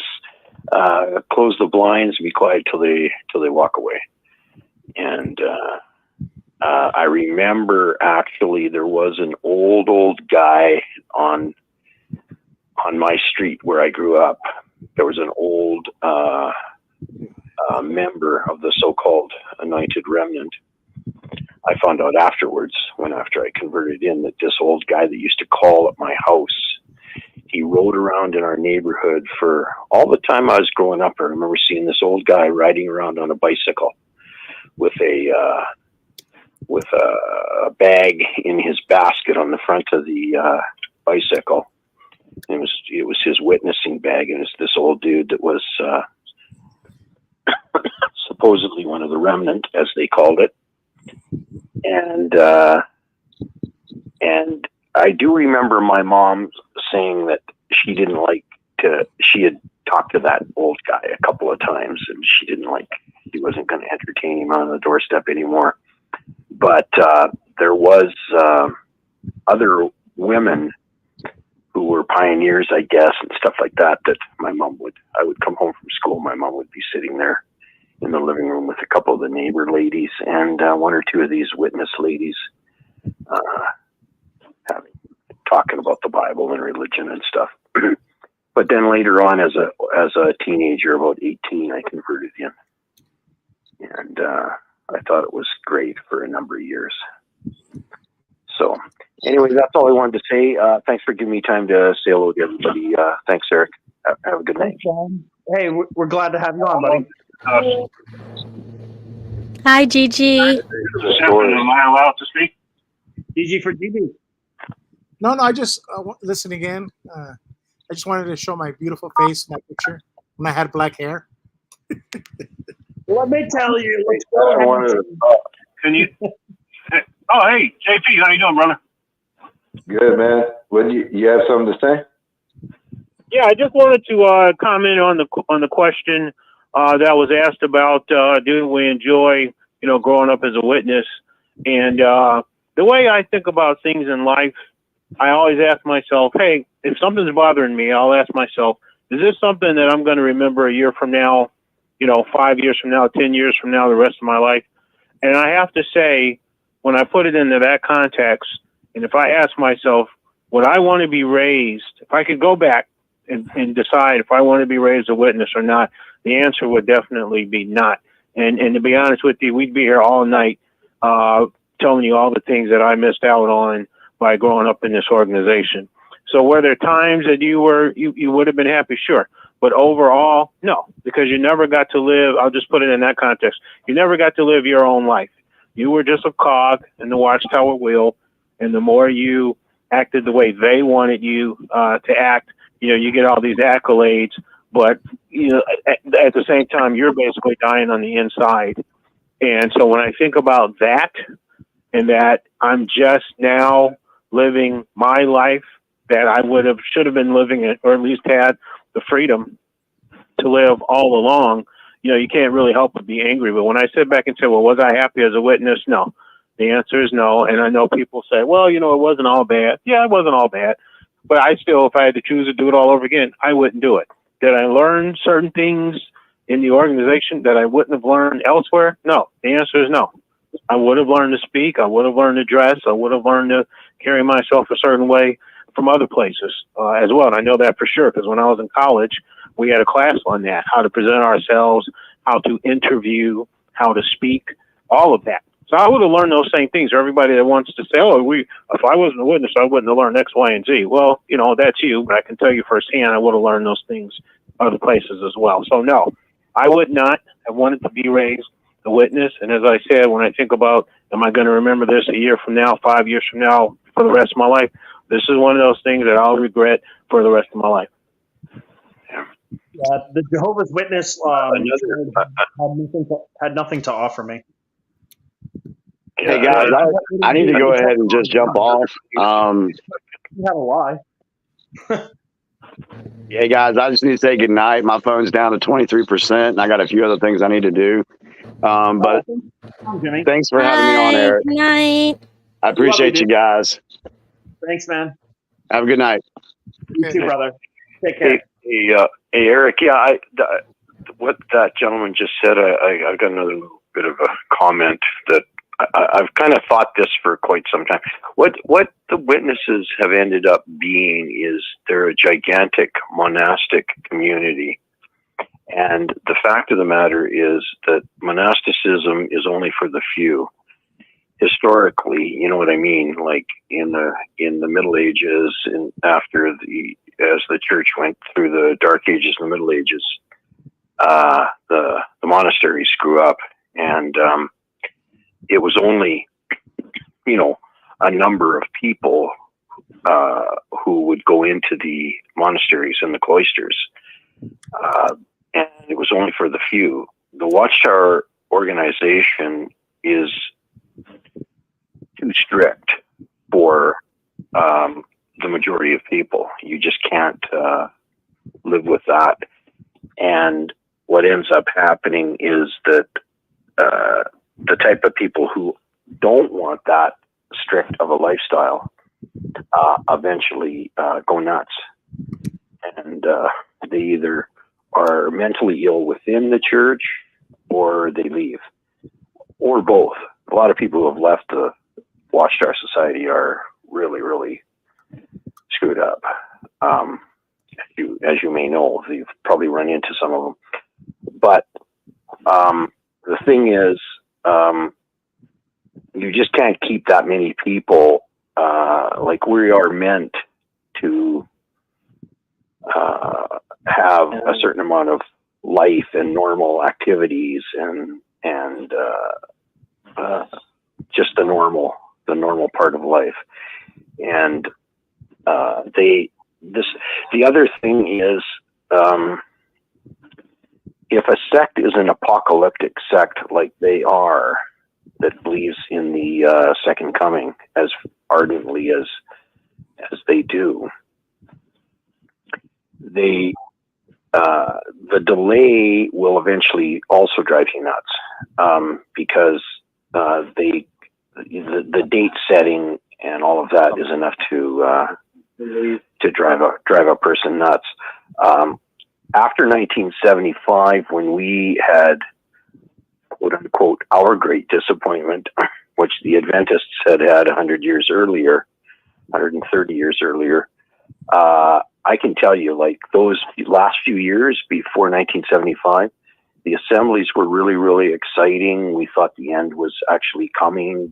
They were baptizing like 200,000 and 300,000 people a year back then at the assemblies.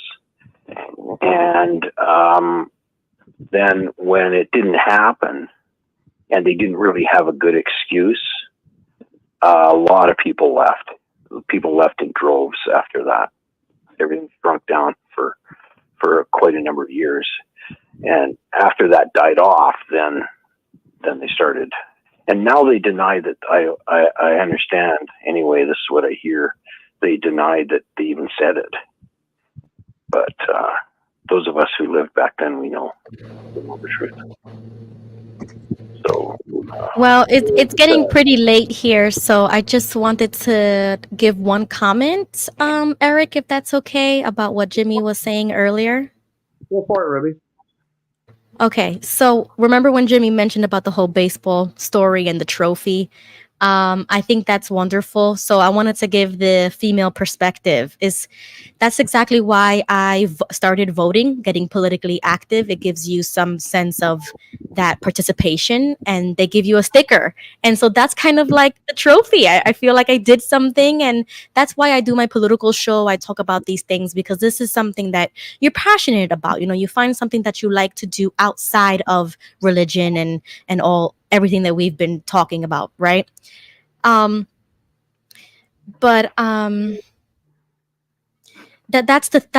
also the problem, though, is because for women like me who left at a very early age, didn't have higher education, got married at a young age, and your life is altered because of what the elders have dictated to you. As a woman, you don't have the chance to go to college or, you know, get a job or anything like that. I was stuck. I didn't go to school. I didn't graduate. I couldn't get a job. I never had a job. You know, like I've never had to deal with the outside world. And then once I woke up, it was like, boom, I was already married because they told me to get married. I already had 3 children because I didn't know any better. So when you wake up, sometimes that's the devastation as a woman, that you really can't change your life in the same way that somebody else can, or maybe a man can. And sometimes you kind of get angry, like, man, I wish I was a man. You know, like I wish I could change my life. And I struggled with that for a very long time. So as a woman, that's when I wanted to also go along the lines of what Jimmy was saying, is that you have to find what you can do. Where do you fit in your society, your community? Where can you help? And so since that's all I know is going out in service or talking about religion or talking about politics, because I learned about those things after waking up, that's why it's like you get so good at what you are passionate about, because that's all you know. So when I go to church and I talk about the Bible or something, it's like you light up because you grew up that way. And so that's what you know how to do. And so that's what I had to learn, how to like accept the fact that I'm probably never going to be able to go to college. I'm probably never going to be able to get a job or, you know, do those things in the secular world. But I can excel in religion. I can excel in teaching others about God or whatever. I can excel in politics because I was passionate enough to educate myself in those ways. And then I can do that. And that's why I do those things on my channel. So you can't get discouraged just because you're a woman or you don't have education, or, you know, you really can't do the things you want to do because you have children or whatever. But embrace what you do have. Embrace motherhood. Embrace being a wife, even though I didn't want to do these things, but I already did it. You know, I signed that legal contract. I had those children. You can't give them back. So you just have to embrace what you already have and then excel from there. So I wanted to just say that. Plus, you can pass on what you learn to your children, which is very valuable. Something that I didn't get from my parents. You know, they didn't really teach me anything. They were too busy. But so. Hey, Eric, I wanted to say one thing to Ruby real quick before she takes off. Yeah, go ahead. Go for it. Yeah, I go to a church too, Ruby, but like you and like Jimmy Bill and other people in the comments were talking about is like they're talking about that subject. But to me, is I go to church to fellowship with other Christians, and I think as ex-witnesses, Watchtower and Jehovah's Witnesses teach it wrong. They always want to emphasize like you have to be part of an organization or a group. They always emphasize that. Just like when you listen to like when that channel Bridget from AZ, when she calls up Kingdom Halls and she starts questioning them about their beliefs, right away they're always like, well, what denomination are you? And we would do the same thing. I would ask people that all the time. And she was just telling them like, well, I'm just a mainstream Christian and that. And don't really know what to say, but that's one thing that they focus on. And witnesses, you have to be part of a specific group and you have to be part of this church, which is Jehovah's Witnesses, in order to be saved. And from my experience, what I get at church is it's just, you go there to just fellowship with other Christians. Like, for example, I'm into chess. I enjoy playing chess. And since I do, I go to a chess club and I play chess tournaments with other chess players. But I don't have to go to that chess club in order to be a chess player or to enjoy chess or to learn more about chess. I just go there in order to fellowship and hang out with other chess players and learn from them. And that's the same thing with Christians who go to church. And even if you read in the Bible, that's what established was for Christians to go there to encourage each other, to spread the gospel and stuff. That was part of spreading the gospel. That church was just for Christians to meet up, help other Christians out, and do other things, but it wasn't necessarily a means to get saved. The means to get saved is by having faith in Christ. But because you have faith in Christ and what He did, that makes you want to go to church and be around other Christians. You know what I mean? And even where I go, they have different events for both men and women, children, other stuff, and other services. Mm-hmm. Yeah, I agree.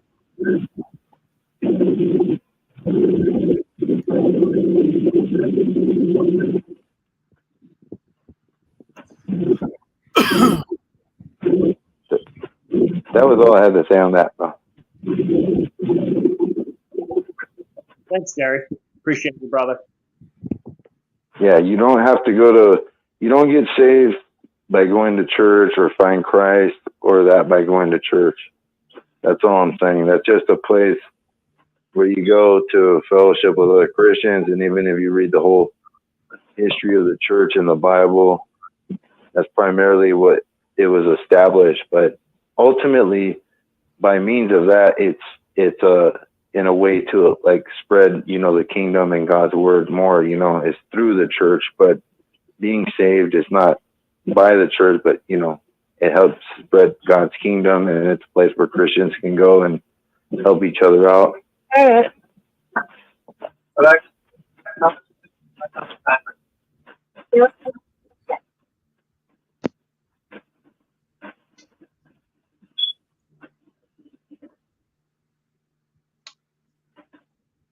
let the silence right out. I guess I already broke it. Hey, wherever you want to go with the topic with this, Eric, it's up to you. I'm just that was just the one thing I wanted to say because I knew Ruby was taking off, but I know there's other people still on the phone line. Yeah, I was gonna ask the audience, what do you want to do? I'm thinking of a couple options here. Either I could leave, we can shut the show down in a half hour, or if someone wants to keep it going, and I could in the background, or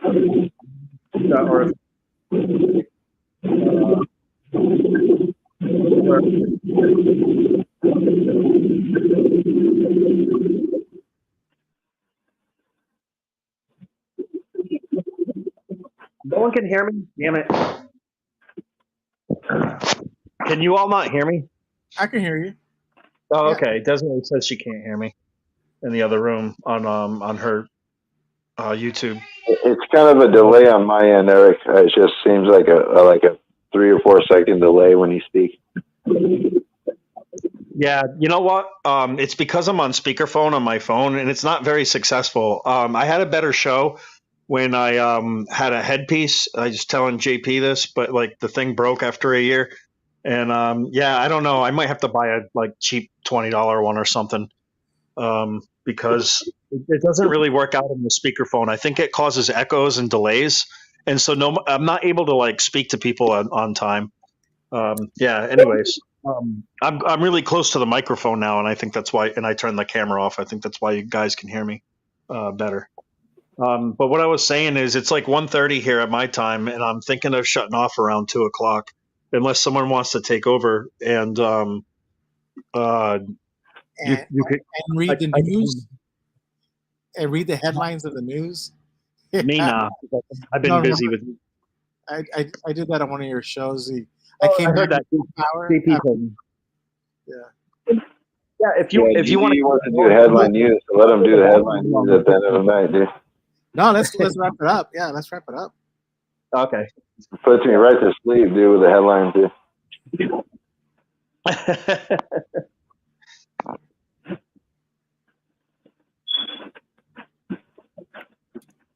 Yeah, well, you all have a good night. It was nice talking. Thanks for handling the show tonight, Eric, and Rick and Susan for providing this channel.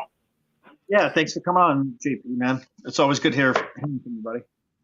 Can we put out an alert? Like, if does anybody know where Reese is at? You know, can you please have him report to the 6 screens? Remember when Reese, Rick's good friend, he lost it on. You don't remember that? It was about almost a year ago when that Selena girl was all the rage. Oh yeah, okay, I do remember that guy. Yeah, Okay. he hasn't come back, so we need to put a. I'm sorry, what happened? Yeah. I'm sorry, this is Rochelle. What happened? No, he went ballistic on Rick Farron and he hasn't come back on. He used to be a regular. So. Oh, Reese. Oh yeah, I remember Reese. Yeah, so Reese's went pieces, and we've lost him. So we can get him back. He's in the chat section by John Marciano. Reese. So, but have a good night, Rochelle. God bless. Bye. All right, buddy. Hey, I'm sorry. Good night, buddy. Oh, good night, Ruby. By Good the night, way, all. Have a good night. Night. Everybody, bye. Here's a quick question, right here. Eric, do you think Trump will lose again in November? I don't know, but if he does win, right? I mean, he's destined to win, but it doesn't mean he will win. And if he does win, I don't think he can fix the country. It's not his because of his lack of power or try. It's because there's obvious sabotage at work to not just our government, but the world. It seems like they collapse our society wide. Maybe it's to the New World, but should win. He has the popular. However, we know that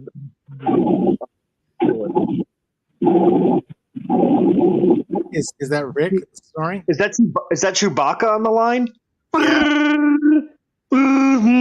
So sorry, I always got to break this uncomfortableness.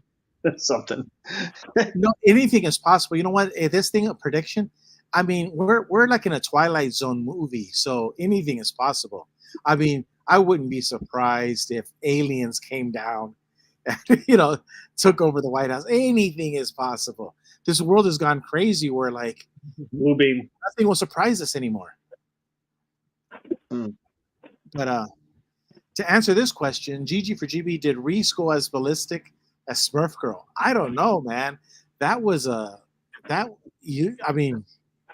he went ballistic, and I would say it was worse because Smurf Girl, I got to give it to girls. Girls sometimes they lose it and it's pretty bad. But when a guy loses it, when a guy starts losing it, I think that's worse. And so I'll be a lot more forgiving on Smurf Girl than I would Reese. I mean, no, I have higher expectations for Reese. Like, come on, dude. Wasn't he an elder? I mean, he was trained for this stuff. So, but Smurf Girl, man, she went over the top. I mean, the accusations and wow, she turned it into a soap opera. Yeah, but and one thing is to attack you or me. but she attacked Grandpa. You know, like we're all like one big happy XJW family. You know, I know, right? Like, what the frick did Rick do? but not Grandpa. I mean, come on. Yeah. You know, I can see her attacking you, me, or anybody else, but Grandpa, come on. Yeah, exactly. Yeah. And like, come on, Rick killed Inez. Are you friggin' retarded? Yeah, oh, you saw the local cops, Boston PD couldn't figure it out, but you solved it. Yeah, exactly. Oh no, it's just straight standard bull. You know what? And yeah, I don't know. It bothers me. You know what it is? It's like Rick is such a sweet guy, and he's done nice things for me. And like, you know, when I was in a tough bind, I didn't need money, but he offered me money, and I just thought to myself, you know, like who's offered me money in the last 8.5 years? Friggin' nobody. You know, I mean, like seriously, it means something to me. I have loyalty to people when I see good character, not just because he did that for me, because I know who he is as a person. Yeah. I know he is like my grandpa or my dad, or you know. Well, let's see. My mother's 69, so I don't know. He's 70 something. Close. It's close. But yeah, he's a father figure. He's a good man. He's someone that you know, he says to Joe and Fran, I don't know how you did that you know, that these cross country trips like you do. But you know, Rick doesn't give himself enough credit because he works a full-time job, takes care of a wife who sometimes is sick, and then his own needs, and then every Saturday he prepares for this show and does it and takes care of everybody else's shows too. I mean, that's a lot of hard work too. Oh, it's a lot of hard work. And when you young, and when you do it, when you like get behind the scenes and you understand how much work is involved. But you know what? Going back to Smurf, you know what I did is I just told Rick on the show, you just pray for her, you know, and that way you just tell Jesus, you know, it's like Smurf girl, I can't. You're above my pay grade. The plate is too much. I'm praying for you, just leaving it in Jesus' hands. And I think that's sometimes the best when you're dealing with people that are unruly, is to just hand it over. Just say, you know what, I can't. I'm just going to hand it over. And then it just makes your life easier. And you're just like, and then if they keep saying bad things about you, you just keep praying for them, you know, and yeah, because it's too much, you know, and you want to enjoy life. You want to be happy, you know? Yeah, for sure. Yeah. You don't want that bad negative energy bringing you down, man. No. You don't want that. Yeah, no. Gigi, oh, I guess she brought that up. Did Mike and Kim get disfellowshipped in Arizona? And I think so, if I remember correctly, up in but you know, one of the things is I've learned is this adulation. You know, going back to Smurf Girl, how she was always like, "You're the greatest, Mike and Kim. I love you. You're the greatest." And then she turns and you know, she turned them too. And so what I've learned and it's not just her, but I've learned like when people start giving you praise, you know, like XJWs, you're the greatest, Eric. You're the greatest. Oh, Eric, you're the greatest. You know, that's like a red flag. Like, dude, you know, one time is enough. But when you're trying to, like, why are you trying to kiss my ass? You know? Yeah, right. Yeah. And so that should be red flags, is when people are always trying to sing your. And I've noticed that, you know, because all the years that I've been doing apostasy work, is that it doesn't work out well. Like those friendships don't work out well. Yeah. But when people like criticize you, nicely and they talk to you like a normal person, you know, or give you constructive criticism, those friendships can last. You know, people that are straight with you, you know, but I've noticed that, you know, with people that try to be overly friendly, overly loving, overly praiseworthy, you know, praising you. Yeah, no, that's yeah. Hey, this guy's taking a break from his lift shift. Yeah. How's it going, everybody? You should be working.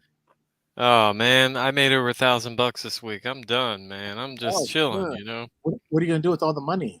Go to Disney World? Well, to be honest, okay, let me back up.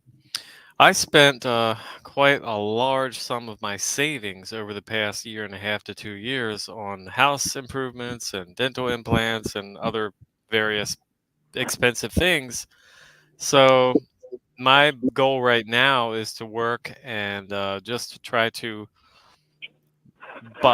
build up my savings again. And yeah, that's my primary goal. So yeah, I'm going well though. So the 1,000 will go a long way.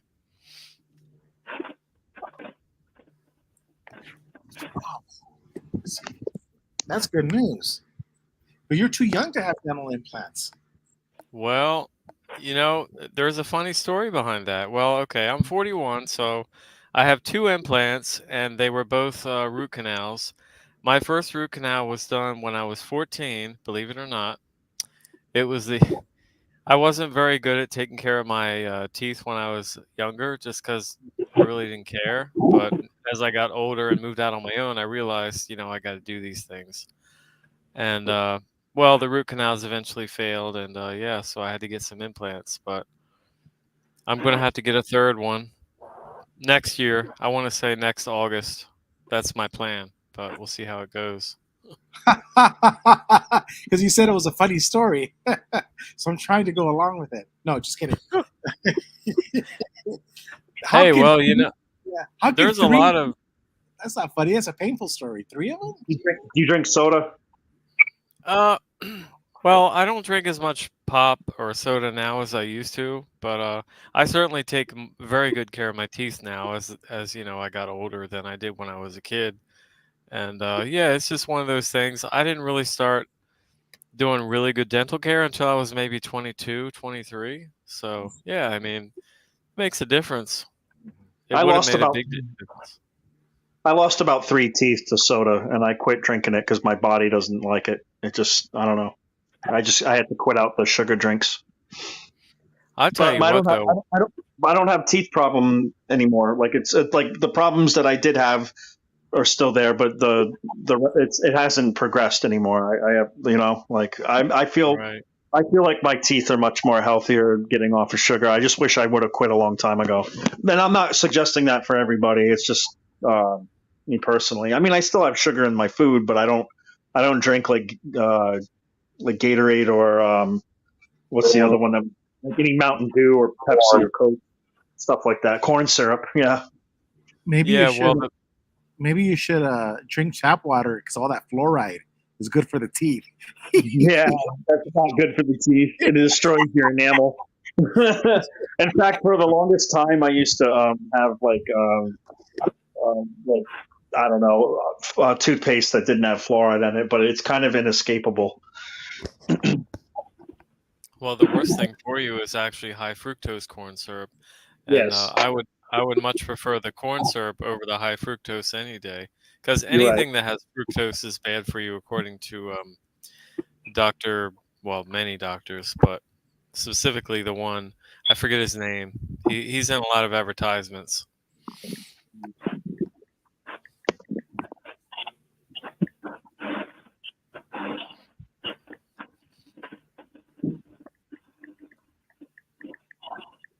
Sorry if I'm checked out for a little bit. I'm just kind of winding down, but you guys can keep the show going. I'm here. Oh, so you had that experience about another. What's up with you finding Jehovah's Witnesses in the lift cab, in the lift taxi cab? Yeah. Oh, well, that was so I dropped off a passenger, and then I saw a passenger standing waiting for a ride. It was 2 or 3 days ago, and I was thinking,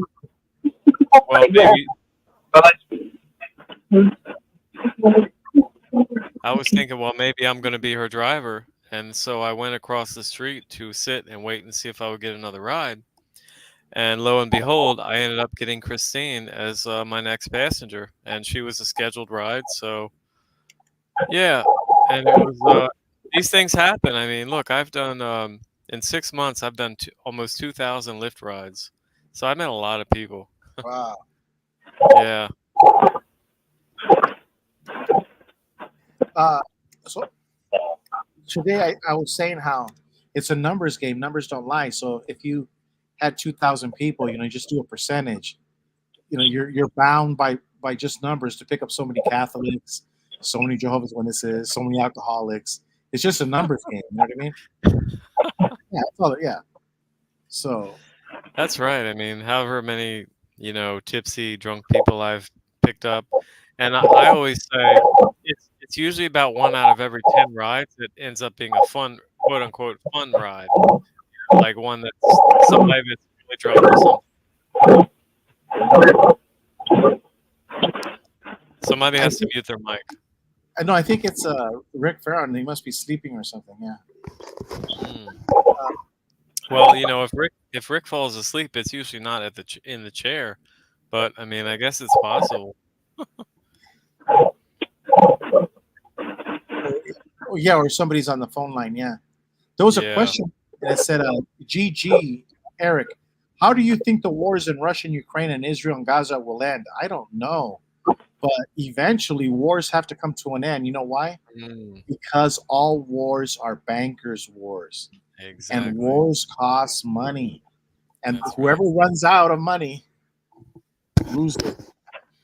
I mean, ever since World War I, especially if you want to go back and look in history, those wars, ever since World War I, have been mainly funded by the bankers. And yeah, I mean, the bankers, and the governments, they play both sides. They hand out weapons to both sides, and they just hope they don't get found out. And it's corrupt and it's disgusting, in my opinion.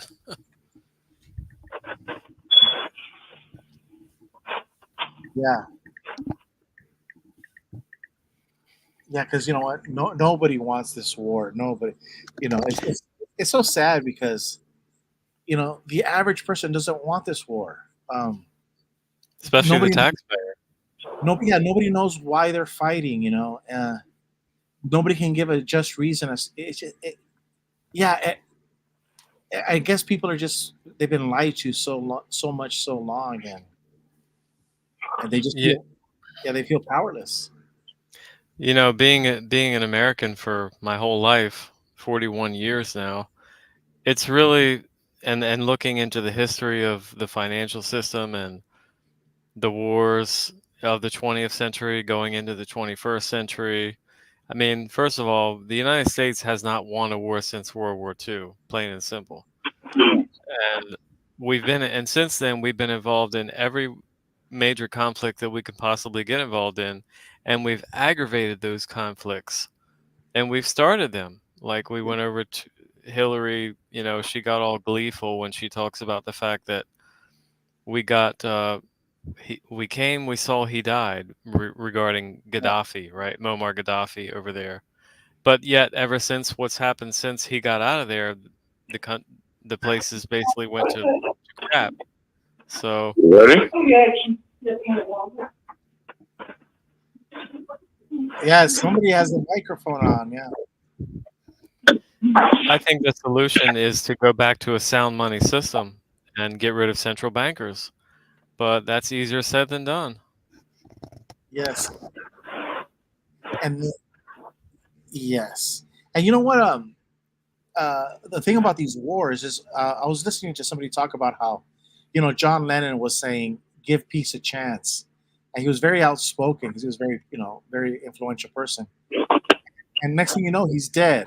And then you got Martin Luther King. "I Have a Dream," and he's dead. And you have all of these people, that don't want to go to war. Kennedy not causing a nuclear war during the Cuba crisis, but successfully, was able to disarm. Not disarm, but to bring down the tensions. All of these Donald people Trump that want to stop wars, you kill them. Donald Trump is dead. Yeah, Donald Trump. They try to kill him.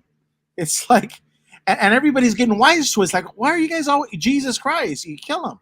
Why are you guys always trying to kill people that want to promote peace? Well, it's just a coincidence.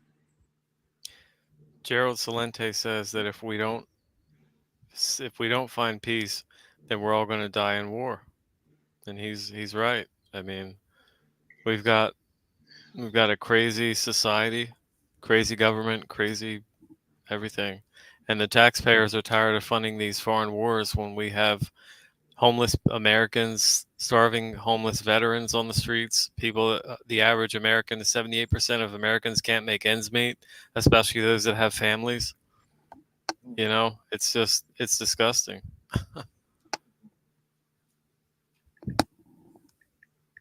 Yeah.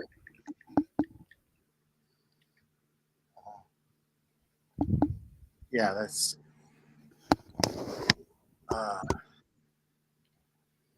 but yeah, I don't yeah, and then for Watchtower claiming to be a religion, which they're not, they're an organization. You would think, right, that they would be promoting peace, like they could write letters to Vladimir Putin, but they can't write letters saying, please, please stop the endless wars, please stop killing our you know you know our brothers and sisters, please. They won't do that. They'll write a letter to Vladimir Putin, say, please give us back our kingdom hall, but you can kill all of the teenagers that you want. Yeah, I just find like their priorities are in the wrong place.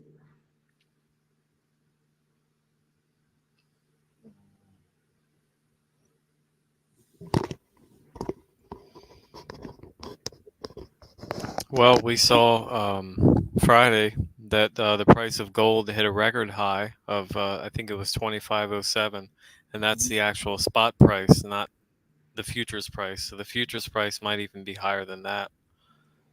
And of course, silver it's getting up there too. It's like 29, something like that. Yeah. But I mean, as this geopolitical situation continues to worsen, Yeah. people are going to continue to run to safe haven assets. And as long as the general market continues to go up, I think gold and silver are going to go along for the ride. Now, if we run into a liquidity crisis, such as what we had in 2008 or 2020, well, yeah, the metals might take a dip for a while because when the margin calls come in, the market's crashing and everybody has to sell off assets to fund the margin calls. But that's just temporary usually, and then after that, you usually find a floor and then continue higher. So Now I think check this out. the, Go ahead. yeah, You think what? You think what? the general direction for precious metals especially is up. Sound money. So check this out. So I did a video about that. I talked about the financial thing, and I talked about the derelict duty of Watchtower, not teaching people. And I just gave a very simple illustration that if you owe like $300,000 on a home, you put 10% down, and then all of a sudden now it's worth $200,000. The bank is going to do a margin call on you and say, hey, you owe way too much on this home, and the value's gone down. Now, they don't do that because the price is going up. And then I had this one guy, he commented and saying that I was totally wrong. It'll never happen. Bull crap. Because right now, all over YouTube, in like, for example, Miami, Florida, they're showing building after building after building in mid-construction that have been abandoned. Why is it abandoned? Because there's no more money and there's nobody renting, and they can't get. So now they're in an upside down situation where these buildings that they were financing for like $50 million that are now only worth like selling them for 10, homes that they're trying to sell for like $20 million, now they can't get rid of them even if they list them for $3 or $2 million. And so what we're seeing right now is the real estate market is crashing. And then you go to another YouTube video and car dealerships are giving back these vehicles, these $80,000 trucks back to the factory. Say, hey, we can't sell it. Nobody wants to buy these trucks. They're $80,000. Nobody can afford them. And so again, I was right. And you shouldn't question me on the GG for GB on these subjects, because this is what's happening right now. And we're the 2008, like you mentioned, it's happening all over again. You have all of these homes that are way overpriced. Young kids can't get married and buy a home, $400,000, and then the only people that can afford it are these BlackRock companies that have access to Washington, D.C., and they're just buying. And the other thing that people aren't mentioning, but Warren Buffett is sold everything he has, and right now he's sitting on cash. And the reason why is because he's buying all of these distressed assets. He's buying skyscrapers. He's buying condominiums, office buildings that he's going to be able to get for 10 cents on the dollar, because people are not paying rent. A business, go to any strip mall, and whether it's Walmart or any other type of strip mall, vacancy after vacancy after vacancy. So, and then you just do the math. You got let's say you have an apartment complex, and it's $1,000, easy number, $1,000 rent, but you have like 20 of them that are vacant. That's $20,000 a month that you're not making. I mean, it's all over. You see this everywhere in business and in private residential. Everything is one over price. People, food is expensive. People are not going to pay their rent. We're in a 2008 crisis right now. And you know how you know you're in a 2008 crisis? When Warren Buffett has cash. I remember in 2008, I saw on MSN.com that people with perfect credit scores were renting apartment complexes. You know why? Because they knew it was going to crash. They sold everything. And that's what's happening right now. When you go to an apartment complex and all of the new people that are renting have perfect credit and hundreds of thousands of dollars in the bank, why are they renting? Because they feel something. Something is not right, and everybody knows it. I can't predict the future. I don't know what's going to happen, but something's got to give. Something is. Yeah, there was a building. I mean, there was others too in months past, but recently, I forget which building it was, but it might have been in New York City that sold for like a 90% discount from where it had sold for years, 15 to 20 years ago. So, I mean, and that's, yeah, like the commercial real estate is really tanking. And then you have all these talking heads that keep trying to call a bottom on the real commercial real estate market. And it's like, yeah, let's see how that works out for you, because calling tops and bottoms is never a winner's game when it comes to markets, but I think the for the residential real estate market, it might be a little bit different just because you have different factors at play. A lot of homes are still in high demand. You still have a lot of all cash buyers and things like that. And then, not to mention, if Kamala's new economic plan, at least from what I've understand, she's talking about this new $25,000 incentive to have people buy their first home. So, like, okay, if you really put that into perspective, what is that going to do to house prices in the future? All that's going to do, in my opinion, is raise the average house price up even higher. So that way, yeah, a few people that get in earlier might have that good deal, but others months down the road might come and after 6 months into Kamala's presidency, if she does win, they'll be like, man, look at these house prices. Like, yeah, there's a 25,000 incentive, but the prices are now 10-20% higher than where they were 6 months ago. So like, I still can't buy. And that's what happens when government gets involved in things. They mess everything up. There's no free market, and yeah, it's not good. Hey, Aaron, this is Rick Farron. It's interesting you're talking about commercial real estate. And recently, I've been looking at a building to rent, to lease, and for my company up here in Massachusetts. So, anyways, I've been looking at this lease, so I've been running it by my lawyer. And so he said, Rick, watch the leases. He says, right now, he says, people in commercial real estate, they're giving the keys back. That it's tanking. I couldn't believe it. He said, don't go signing any long-term lease or anything. He says, people aren't doing it. He says there's more people turning the keys in than people renting. So you're absolutely right with that.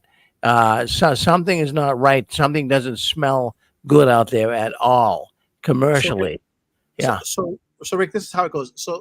So eh, all that information is out for. There are apostates on YouTube in the financial world. They like, for example, you mentioned Gerald Salente, everybody else. They will not be allowed to go to Fox News Business. They will not go on MSNBC. So just like we have apostates in the Jehovah's Witness religion, the people that actually talk real money, real finance, commercial real estate, they're on Peter YouTube. Schiff. Peter Schiff. They're telling you the stories that the mainstream media will not let these people on. But here's the point: when I was in Florida, I was married at the time, but we had to stay there for a little bit. We leased for 1 year on 3001 South Ocean Drive in Hollywood, right on the beach next to Trump Tower. But here's the point, Rick, and it goes back to you. When the 1 year lease expired, we had to sign it again. And I told my wife, I go, no. We're going. The owners are living in Venice. I think they were living in like Argentina.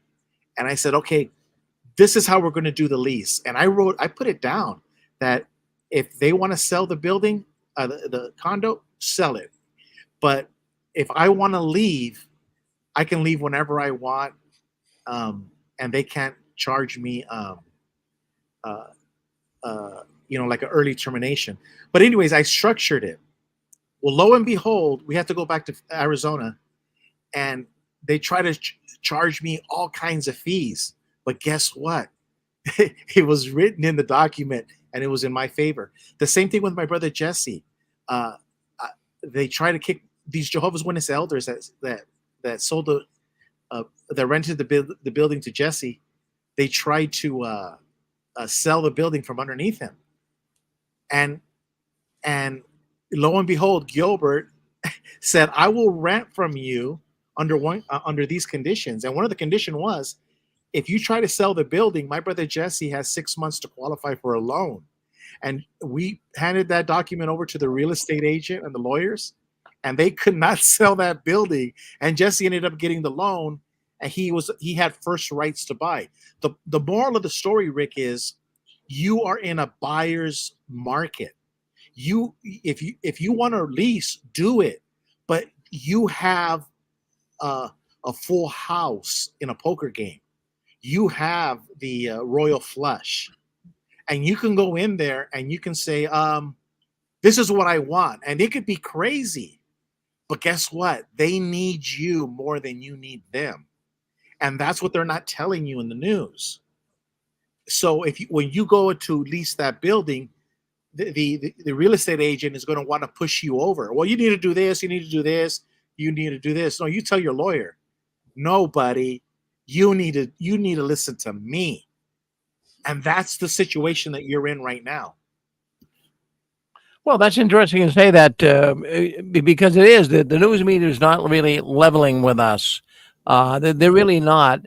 A lot of people right now, from what I can really see here, I live up here in Massachusetts, and in Massachusetts, I have to tell you, it's a pretty wealthy state. Massachusetts is pretty good for making a living up here. The economy has been pretty darn good, but what I'm starting to see is cracks in the system. And of course, no one really wants to address that. What we have here, and I'm not going to really get too political with all of this, but we have monumental issues with immigration. We're not a border state. We're not. I mean, for crying out loud, you're in a border state, Gilbert, down there in Arizona. But up here in Massachusetts, we have so many people coming in. It's unbelievable. I cannot believe the amount of people I see. I see buses. There's a McDonald's up here, and I see buses pulling in, Mercedes, mini buses. They're not like big, giant buses as you would think, but they're like maybe holding 35, 40 people. And then they're pulling in, and they're dropping all of these immigrant people off in McDonald's. And so the driver will get out, open the door, and all of a sudden you see all of these people all dressed up in their native. A lot of them coming from Africa. I'm not picking on the African people. They're friends. I'm not, but they'll open up the doors, and all of the people come running out of the bus, and they run into Lowell, which is a city here in Massachusetts, and it's just amazing to see this. And I don't know who they think they're fooling, but the governor of this state, she was the one that allowed all of this to happen. But now she's saying that we can't afford it anymore. And up here in Massachusetts, it was on the radio not too long ago, Boston station, that the average immigrant coming in, they're living in hotels up here in Massachusetts, good hotels. I don't mean, dumps. These are really nice hotels that they converted over for all the immigrant people. And they're giving the immigrant people $62 a day for food. Now, there's a lot of people listening to this program today that do not spend $62 a day food. Oh, no. So they're eating like kings. They're in the hotels. They're eating prime rib. They're eating steak. They're living like kings. And now the state of Massachusetts says, "Geez, we can't afford this anymore." But can you imagine that? It's unreal. In fact, I'll tell you, they even mentioned on the radio the average person on the welfare system up here in Massachusetts, they make over $50,000 a year in benefits. There's a lot of people out there that don't make $50,000 a year. In fact, poor Aaron, I heard him on there earlier. He's busting his butt. He's out driving his lift. So he worked hard this week. He made $1,000. Well, Aaron, up here in Massachusetts, you can make $1,000 a week for loafing. They'll give you a check in the mail. But not only if I was an immigrant, right? Otherwise, I don't qualify for that free taxpayer money, and that's what it is. It's taxpayer funded, and Yeah. it's funded by inflation. Yeah. The government they issue these bonds to pay for these things and these programs. The bonds get bought up by the Federal Reserve. The Federal Reserve prints the money and buys the bonds, and the Ponzi scheme keeps going on for as long as it does. Yeah, you wonder how long it can go on. That's the thing. It's just absolutely crazy. And well, I mean, in a way, it's really not the people's fault if the government's going to give you, $1,000 a week in perks. I mean, you'd take it. You would take it. But at some point, it's gotta bust you. At some point. Yeah, and It that's looks why like our government's trying to collapse it. I mean, or somebody, Well, George Washington says that the last official act of a corrupt government is the raiding of the treasury, and this is what you see. So what happens is a lot of Americans think they history because they don't understand that everything that has happened all over the world, the destruction of a dollar, of the currency, they say, well, it can never happen here. Well, yeah, it can, and we're seeing it before our very eyes. So that's why people hedge their bets with gold, silver, or other tangible assets, things that you know. So if you're in the printing business and you don't want to buy gold and silver, that's okay. But there'll always be a need for printing business. So what people do is they buy tangible, like things that they can physically touch, because the money that people save in the bank is just paper. It's just digits on a computer, and that's how you survive a destruction of currency. And this is what Watchtower doesn't teach people. Watchtower knows this. That's why all of the Kingdom Halls are giving Watchtower their money, because Watchtower knows that the jig is up, and they're investing that money in tangible assets. So, when you have so basically what you're seeing is a reset. It's like turning off your computer and turning it back on. The people that kept their money in the bank lose everything. But when the reset happens, the people who have printing presses, who have tools, automobiles, trucks, they can continue working the very next day. It's the people that put all of their savings on paper, they're the ones that lose.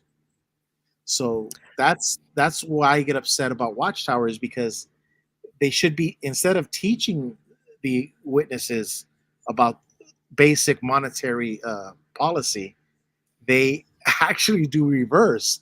They're like, hey, give us all your money from your congregations, and we're going to protect ourselves, and you're on your own.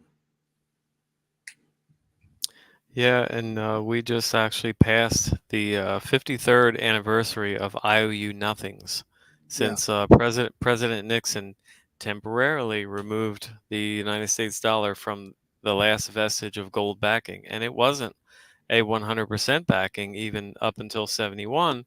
It was still a partial backing, but that partial backing still meant a lot. And what was happening was other countries were calling in the bets. They were saying, "Hey, these dollars, we don't want these dollars anymore. We want the real thing." But Nixon said, "Nope, sorry, you're not getting the real thing," and he proceeded to interrupt a very nice episode of Bonanza on one evening, and then said, "Hey, this is it. No more. We're gonna put an end to the speculators, and then we're instituting price controls, et cetera, et cetera, et cetera." And lo and behold, you contrast that with today of what Kamala's talking about doing. She's basically talking about instituting the same thing, price controls. Well, how did that work out in the 1970s? Didn't work out so well. Inflation, it didn't go up in a straight line, yes, but it went up in a general direction. So price controls just leads to shortages because the producers are no longer incentivized to produce anymore. So if they can't raise their prices, that's why when they talk about, oh, it's greedy corporations. Well, no, I mean, this is what Peter Schiff says. Did corporations just decide all of a sudden in 2024 to start getting greedy? No, corporations have always been greedy. They always want to make money. So it's not about that. And some corporations are already running on razor thin profit margins. So, I mean, that's just kind of how it is. Yeah. This is great conversation, by the way, everyone. I'm still here with you. Tad thought I was sleeping, but I'm doing a little cooking and let you guys do some of the conversation so I can get a meal in. Sorry. And you know what? With Rick renting that place out, that's one thing. You can't stop living, and that's the problem. So a lot of times there's scary news about the destruction of the U.S. dollar. But like in 92, 93, I forget what year, but in January 1st in Mexico, because we were right on the border, you wake up in the morning, January 1st, and the government just chopped off 3 zeros. So if you have $1,000 in the bank, now you have one new dollar. So it's called the new peso, the new dollar. But guess what? Life continued, and people continued living. And even though it was bad, life still goes on. And that's the moral of the story: is that you can't let the fear keep you from renting a place out for your business, or life is going to keep going. It's just you hedge. That's what gold and silver is for. You hedge because you know it's coming. So, like, say for example, you rent the building out, the commercial building, and so you say, you know what, I'm going to buy 2, 3, 4 ounces of gold and take it out of savings, and instead of having savings, I have gold. So let's say there is a monetary crash. Well, the landlord is not going to kick you out of your commercial building. People are still going to need your services. But who's going to be operating? Well, the guy that's able to continue to stand. So that's what gold, silver, and all these other tangible assets are very important, because when there's a crash, you need to be able to survive the transition. And that's what Watchtower is not teaching people, is to be able to survive a transition. And that it sets them up for failure. And that was my beef when I did that video about their derelict of duty when it comes to teaching financial education to its members.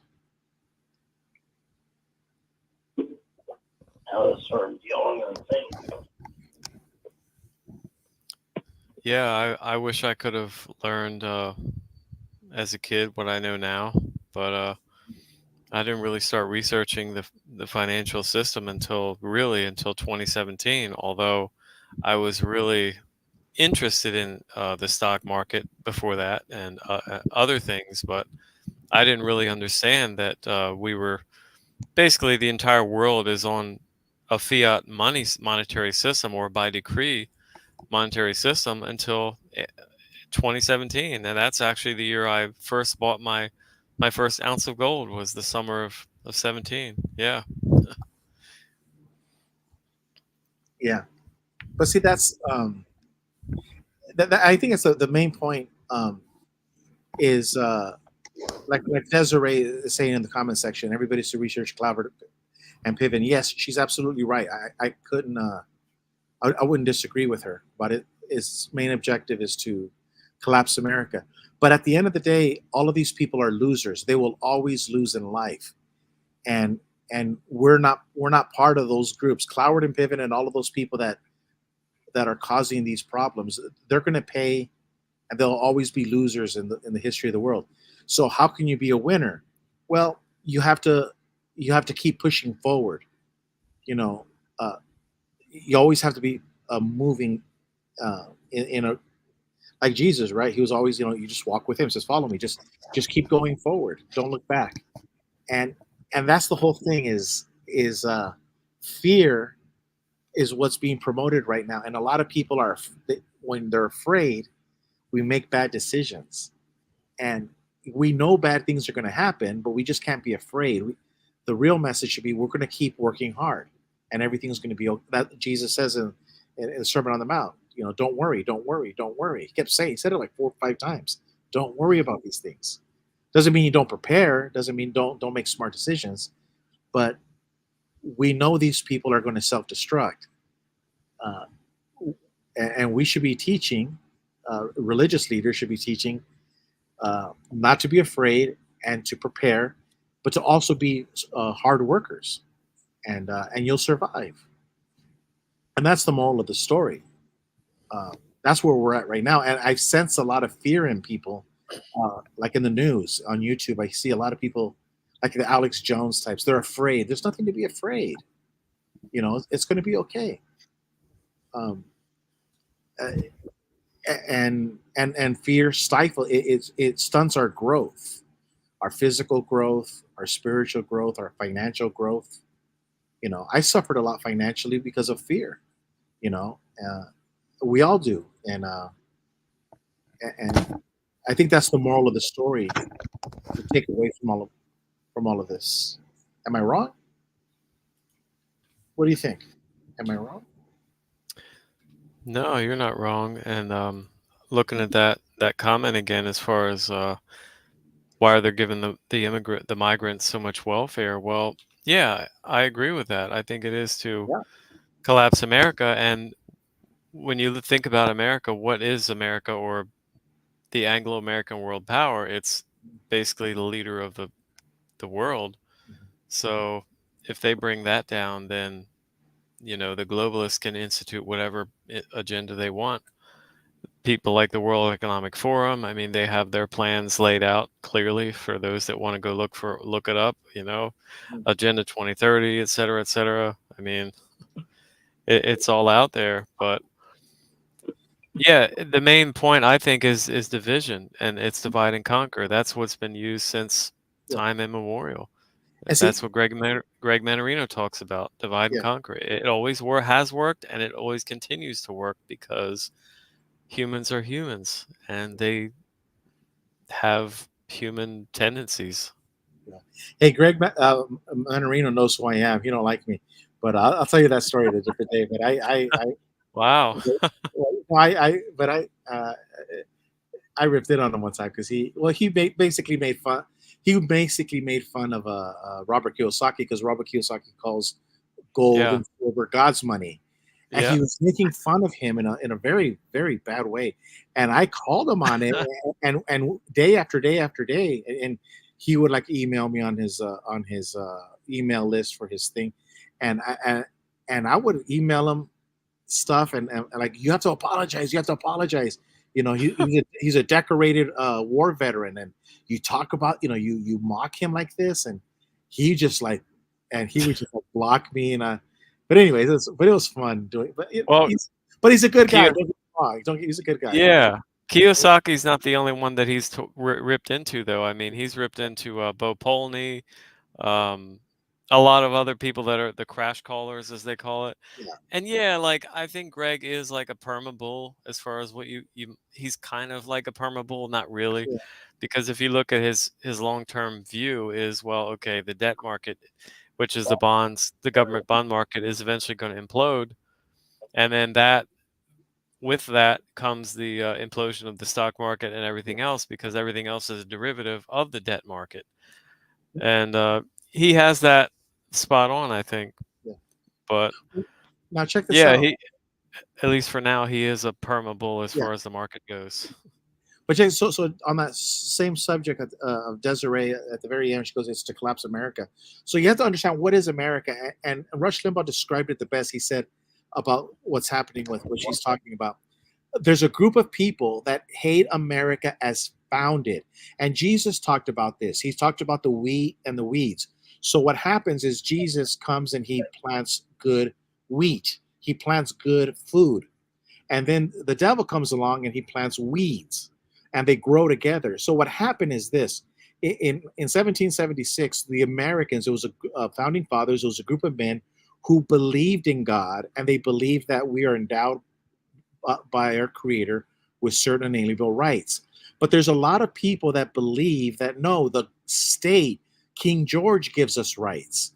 And so the Bill of Rights came into place to say, no, we will not become a nation. We will not ratify this Constitution unless these 10 Bill of Rights are enacted. And in there is that God is the one that gives us right to free speech.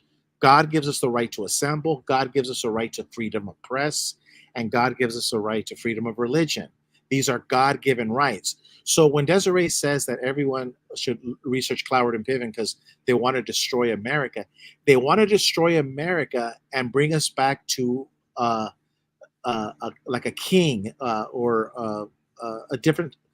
They want to destroy America as founded. They hate the idea that God has given us these rights. They want man to give us. They want King George to give us these rights. They want the Politburo or whatever. They want to be in charge. It says, no, we give you the right to free speech, and that's what we're seeing right now with the censorship. All of these companies, Facebook, Google, and all of these institutions think that they have a right to censor you, but no, the Americans are fighting back and saying, no, God gave me this right, not you. You have no right to censor me. You have no right to tread on me. You have no right to take away my gun. You see? And so this is why they hate America. They want to destroy America because they want to take away your gun. They want to take away your freedom of speech. They want to take away your religion. They want to take away your right to free assemble. Everything that God gave you, these people want to take away. And so that's what's happening right now.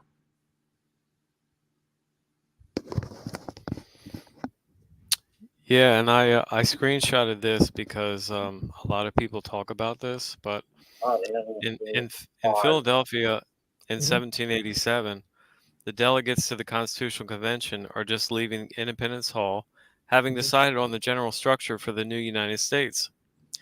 A crowd had gathered on the steps of Independence Hall, eager to hear the news.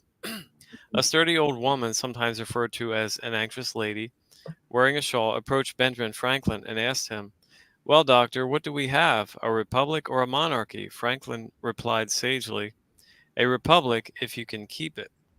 So that's the thing that Peter Schiff always talks about, was America was founded as a republic, not as a democracy, as certain political figures would like us to believe.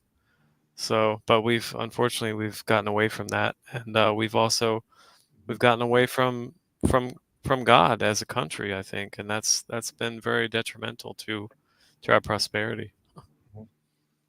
Yeah, and so Desiree goes and says, "It makes me sad that Jehovah's Witnesses taught me not to appreciate my country like we should." And it all makes sense because if you look at the Jehovah's Witness Bible, it says the New World Translation of the Holy Scriptures. But if you were to read it backwards, like a record that you spin backwards, right? It says the New World Translation of the Holy Scriptures. It's the Holy Scriptures translated by the New World.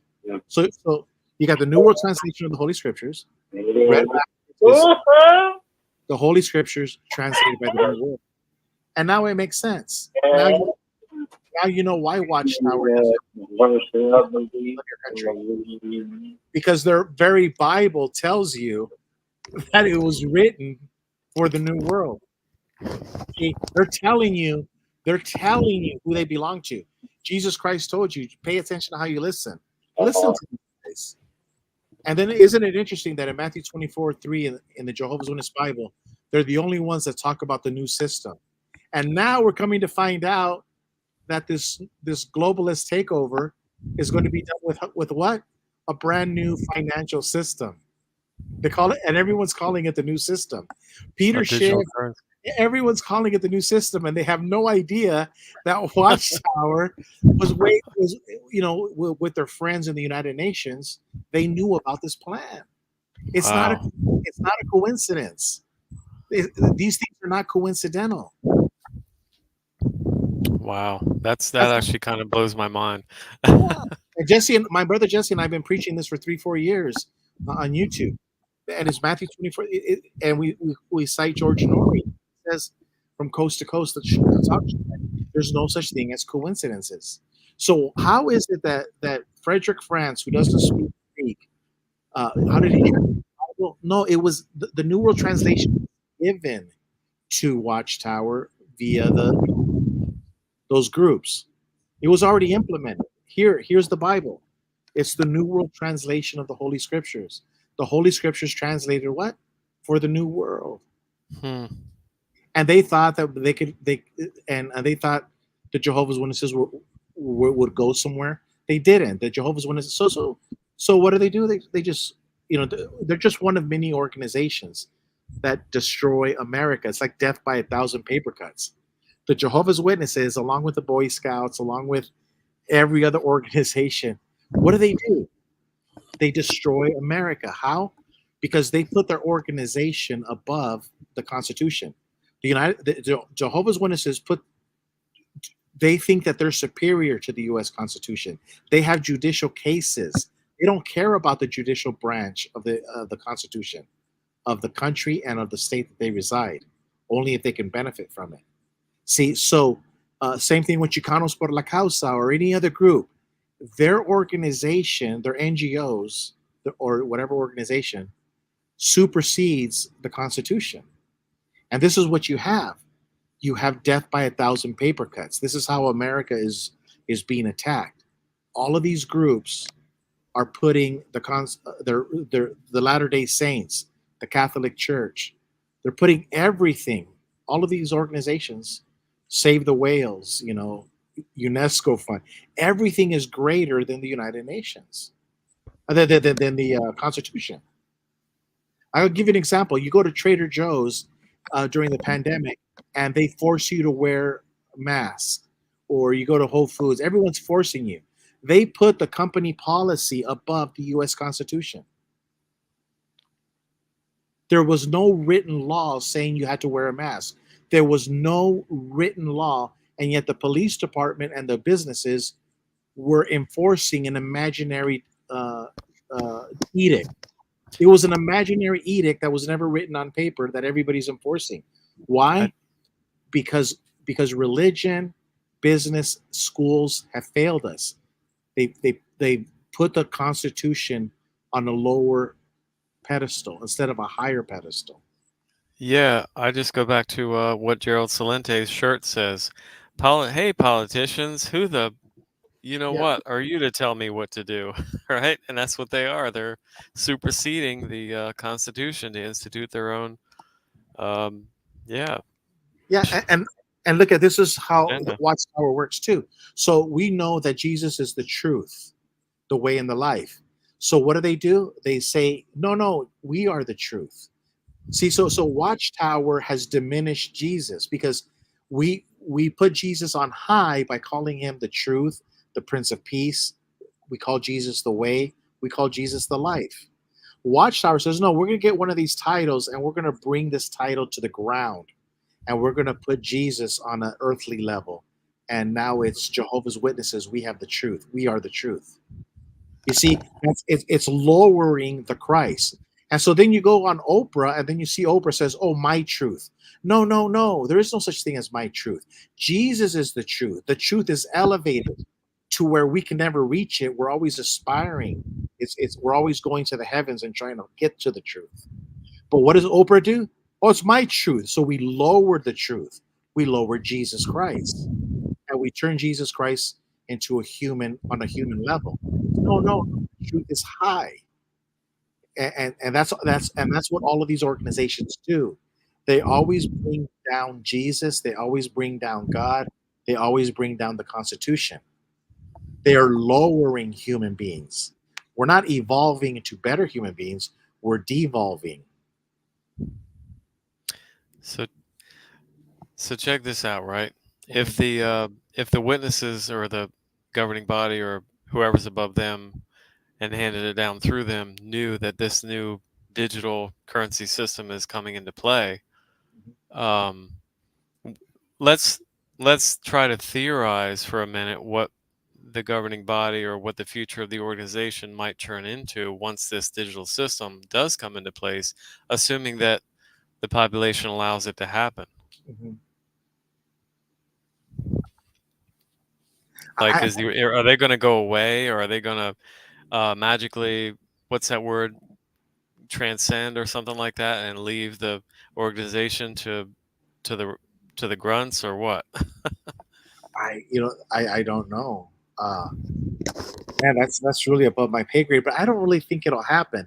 And I told this to this guy. I'm not going to mention his name, but he's a big time.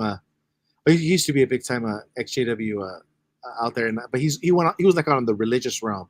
He thought he was a Bible scholar, but I just told him in passing, probably about 5 years ago. I remember I still have it on my phone.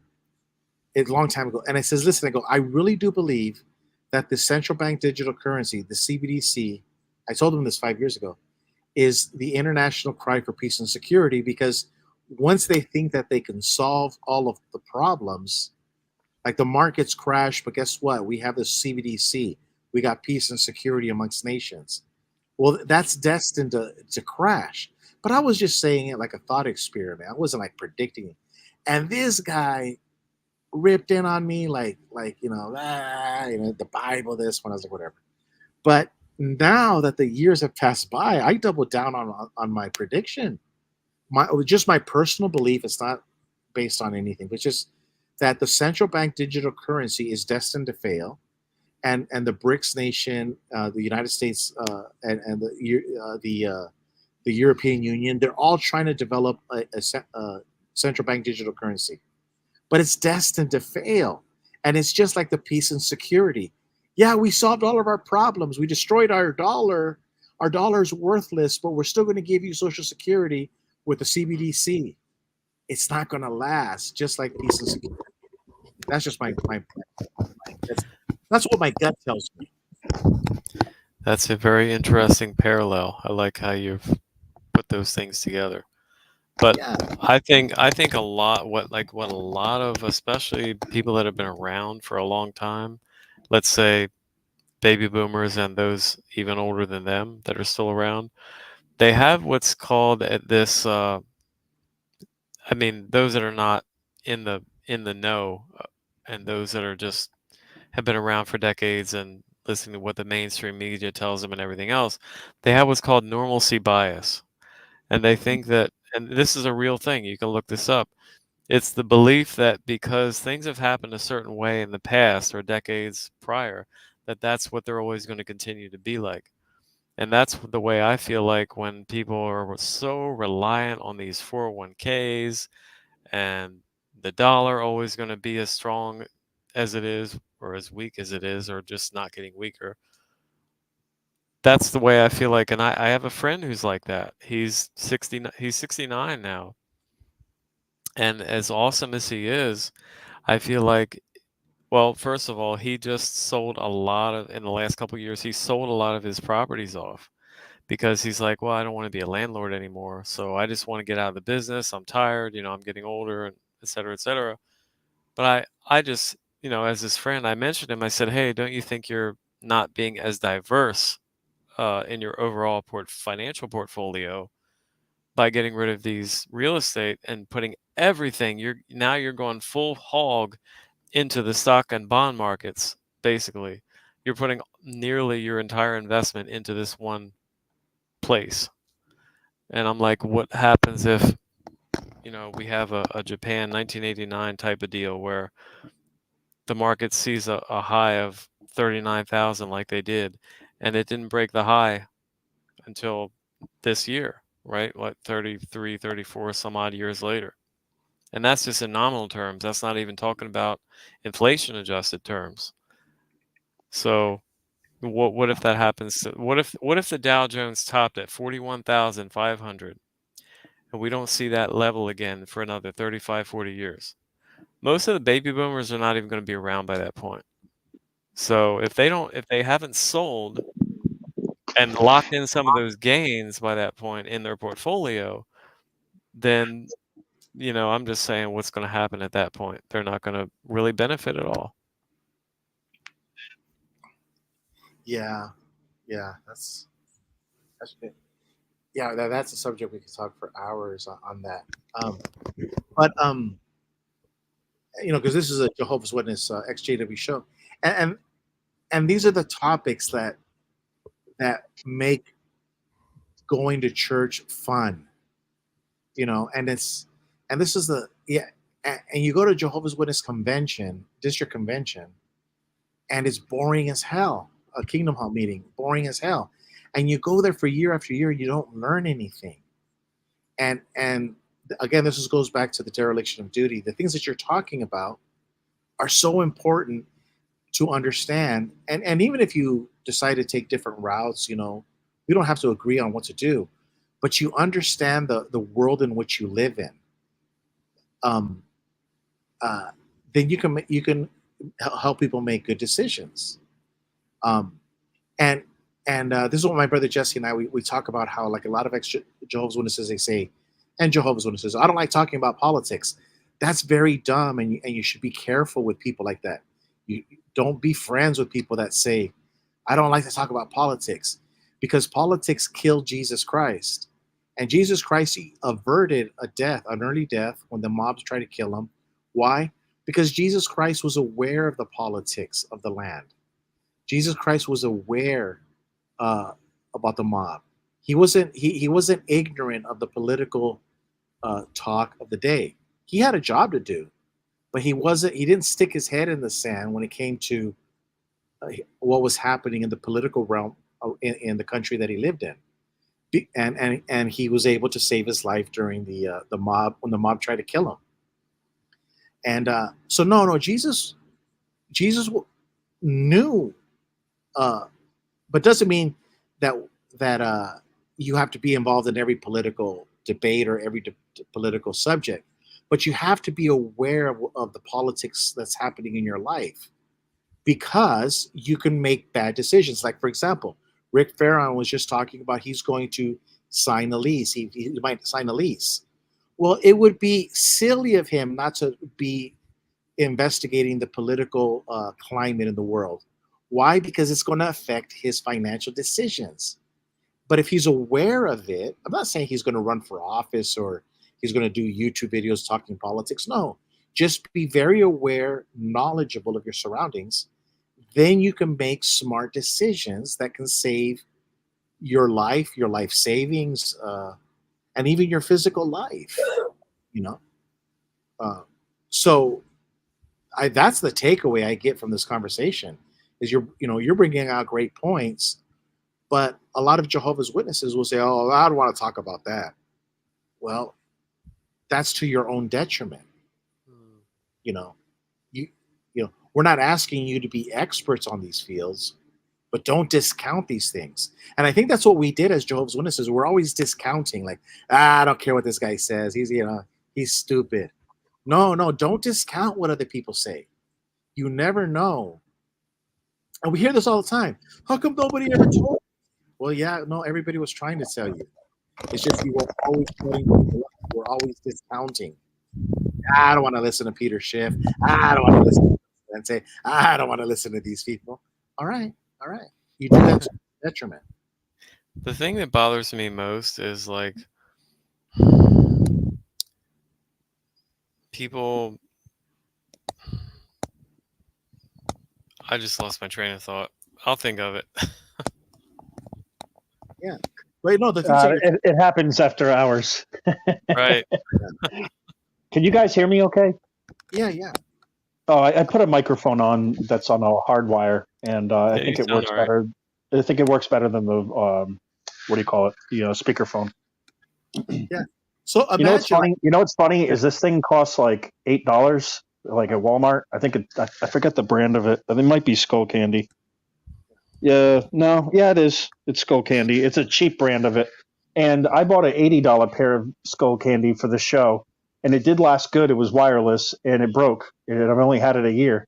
So I tried the speakerphone, and I'm not coming in clearly unless there's no chatter. So I'm going to have to find something else. But this seems to be working pretty good. Anyways, sorry to sidetrack you all. I was just curious. Yeah, no, It's I been just it's thought of been a what I great was. topic politically and everything tonight. Right. I just thought of it. So people always say, like, okay, in the JW world, especially, I would say, oh, I'm leaving it in Jah's hands or Yahweh's hands or whatever you want to call him. Well, if you're that's all well and good if you just want to sit around and do nothing and say, okay, I'm waiting for all these blessings to fall in my lap. But even the JWs have been known to say, I mean, if you want a certain blessing and you want to ask God for a blessing, well, you have to work in harmony with that blessing. So if, I mean, at least get up off your, you know what, and like try to do something to, you know, go in the general direction of what you want to occur, and don't just say, oh, you know, God will take care of me. And that's what I think that's where a lot of the JWs go wrong as far as listening to the governing body. You know, they say, oh, you don't want to get a higher education. And by higher education, I don't necessarily mean take college courses, because I think college nowadays, especially, is very precarious as far as the cost versus what you're going to get out of it goes. And a degree doesn't go as far as it used to go. But whatever for the most part, whatever you want to learn, I mean, you can learn for free on the internet nowadays. So at least learn those things on your own, and then you'll be able to say, so I learned a lot. And that's you didn't just leave everything in God's hands. You actually helped to make it happen. Yeah, no doubt, brother.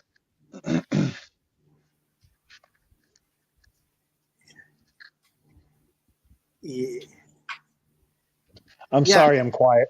No, I'm just saying I'm that. getting sleepy on my end. When I think about all these subjects, I think, you have a convention, and you have 6 hours plus speaking ability at a convention.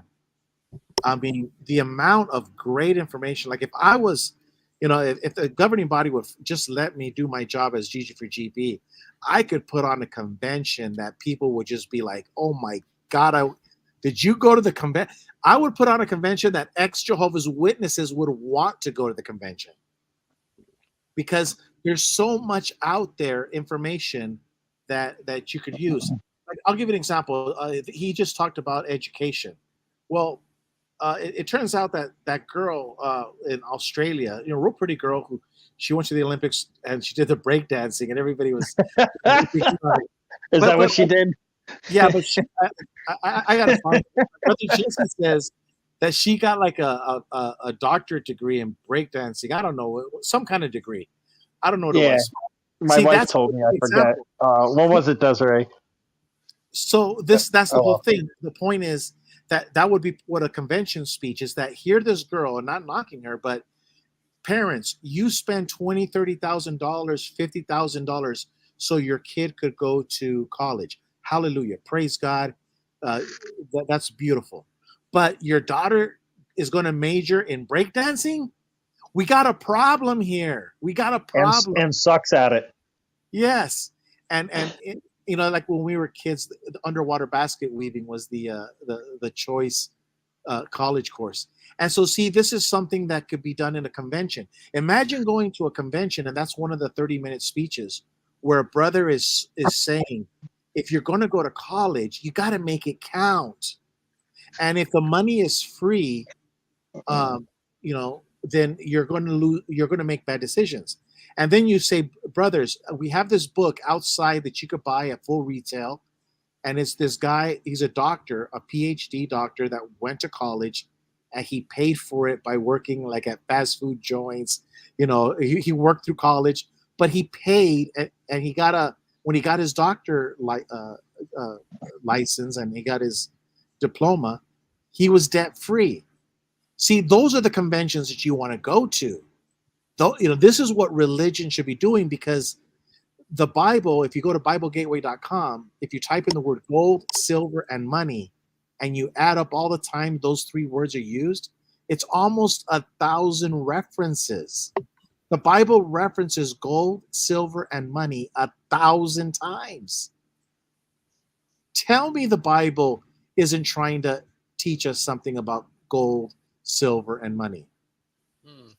See, so this, when I look, you know, we're talking about the subject, but it's the JW thing. This is what I say, that, you know, these are the things that we talk about, but we should always say, hey, if you're a Jehovah's Witness listening, you're not going to learn this at the Kingdom Hall. Get the hell out and get a real education. You know, go on YouTube, go anywhere. You're going to learn more. Just get out, you know. But I ranted, so I sound like a broken record.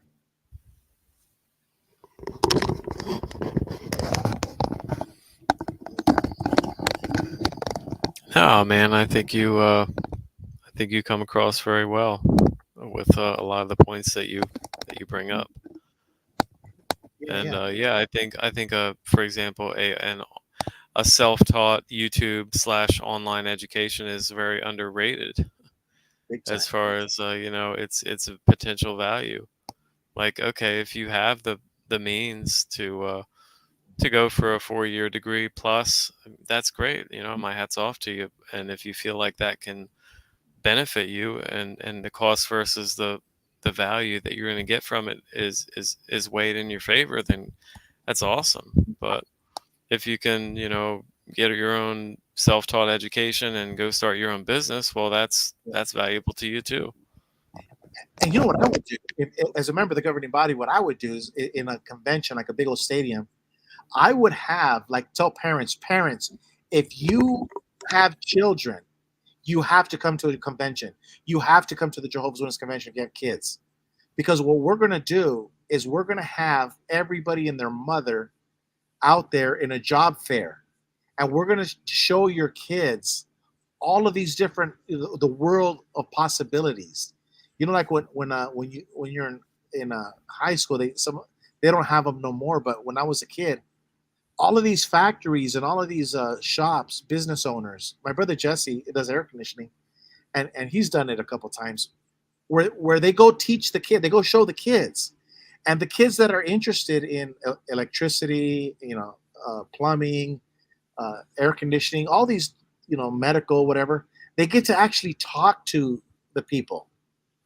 Like if you want to be working with animals, FAA, you know, or in farming, you have all of the farmers out there and they're talking to the kids. And that's what the convention should be about, where the parents can go with their children and say, look, these are all of the opportunities that are available to you. These are all of the great jobs that are out there. We're going to talk to a welder. We're going to talk to a pharmacist. We're going to talk to all of these people. And the kid's mind is opened up. The kid's mind is exploding. This is what I mean about how the governing body is derelict of duty. They're not doing anything to open up the minds of these children. And then I would hit people up for donations for producing such a great convention. And I would, you know, I would take my money and I would have my, I would have my private jet and fly back to New York, you know. But but that's what I'm saying. Those are the things that bother me, you know, when I look at the Jehovah's Witness religion, is a total. I see a total waste of potential. And the reason why I see is because what I've learned from watching these people is like uh, the billionaires, and not to knock the billionaires, they're not all the same, but the billionaires and the governments people, they don't look at human beings like Watchtower. They don't look at the people like human beings. You know how we play with cars, we play with toys, things that we have. Well, these billionaires and these government agencies, they play with humans. We're the toys. They play with us. When they look at a map, they just they don't see the humanity in the map. They don't see the humans. But the average person does. Every once in a while, a billionaire, multimillionaire, they're in touch with the people. But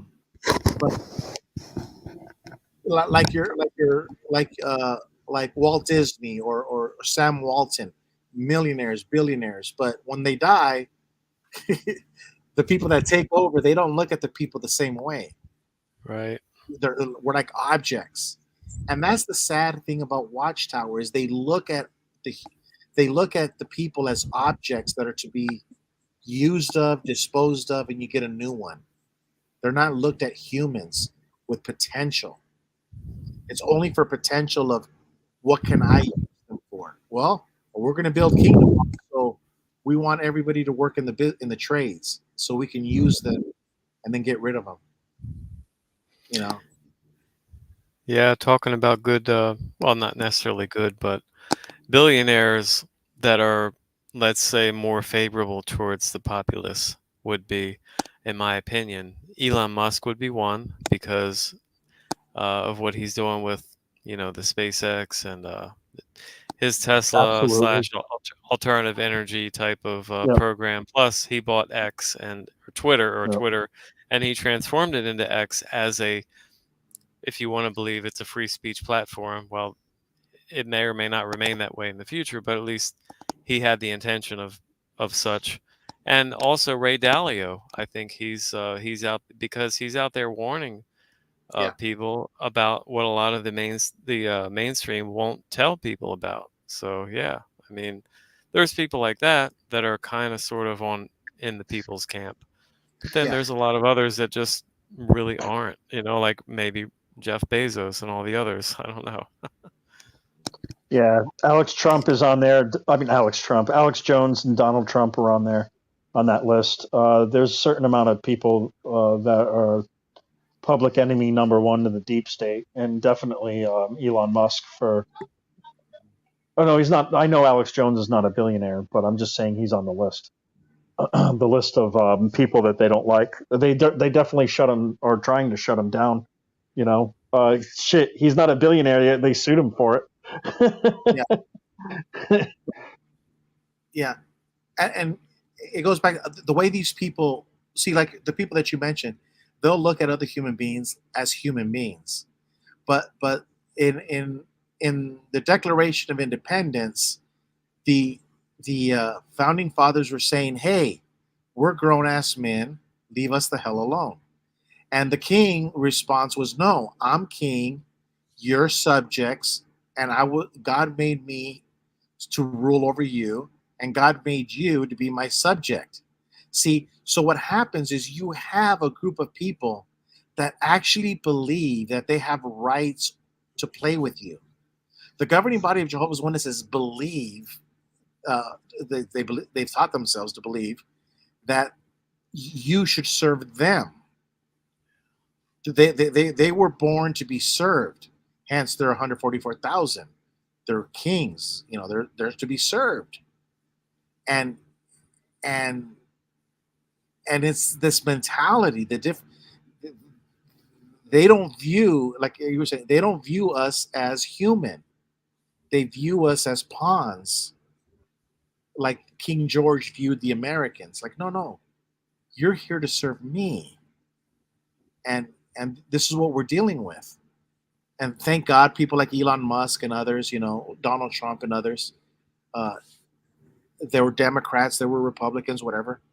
They don't subscribe to that. They actually do view us as human beings, as fellow human beings. And that's what we're at right now. There's these very powerful people would eat us for lunch if they could. Like Bill Gates, if he could eat you, he'd do it. Yeah, I'm not too much of a fan of him myself. He's buying up a lot of the farmland in the United States, from what I understand. And I mean, the question is, what does he plan to do with such farmland? I mean, is he going to sell it back out to the people, or is he going to grow, plant-based products to turn into fake meat to sell to people? I don't know. Bill Gates is a creepy ass man. This dude is a psycho that wants to exterminate us, and he wants to starve us. And I agree. He has bought up the farmlands, and I don't know what he intends to do with it, but it's not good. Hell, he might just destroy it.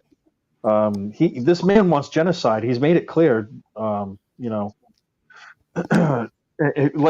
He's made it clear without saying it. Like, he says it, but with like in as clear as day. But like, people don't pay attention.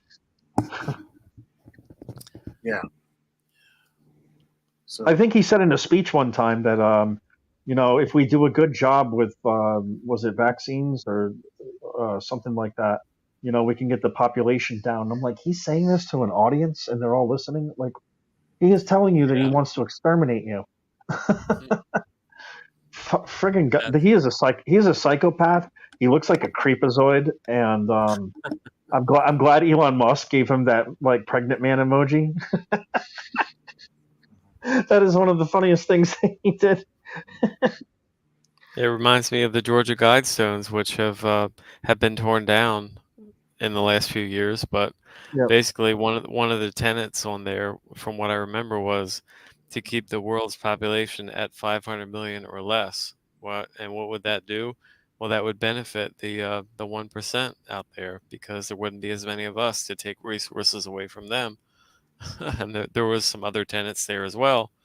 And I don't think we really know who created the Georgia Guidestones. I don't think they ever really made that clear. Yeah, I don't know either.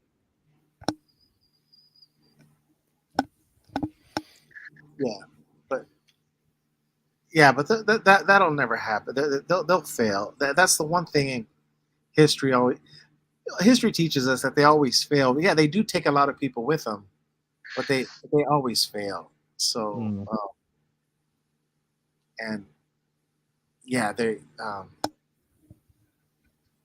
it's like communism. It fails every time it's tried. These mass murderers, they always they take people with them. Don't get me wrong. They're dangerous, but they never accomplish what they. Yeah. And look at what the jabby yabby what they were what they were trying to put in people's arms not too long ago. You would have thought that a lot of more people would have died, but they didn't.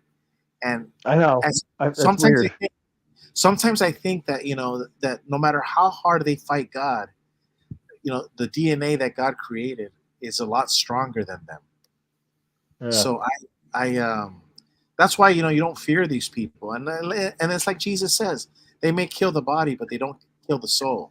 They're the ones that have killed themselves. Reminds me of that Kingdom Ministry Strong song. Yeah. Fear not those that kill the body. But cannot kill the soul. But yeah, I didn't want to keep singing. I suck. I forget the words. I threw away my phone book, so.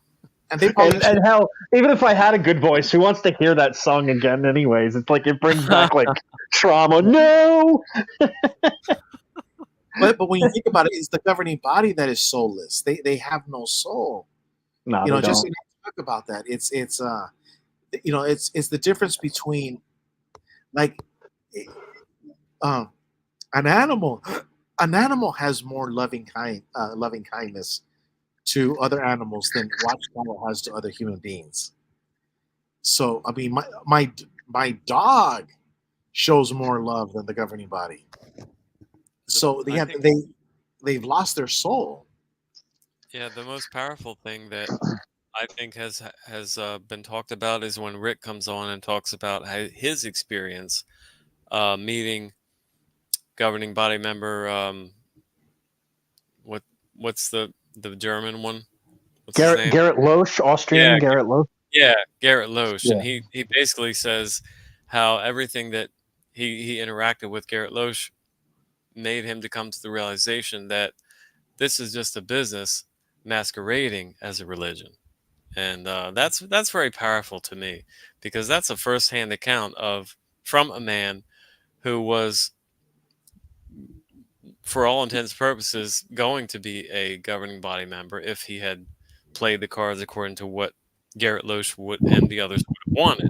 But of course, Rick chose not to do that. It reminds me of it reminds me of like maybe a man in the military, and he makes like a certain rank, say general, maybe higher up, and he sees all of the crookedness in it, and he's like, yeah, I'm out. This ain't for me. I mean, he like sees he sees some dirty policies going down in foreign lands and doesn't want to commit war crimes, and he's out. I don't know, stuff like that can happen. I'm just giving a for instance, but yeah, that's like what Rick and what Raymond Franz and Barbara Anderson saw. They saw the corruption, and they had to bounce, and they saw it from high above.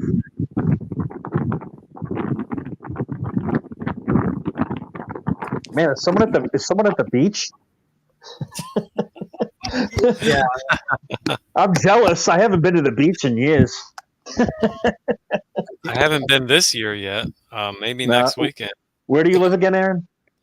I live in Delaware, so that my nearest okay. beach would be the southern Delaware beaches, or Ocean City, Maryland, or Ocean City, New Jersey. Yeah. That's cool. How far away? It's about 2 hours. Yeah, all if you right, a go little to bit, but if you go to Ocean not too bad. City, Yeah, at least you're not landlocked. Yeah, or Wildwood. Yeah. Okay, that's cool. yeah. I think it was the fan I have here. Is that you? I think about it, but Nah, it's all right. You were in a wind tunnel. yeah, you're staying up late, man. Yeah, it's 2:59. I think I'm about to bail, you guys. Let's wrap it up. Yeah. It's 3:59 here, man. It's 4 a.m. I'm Shit. ready to rock and roll. I just ate a nice salmon dinner while you guys were taking over for me. I cooked a salmon meal. Wow, nice. So I'm feeling nice and comatose now. Hey, so do you want to close the show with a nice Kingdom Melody song, or no? Just kidding. Yeah, which one do you want to do? Wedge of us witnesses. No, the best one. Out in fearlessness. No, the best Or one. what about dark days are here? Here, man, fucking live in fear. fear. I thought about that one earlier. I really did. No. Really, I think about them constantly The best for some one. reason. It's like jingles; they get in my head. No, And I got another. You mentioned the song. You were saying those melodies. I think they're just the most abhorrent thing ever. Yeah, no doubt. The best one. Do you know which one it is? The best one ever. The Bees Molested. No, you go on YouTube and you type in, what do you type in? I think it's called the Vast Apostate Anthem. I think let me look. The Vast Apostate Anthem. I wish I'd kept my songbook. I threw away all my publications, man. Like I really wish I hadn't done that. So, if you're on YouTube on a different chat on a different tab, and you type in the word "the Vast Apostate Anthem," 7 years ago we did a song, and it's called the Vast Apostate Anthem, the Vast Apostate Army Anthem, and it says you have to fight for your right to apostate. That's great. You guys ever You seen it? gotta fight for your right to apostate. That's pretty good, man. 7.5. Yeah, we 7. Wow, time is long. It might be thinking that title of the song could be changed to "We Are Satan's Witnesses." Yeah, no doubt, man. Let's go That's all the right dark name. with it. Hey, so Eric, you never seen the Vast Apostate Anthem? Nah, You gotta watch it, man. And I'll have to watch it, man, for sure. do you remember Derek O'Hare? He comes out in it. We bring him out. No. Yeah. And yeah, Derek O'Hare was like one of the greatest apostates out there in the 2016. So he single-handedly changed apostate in Great Britain. Yeah, he. Yeah, he. Yeah. I mean, he was at stadiums with a bullhorn, like, when are you gonna stop hiding these child molesters? Just, oh my god! But yeah, the Vast Apostate Anthem is how we should finish the show. But watch it if you haven't. Yeah, well, you'll have to play it for us sometime, or I'll watch it. You know, probably what I'll do is I'll email you. I mean, I'll text you the link. Yeah, and I can just play it. Oh, you'll just die of laughter, man! It's one of the greatest. One of my greatest. I searched for the Vast Apostate Army, but I came up with a Reddit post, but I don't know if that post is what we're looking for. No, the Vast Apostate Anthem, like you have to fight for your right to apostate. Yeah. Oh. Vast Apostate Anthem, like a song. Yeah. There's there was one guy, he did a spoof on a song. He's an apostate, and he did a spoof on a song. I can't remember what song it was. It's the guy that says, "Get me to church, I'll worship like a dog." Hosier. Well, he Hosier. Say, oh yeah, Hosier. So he reverses all the lyrics and changes all the lyrics to fit Jehovah's Witnesses. And when he says, "Get me the F out of church," because he's like done with the organization, I just lost it. You have to check it. I'll send the link to you guys sometime. But it's a nice little rant that he does against Watchtower. I like it. It works. And of course, there's always the song "Losing My Religion" by REM. Yeah, man, that's a big one. Tell me about it. That was a big one for me when I was a kid. Yeah. I literally felt like I was displeasing Jehovah to listen to that song when I was a kid, when it was coming out in the 90s, you know. Yeah.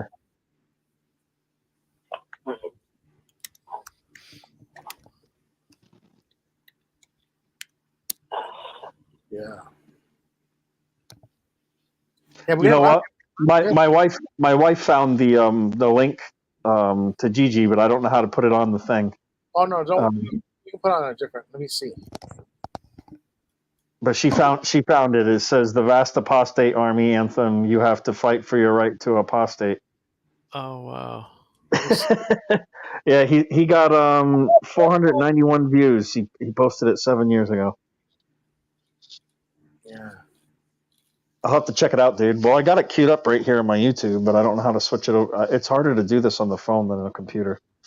Oh man, I only have the link. I don't have the video. I should have the video. The Vast Apostate Army. Or let me see if it sounds. I could try this.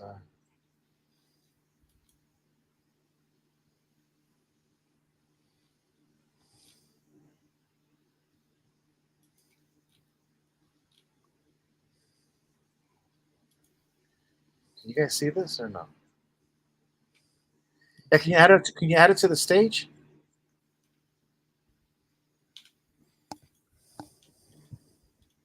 Hey, Eric, can you add it to the stage? Eric. Oh, we lost Eric. Oh boy. Eric has left the building, folks. Oh my, that's not good. If he would be there, because he could click the link. I posted it. Eric, I got kicked out. Sorry. Yeah, I can add it to the stage. Hold on. tell me when you added it. I'll hit play. Okay. Oh wow, oh wow, that's so good.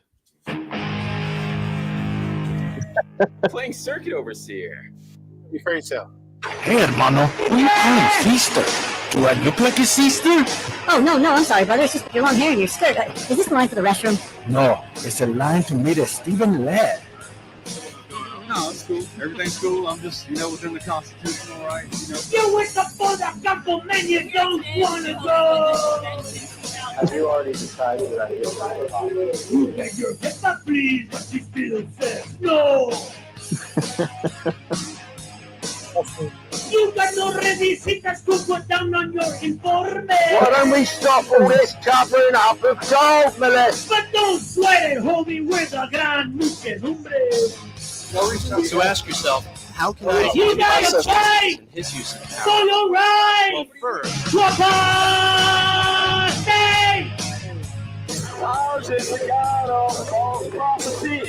You cannot cut you smoking and you said highway. His phone number. That hypocrite esclavo sells a million packs a day. Oh, you gotta partake. Yeah, going to salon is such a drag. you're a convicted, violent child rapist, and you're out here They in the should turn the neighborhood. Watchtower to a porno man. You gotta fight for your right. Oh, dude, that's the porno mag. Yep. In 7 years, you'll be black. You gotta fight.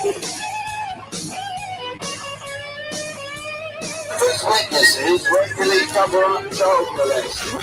Derek O'Hare? Why do Jehovah's Witnesses keep covering up child molesting? Will take you over or the holy true religion. That's not what Jeffrey said in the Royal Commission.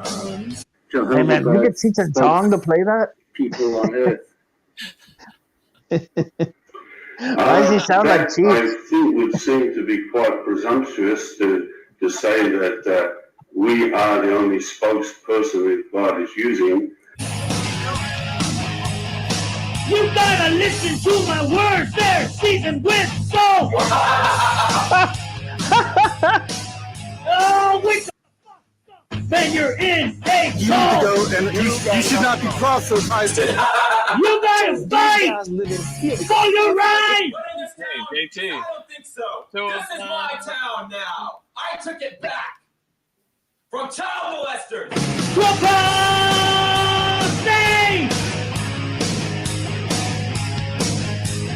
You gotta fight for your right. Being told that we're going to be murdered. Please, Heavenly Father, hear their little prayers when they shut their little eyes at night.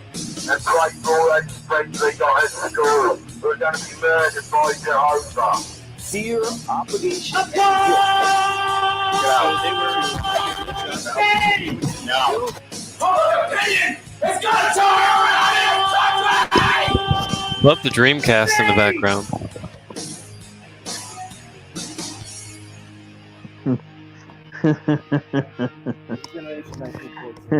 Did that rock everybody out? The families have been torn apart. The shunning. This is for you. That's gonna be a topic of conversation at Pizza Hut. You have heard it before. We need to talk. Oh, that's the wine? Damn. No, not your significant other, but the JW I've elder body. thought about You've that been too. summoned to a judicial committee. You're in deep shit. What do? You need JCC, Judicial Committee Cream. Apply it before Judicial Committee. Slip and slide through all the tough questions and accusations. Glide your way out of a disfellowshipping verdict. Thanks, That's GG. funny. Oh, don't forget to smoke a cigarette. after each use. Hey, Debbie. Debbie's like- Debbie just came in. She's like, "What the heck am I watching?" That's supposed to happen, yeah. And That's great, dude. And the JC Debbie just woke up. I'm just leaving, honey. Don't forget your JCC, your Judicial Committee cream. Oh yeah. No, there is no cream that can make anything slip off from them. Once you're in that room, it's over. Unless you have, unless that cream is like an elder's friend or like an elder's son or daughter or something like that, then they're Teflon. Nothing sticks. Yeah. I remember many a night when me and my mom would sit outside of the back room when the lights were all off in the Kingdom Hall. My dad would be in the back room with a elders meeting or maybe even a judicial committee. We'd be waiting for him. Never knew all the crazy things that were happening in there. All the crimes against humanity that were happening in there. As I Yeah. just wait to go home, to get to sleep, to go to school the next day. Well, everyone, I think I'm about to pass out. Yeah. That's all, folks. It was great having everybody on, and thank you, everybody. Tad, and I'm so sorry, Debbie. Debbie's like, I just woke up. That sucks. Hit the button. Hit the button. Yeah, Debbie, you missed a good one. Yeah. Well, I I love was you waiting all. for you earlier. If anybody wants to stay on, Rick usually doesn't have a problem with it. But yeah, I'm heading out, y'all. I've been on for 6 hours. Yeah, hit the button, buddy. All right. I'm hitting the button. Good night, Eric. Okay, see y'all.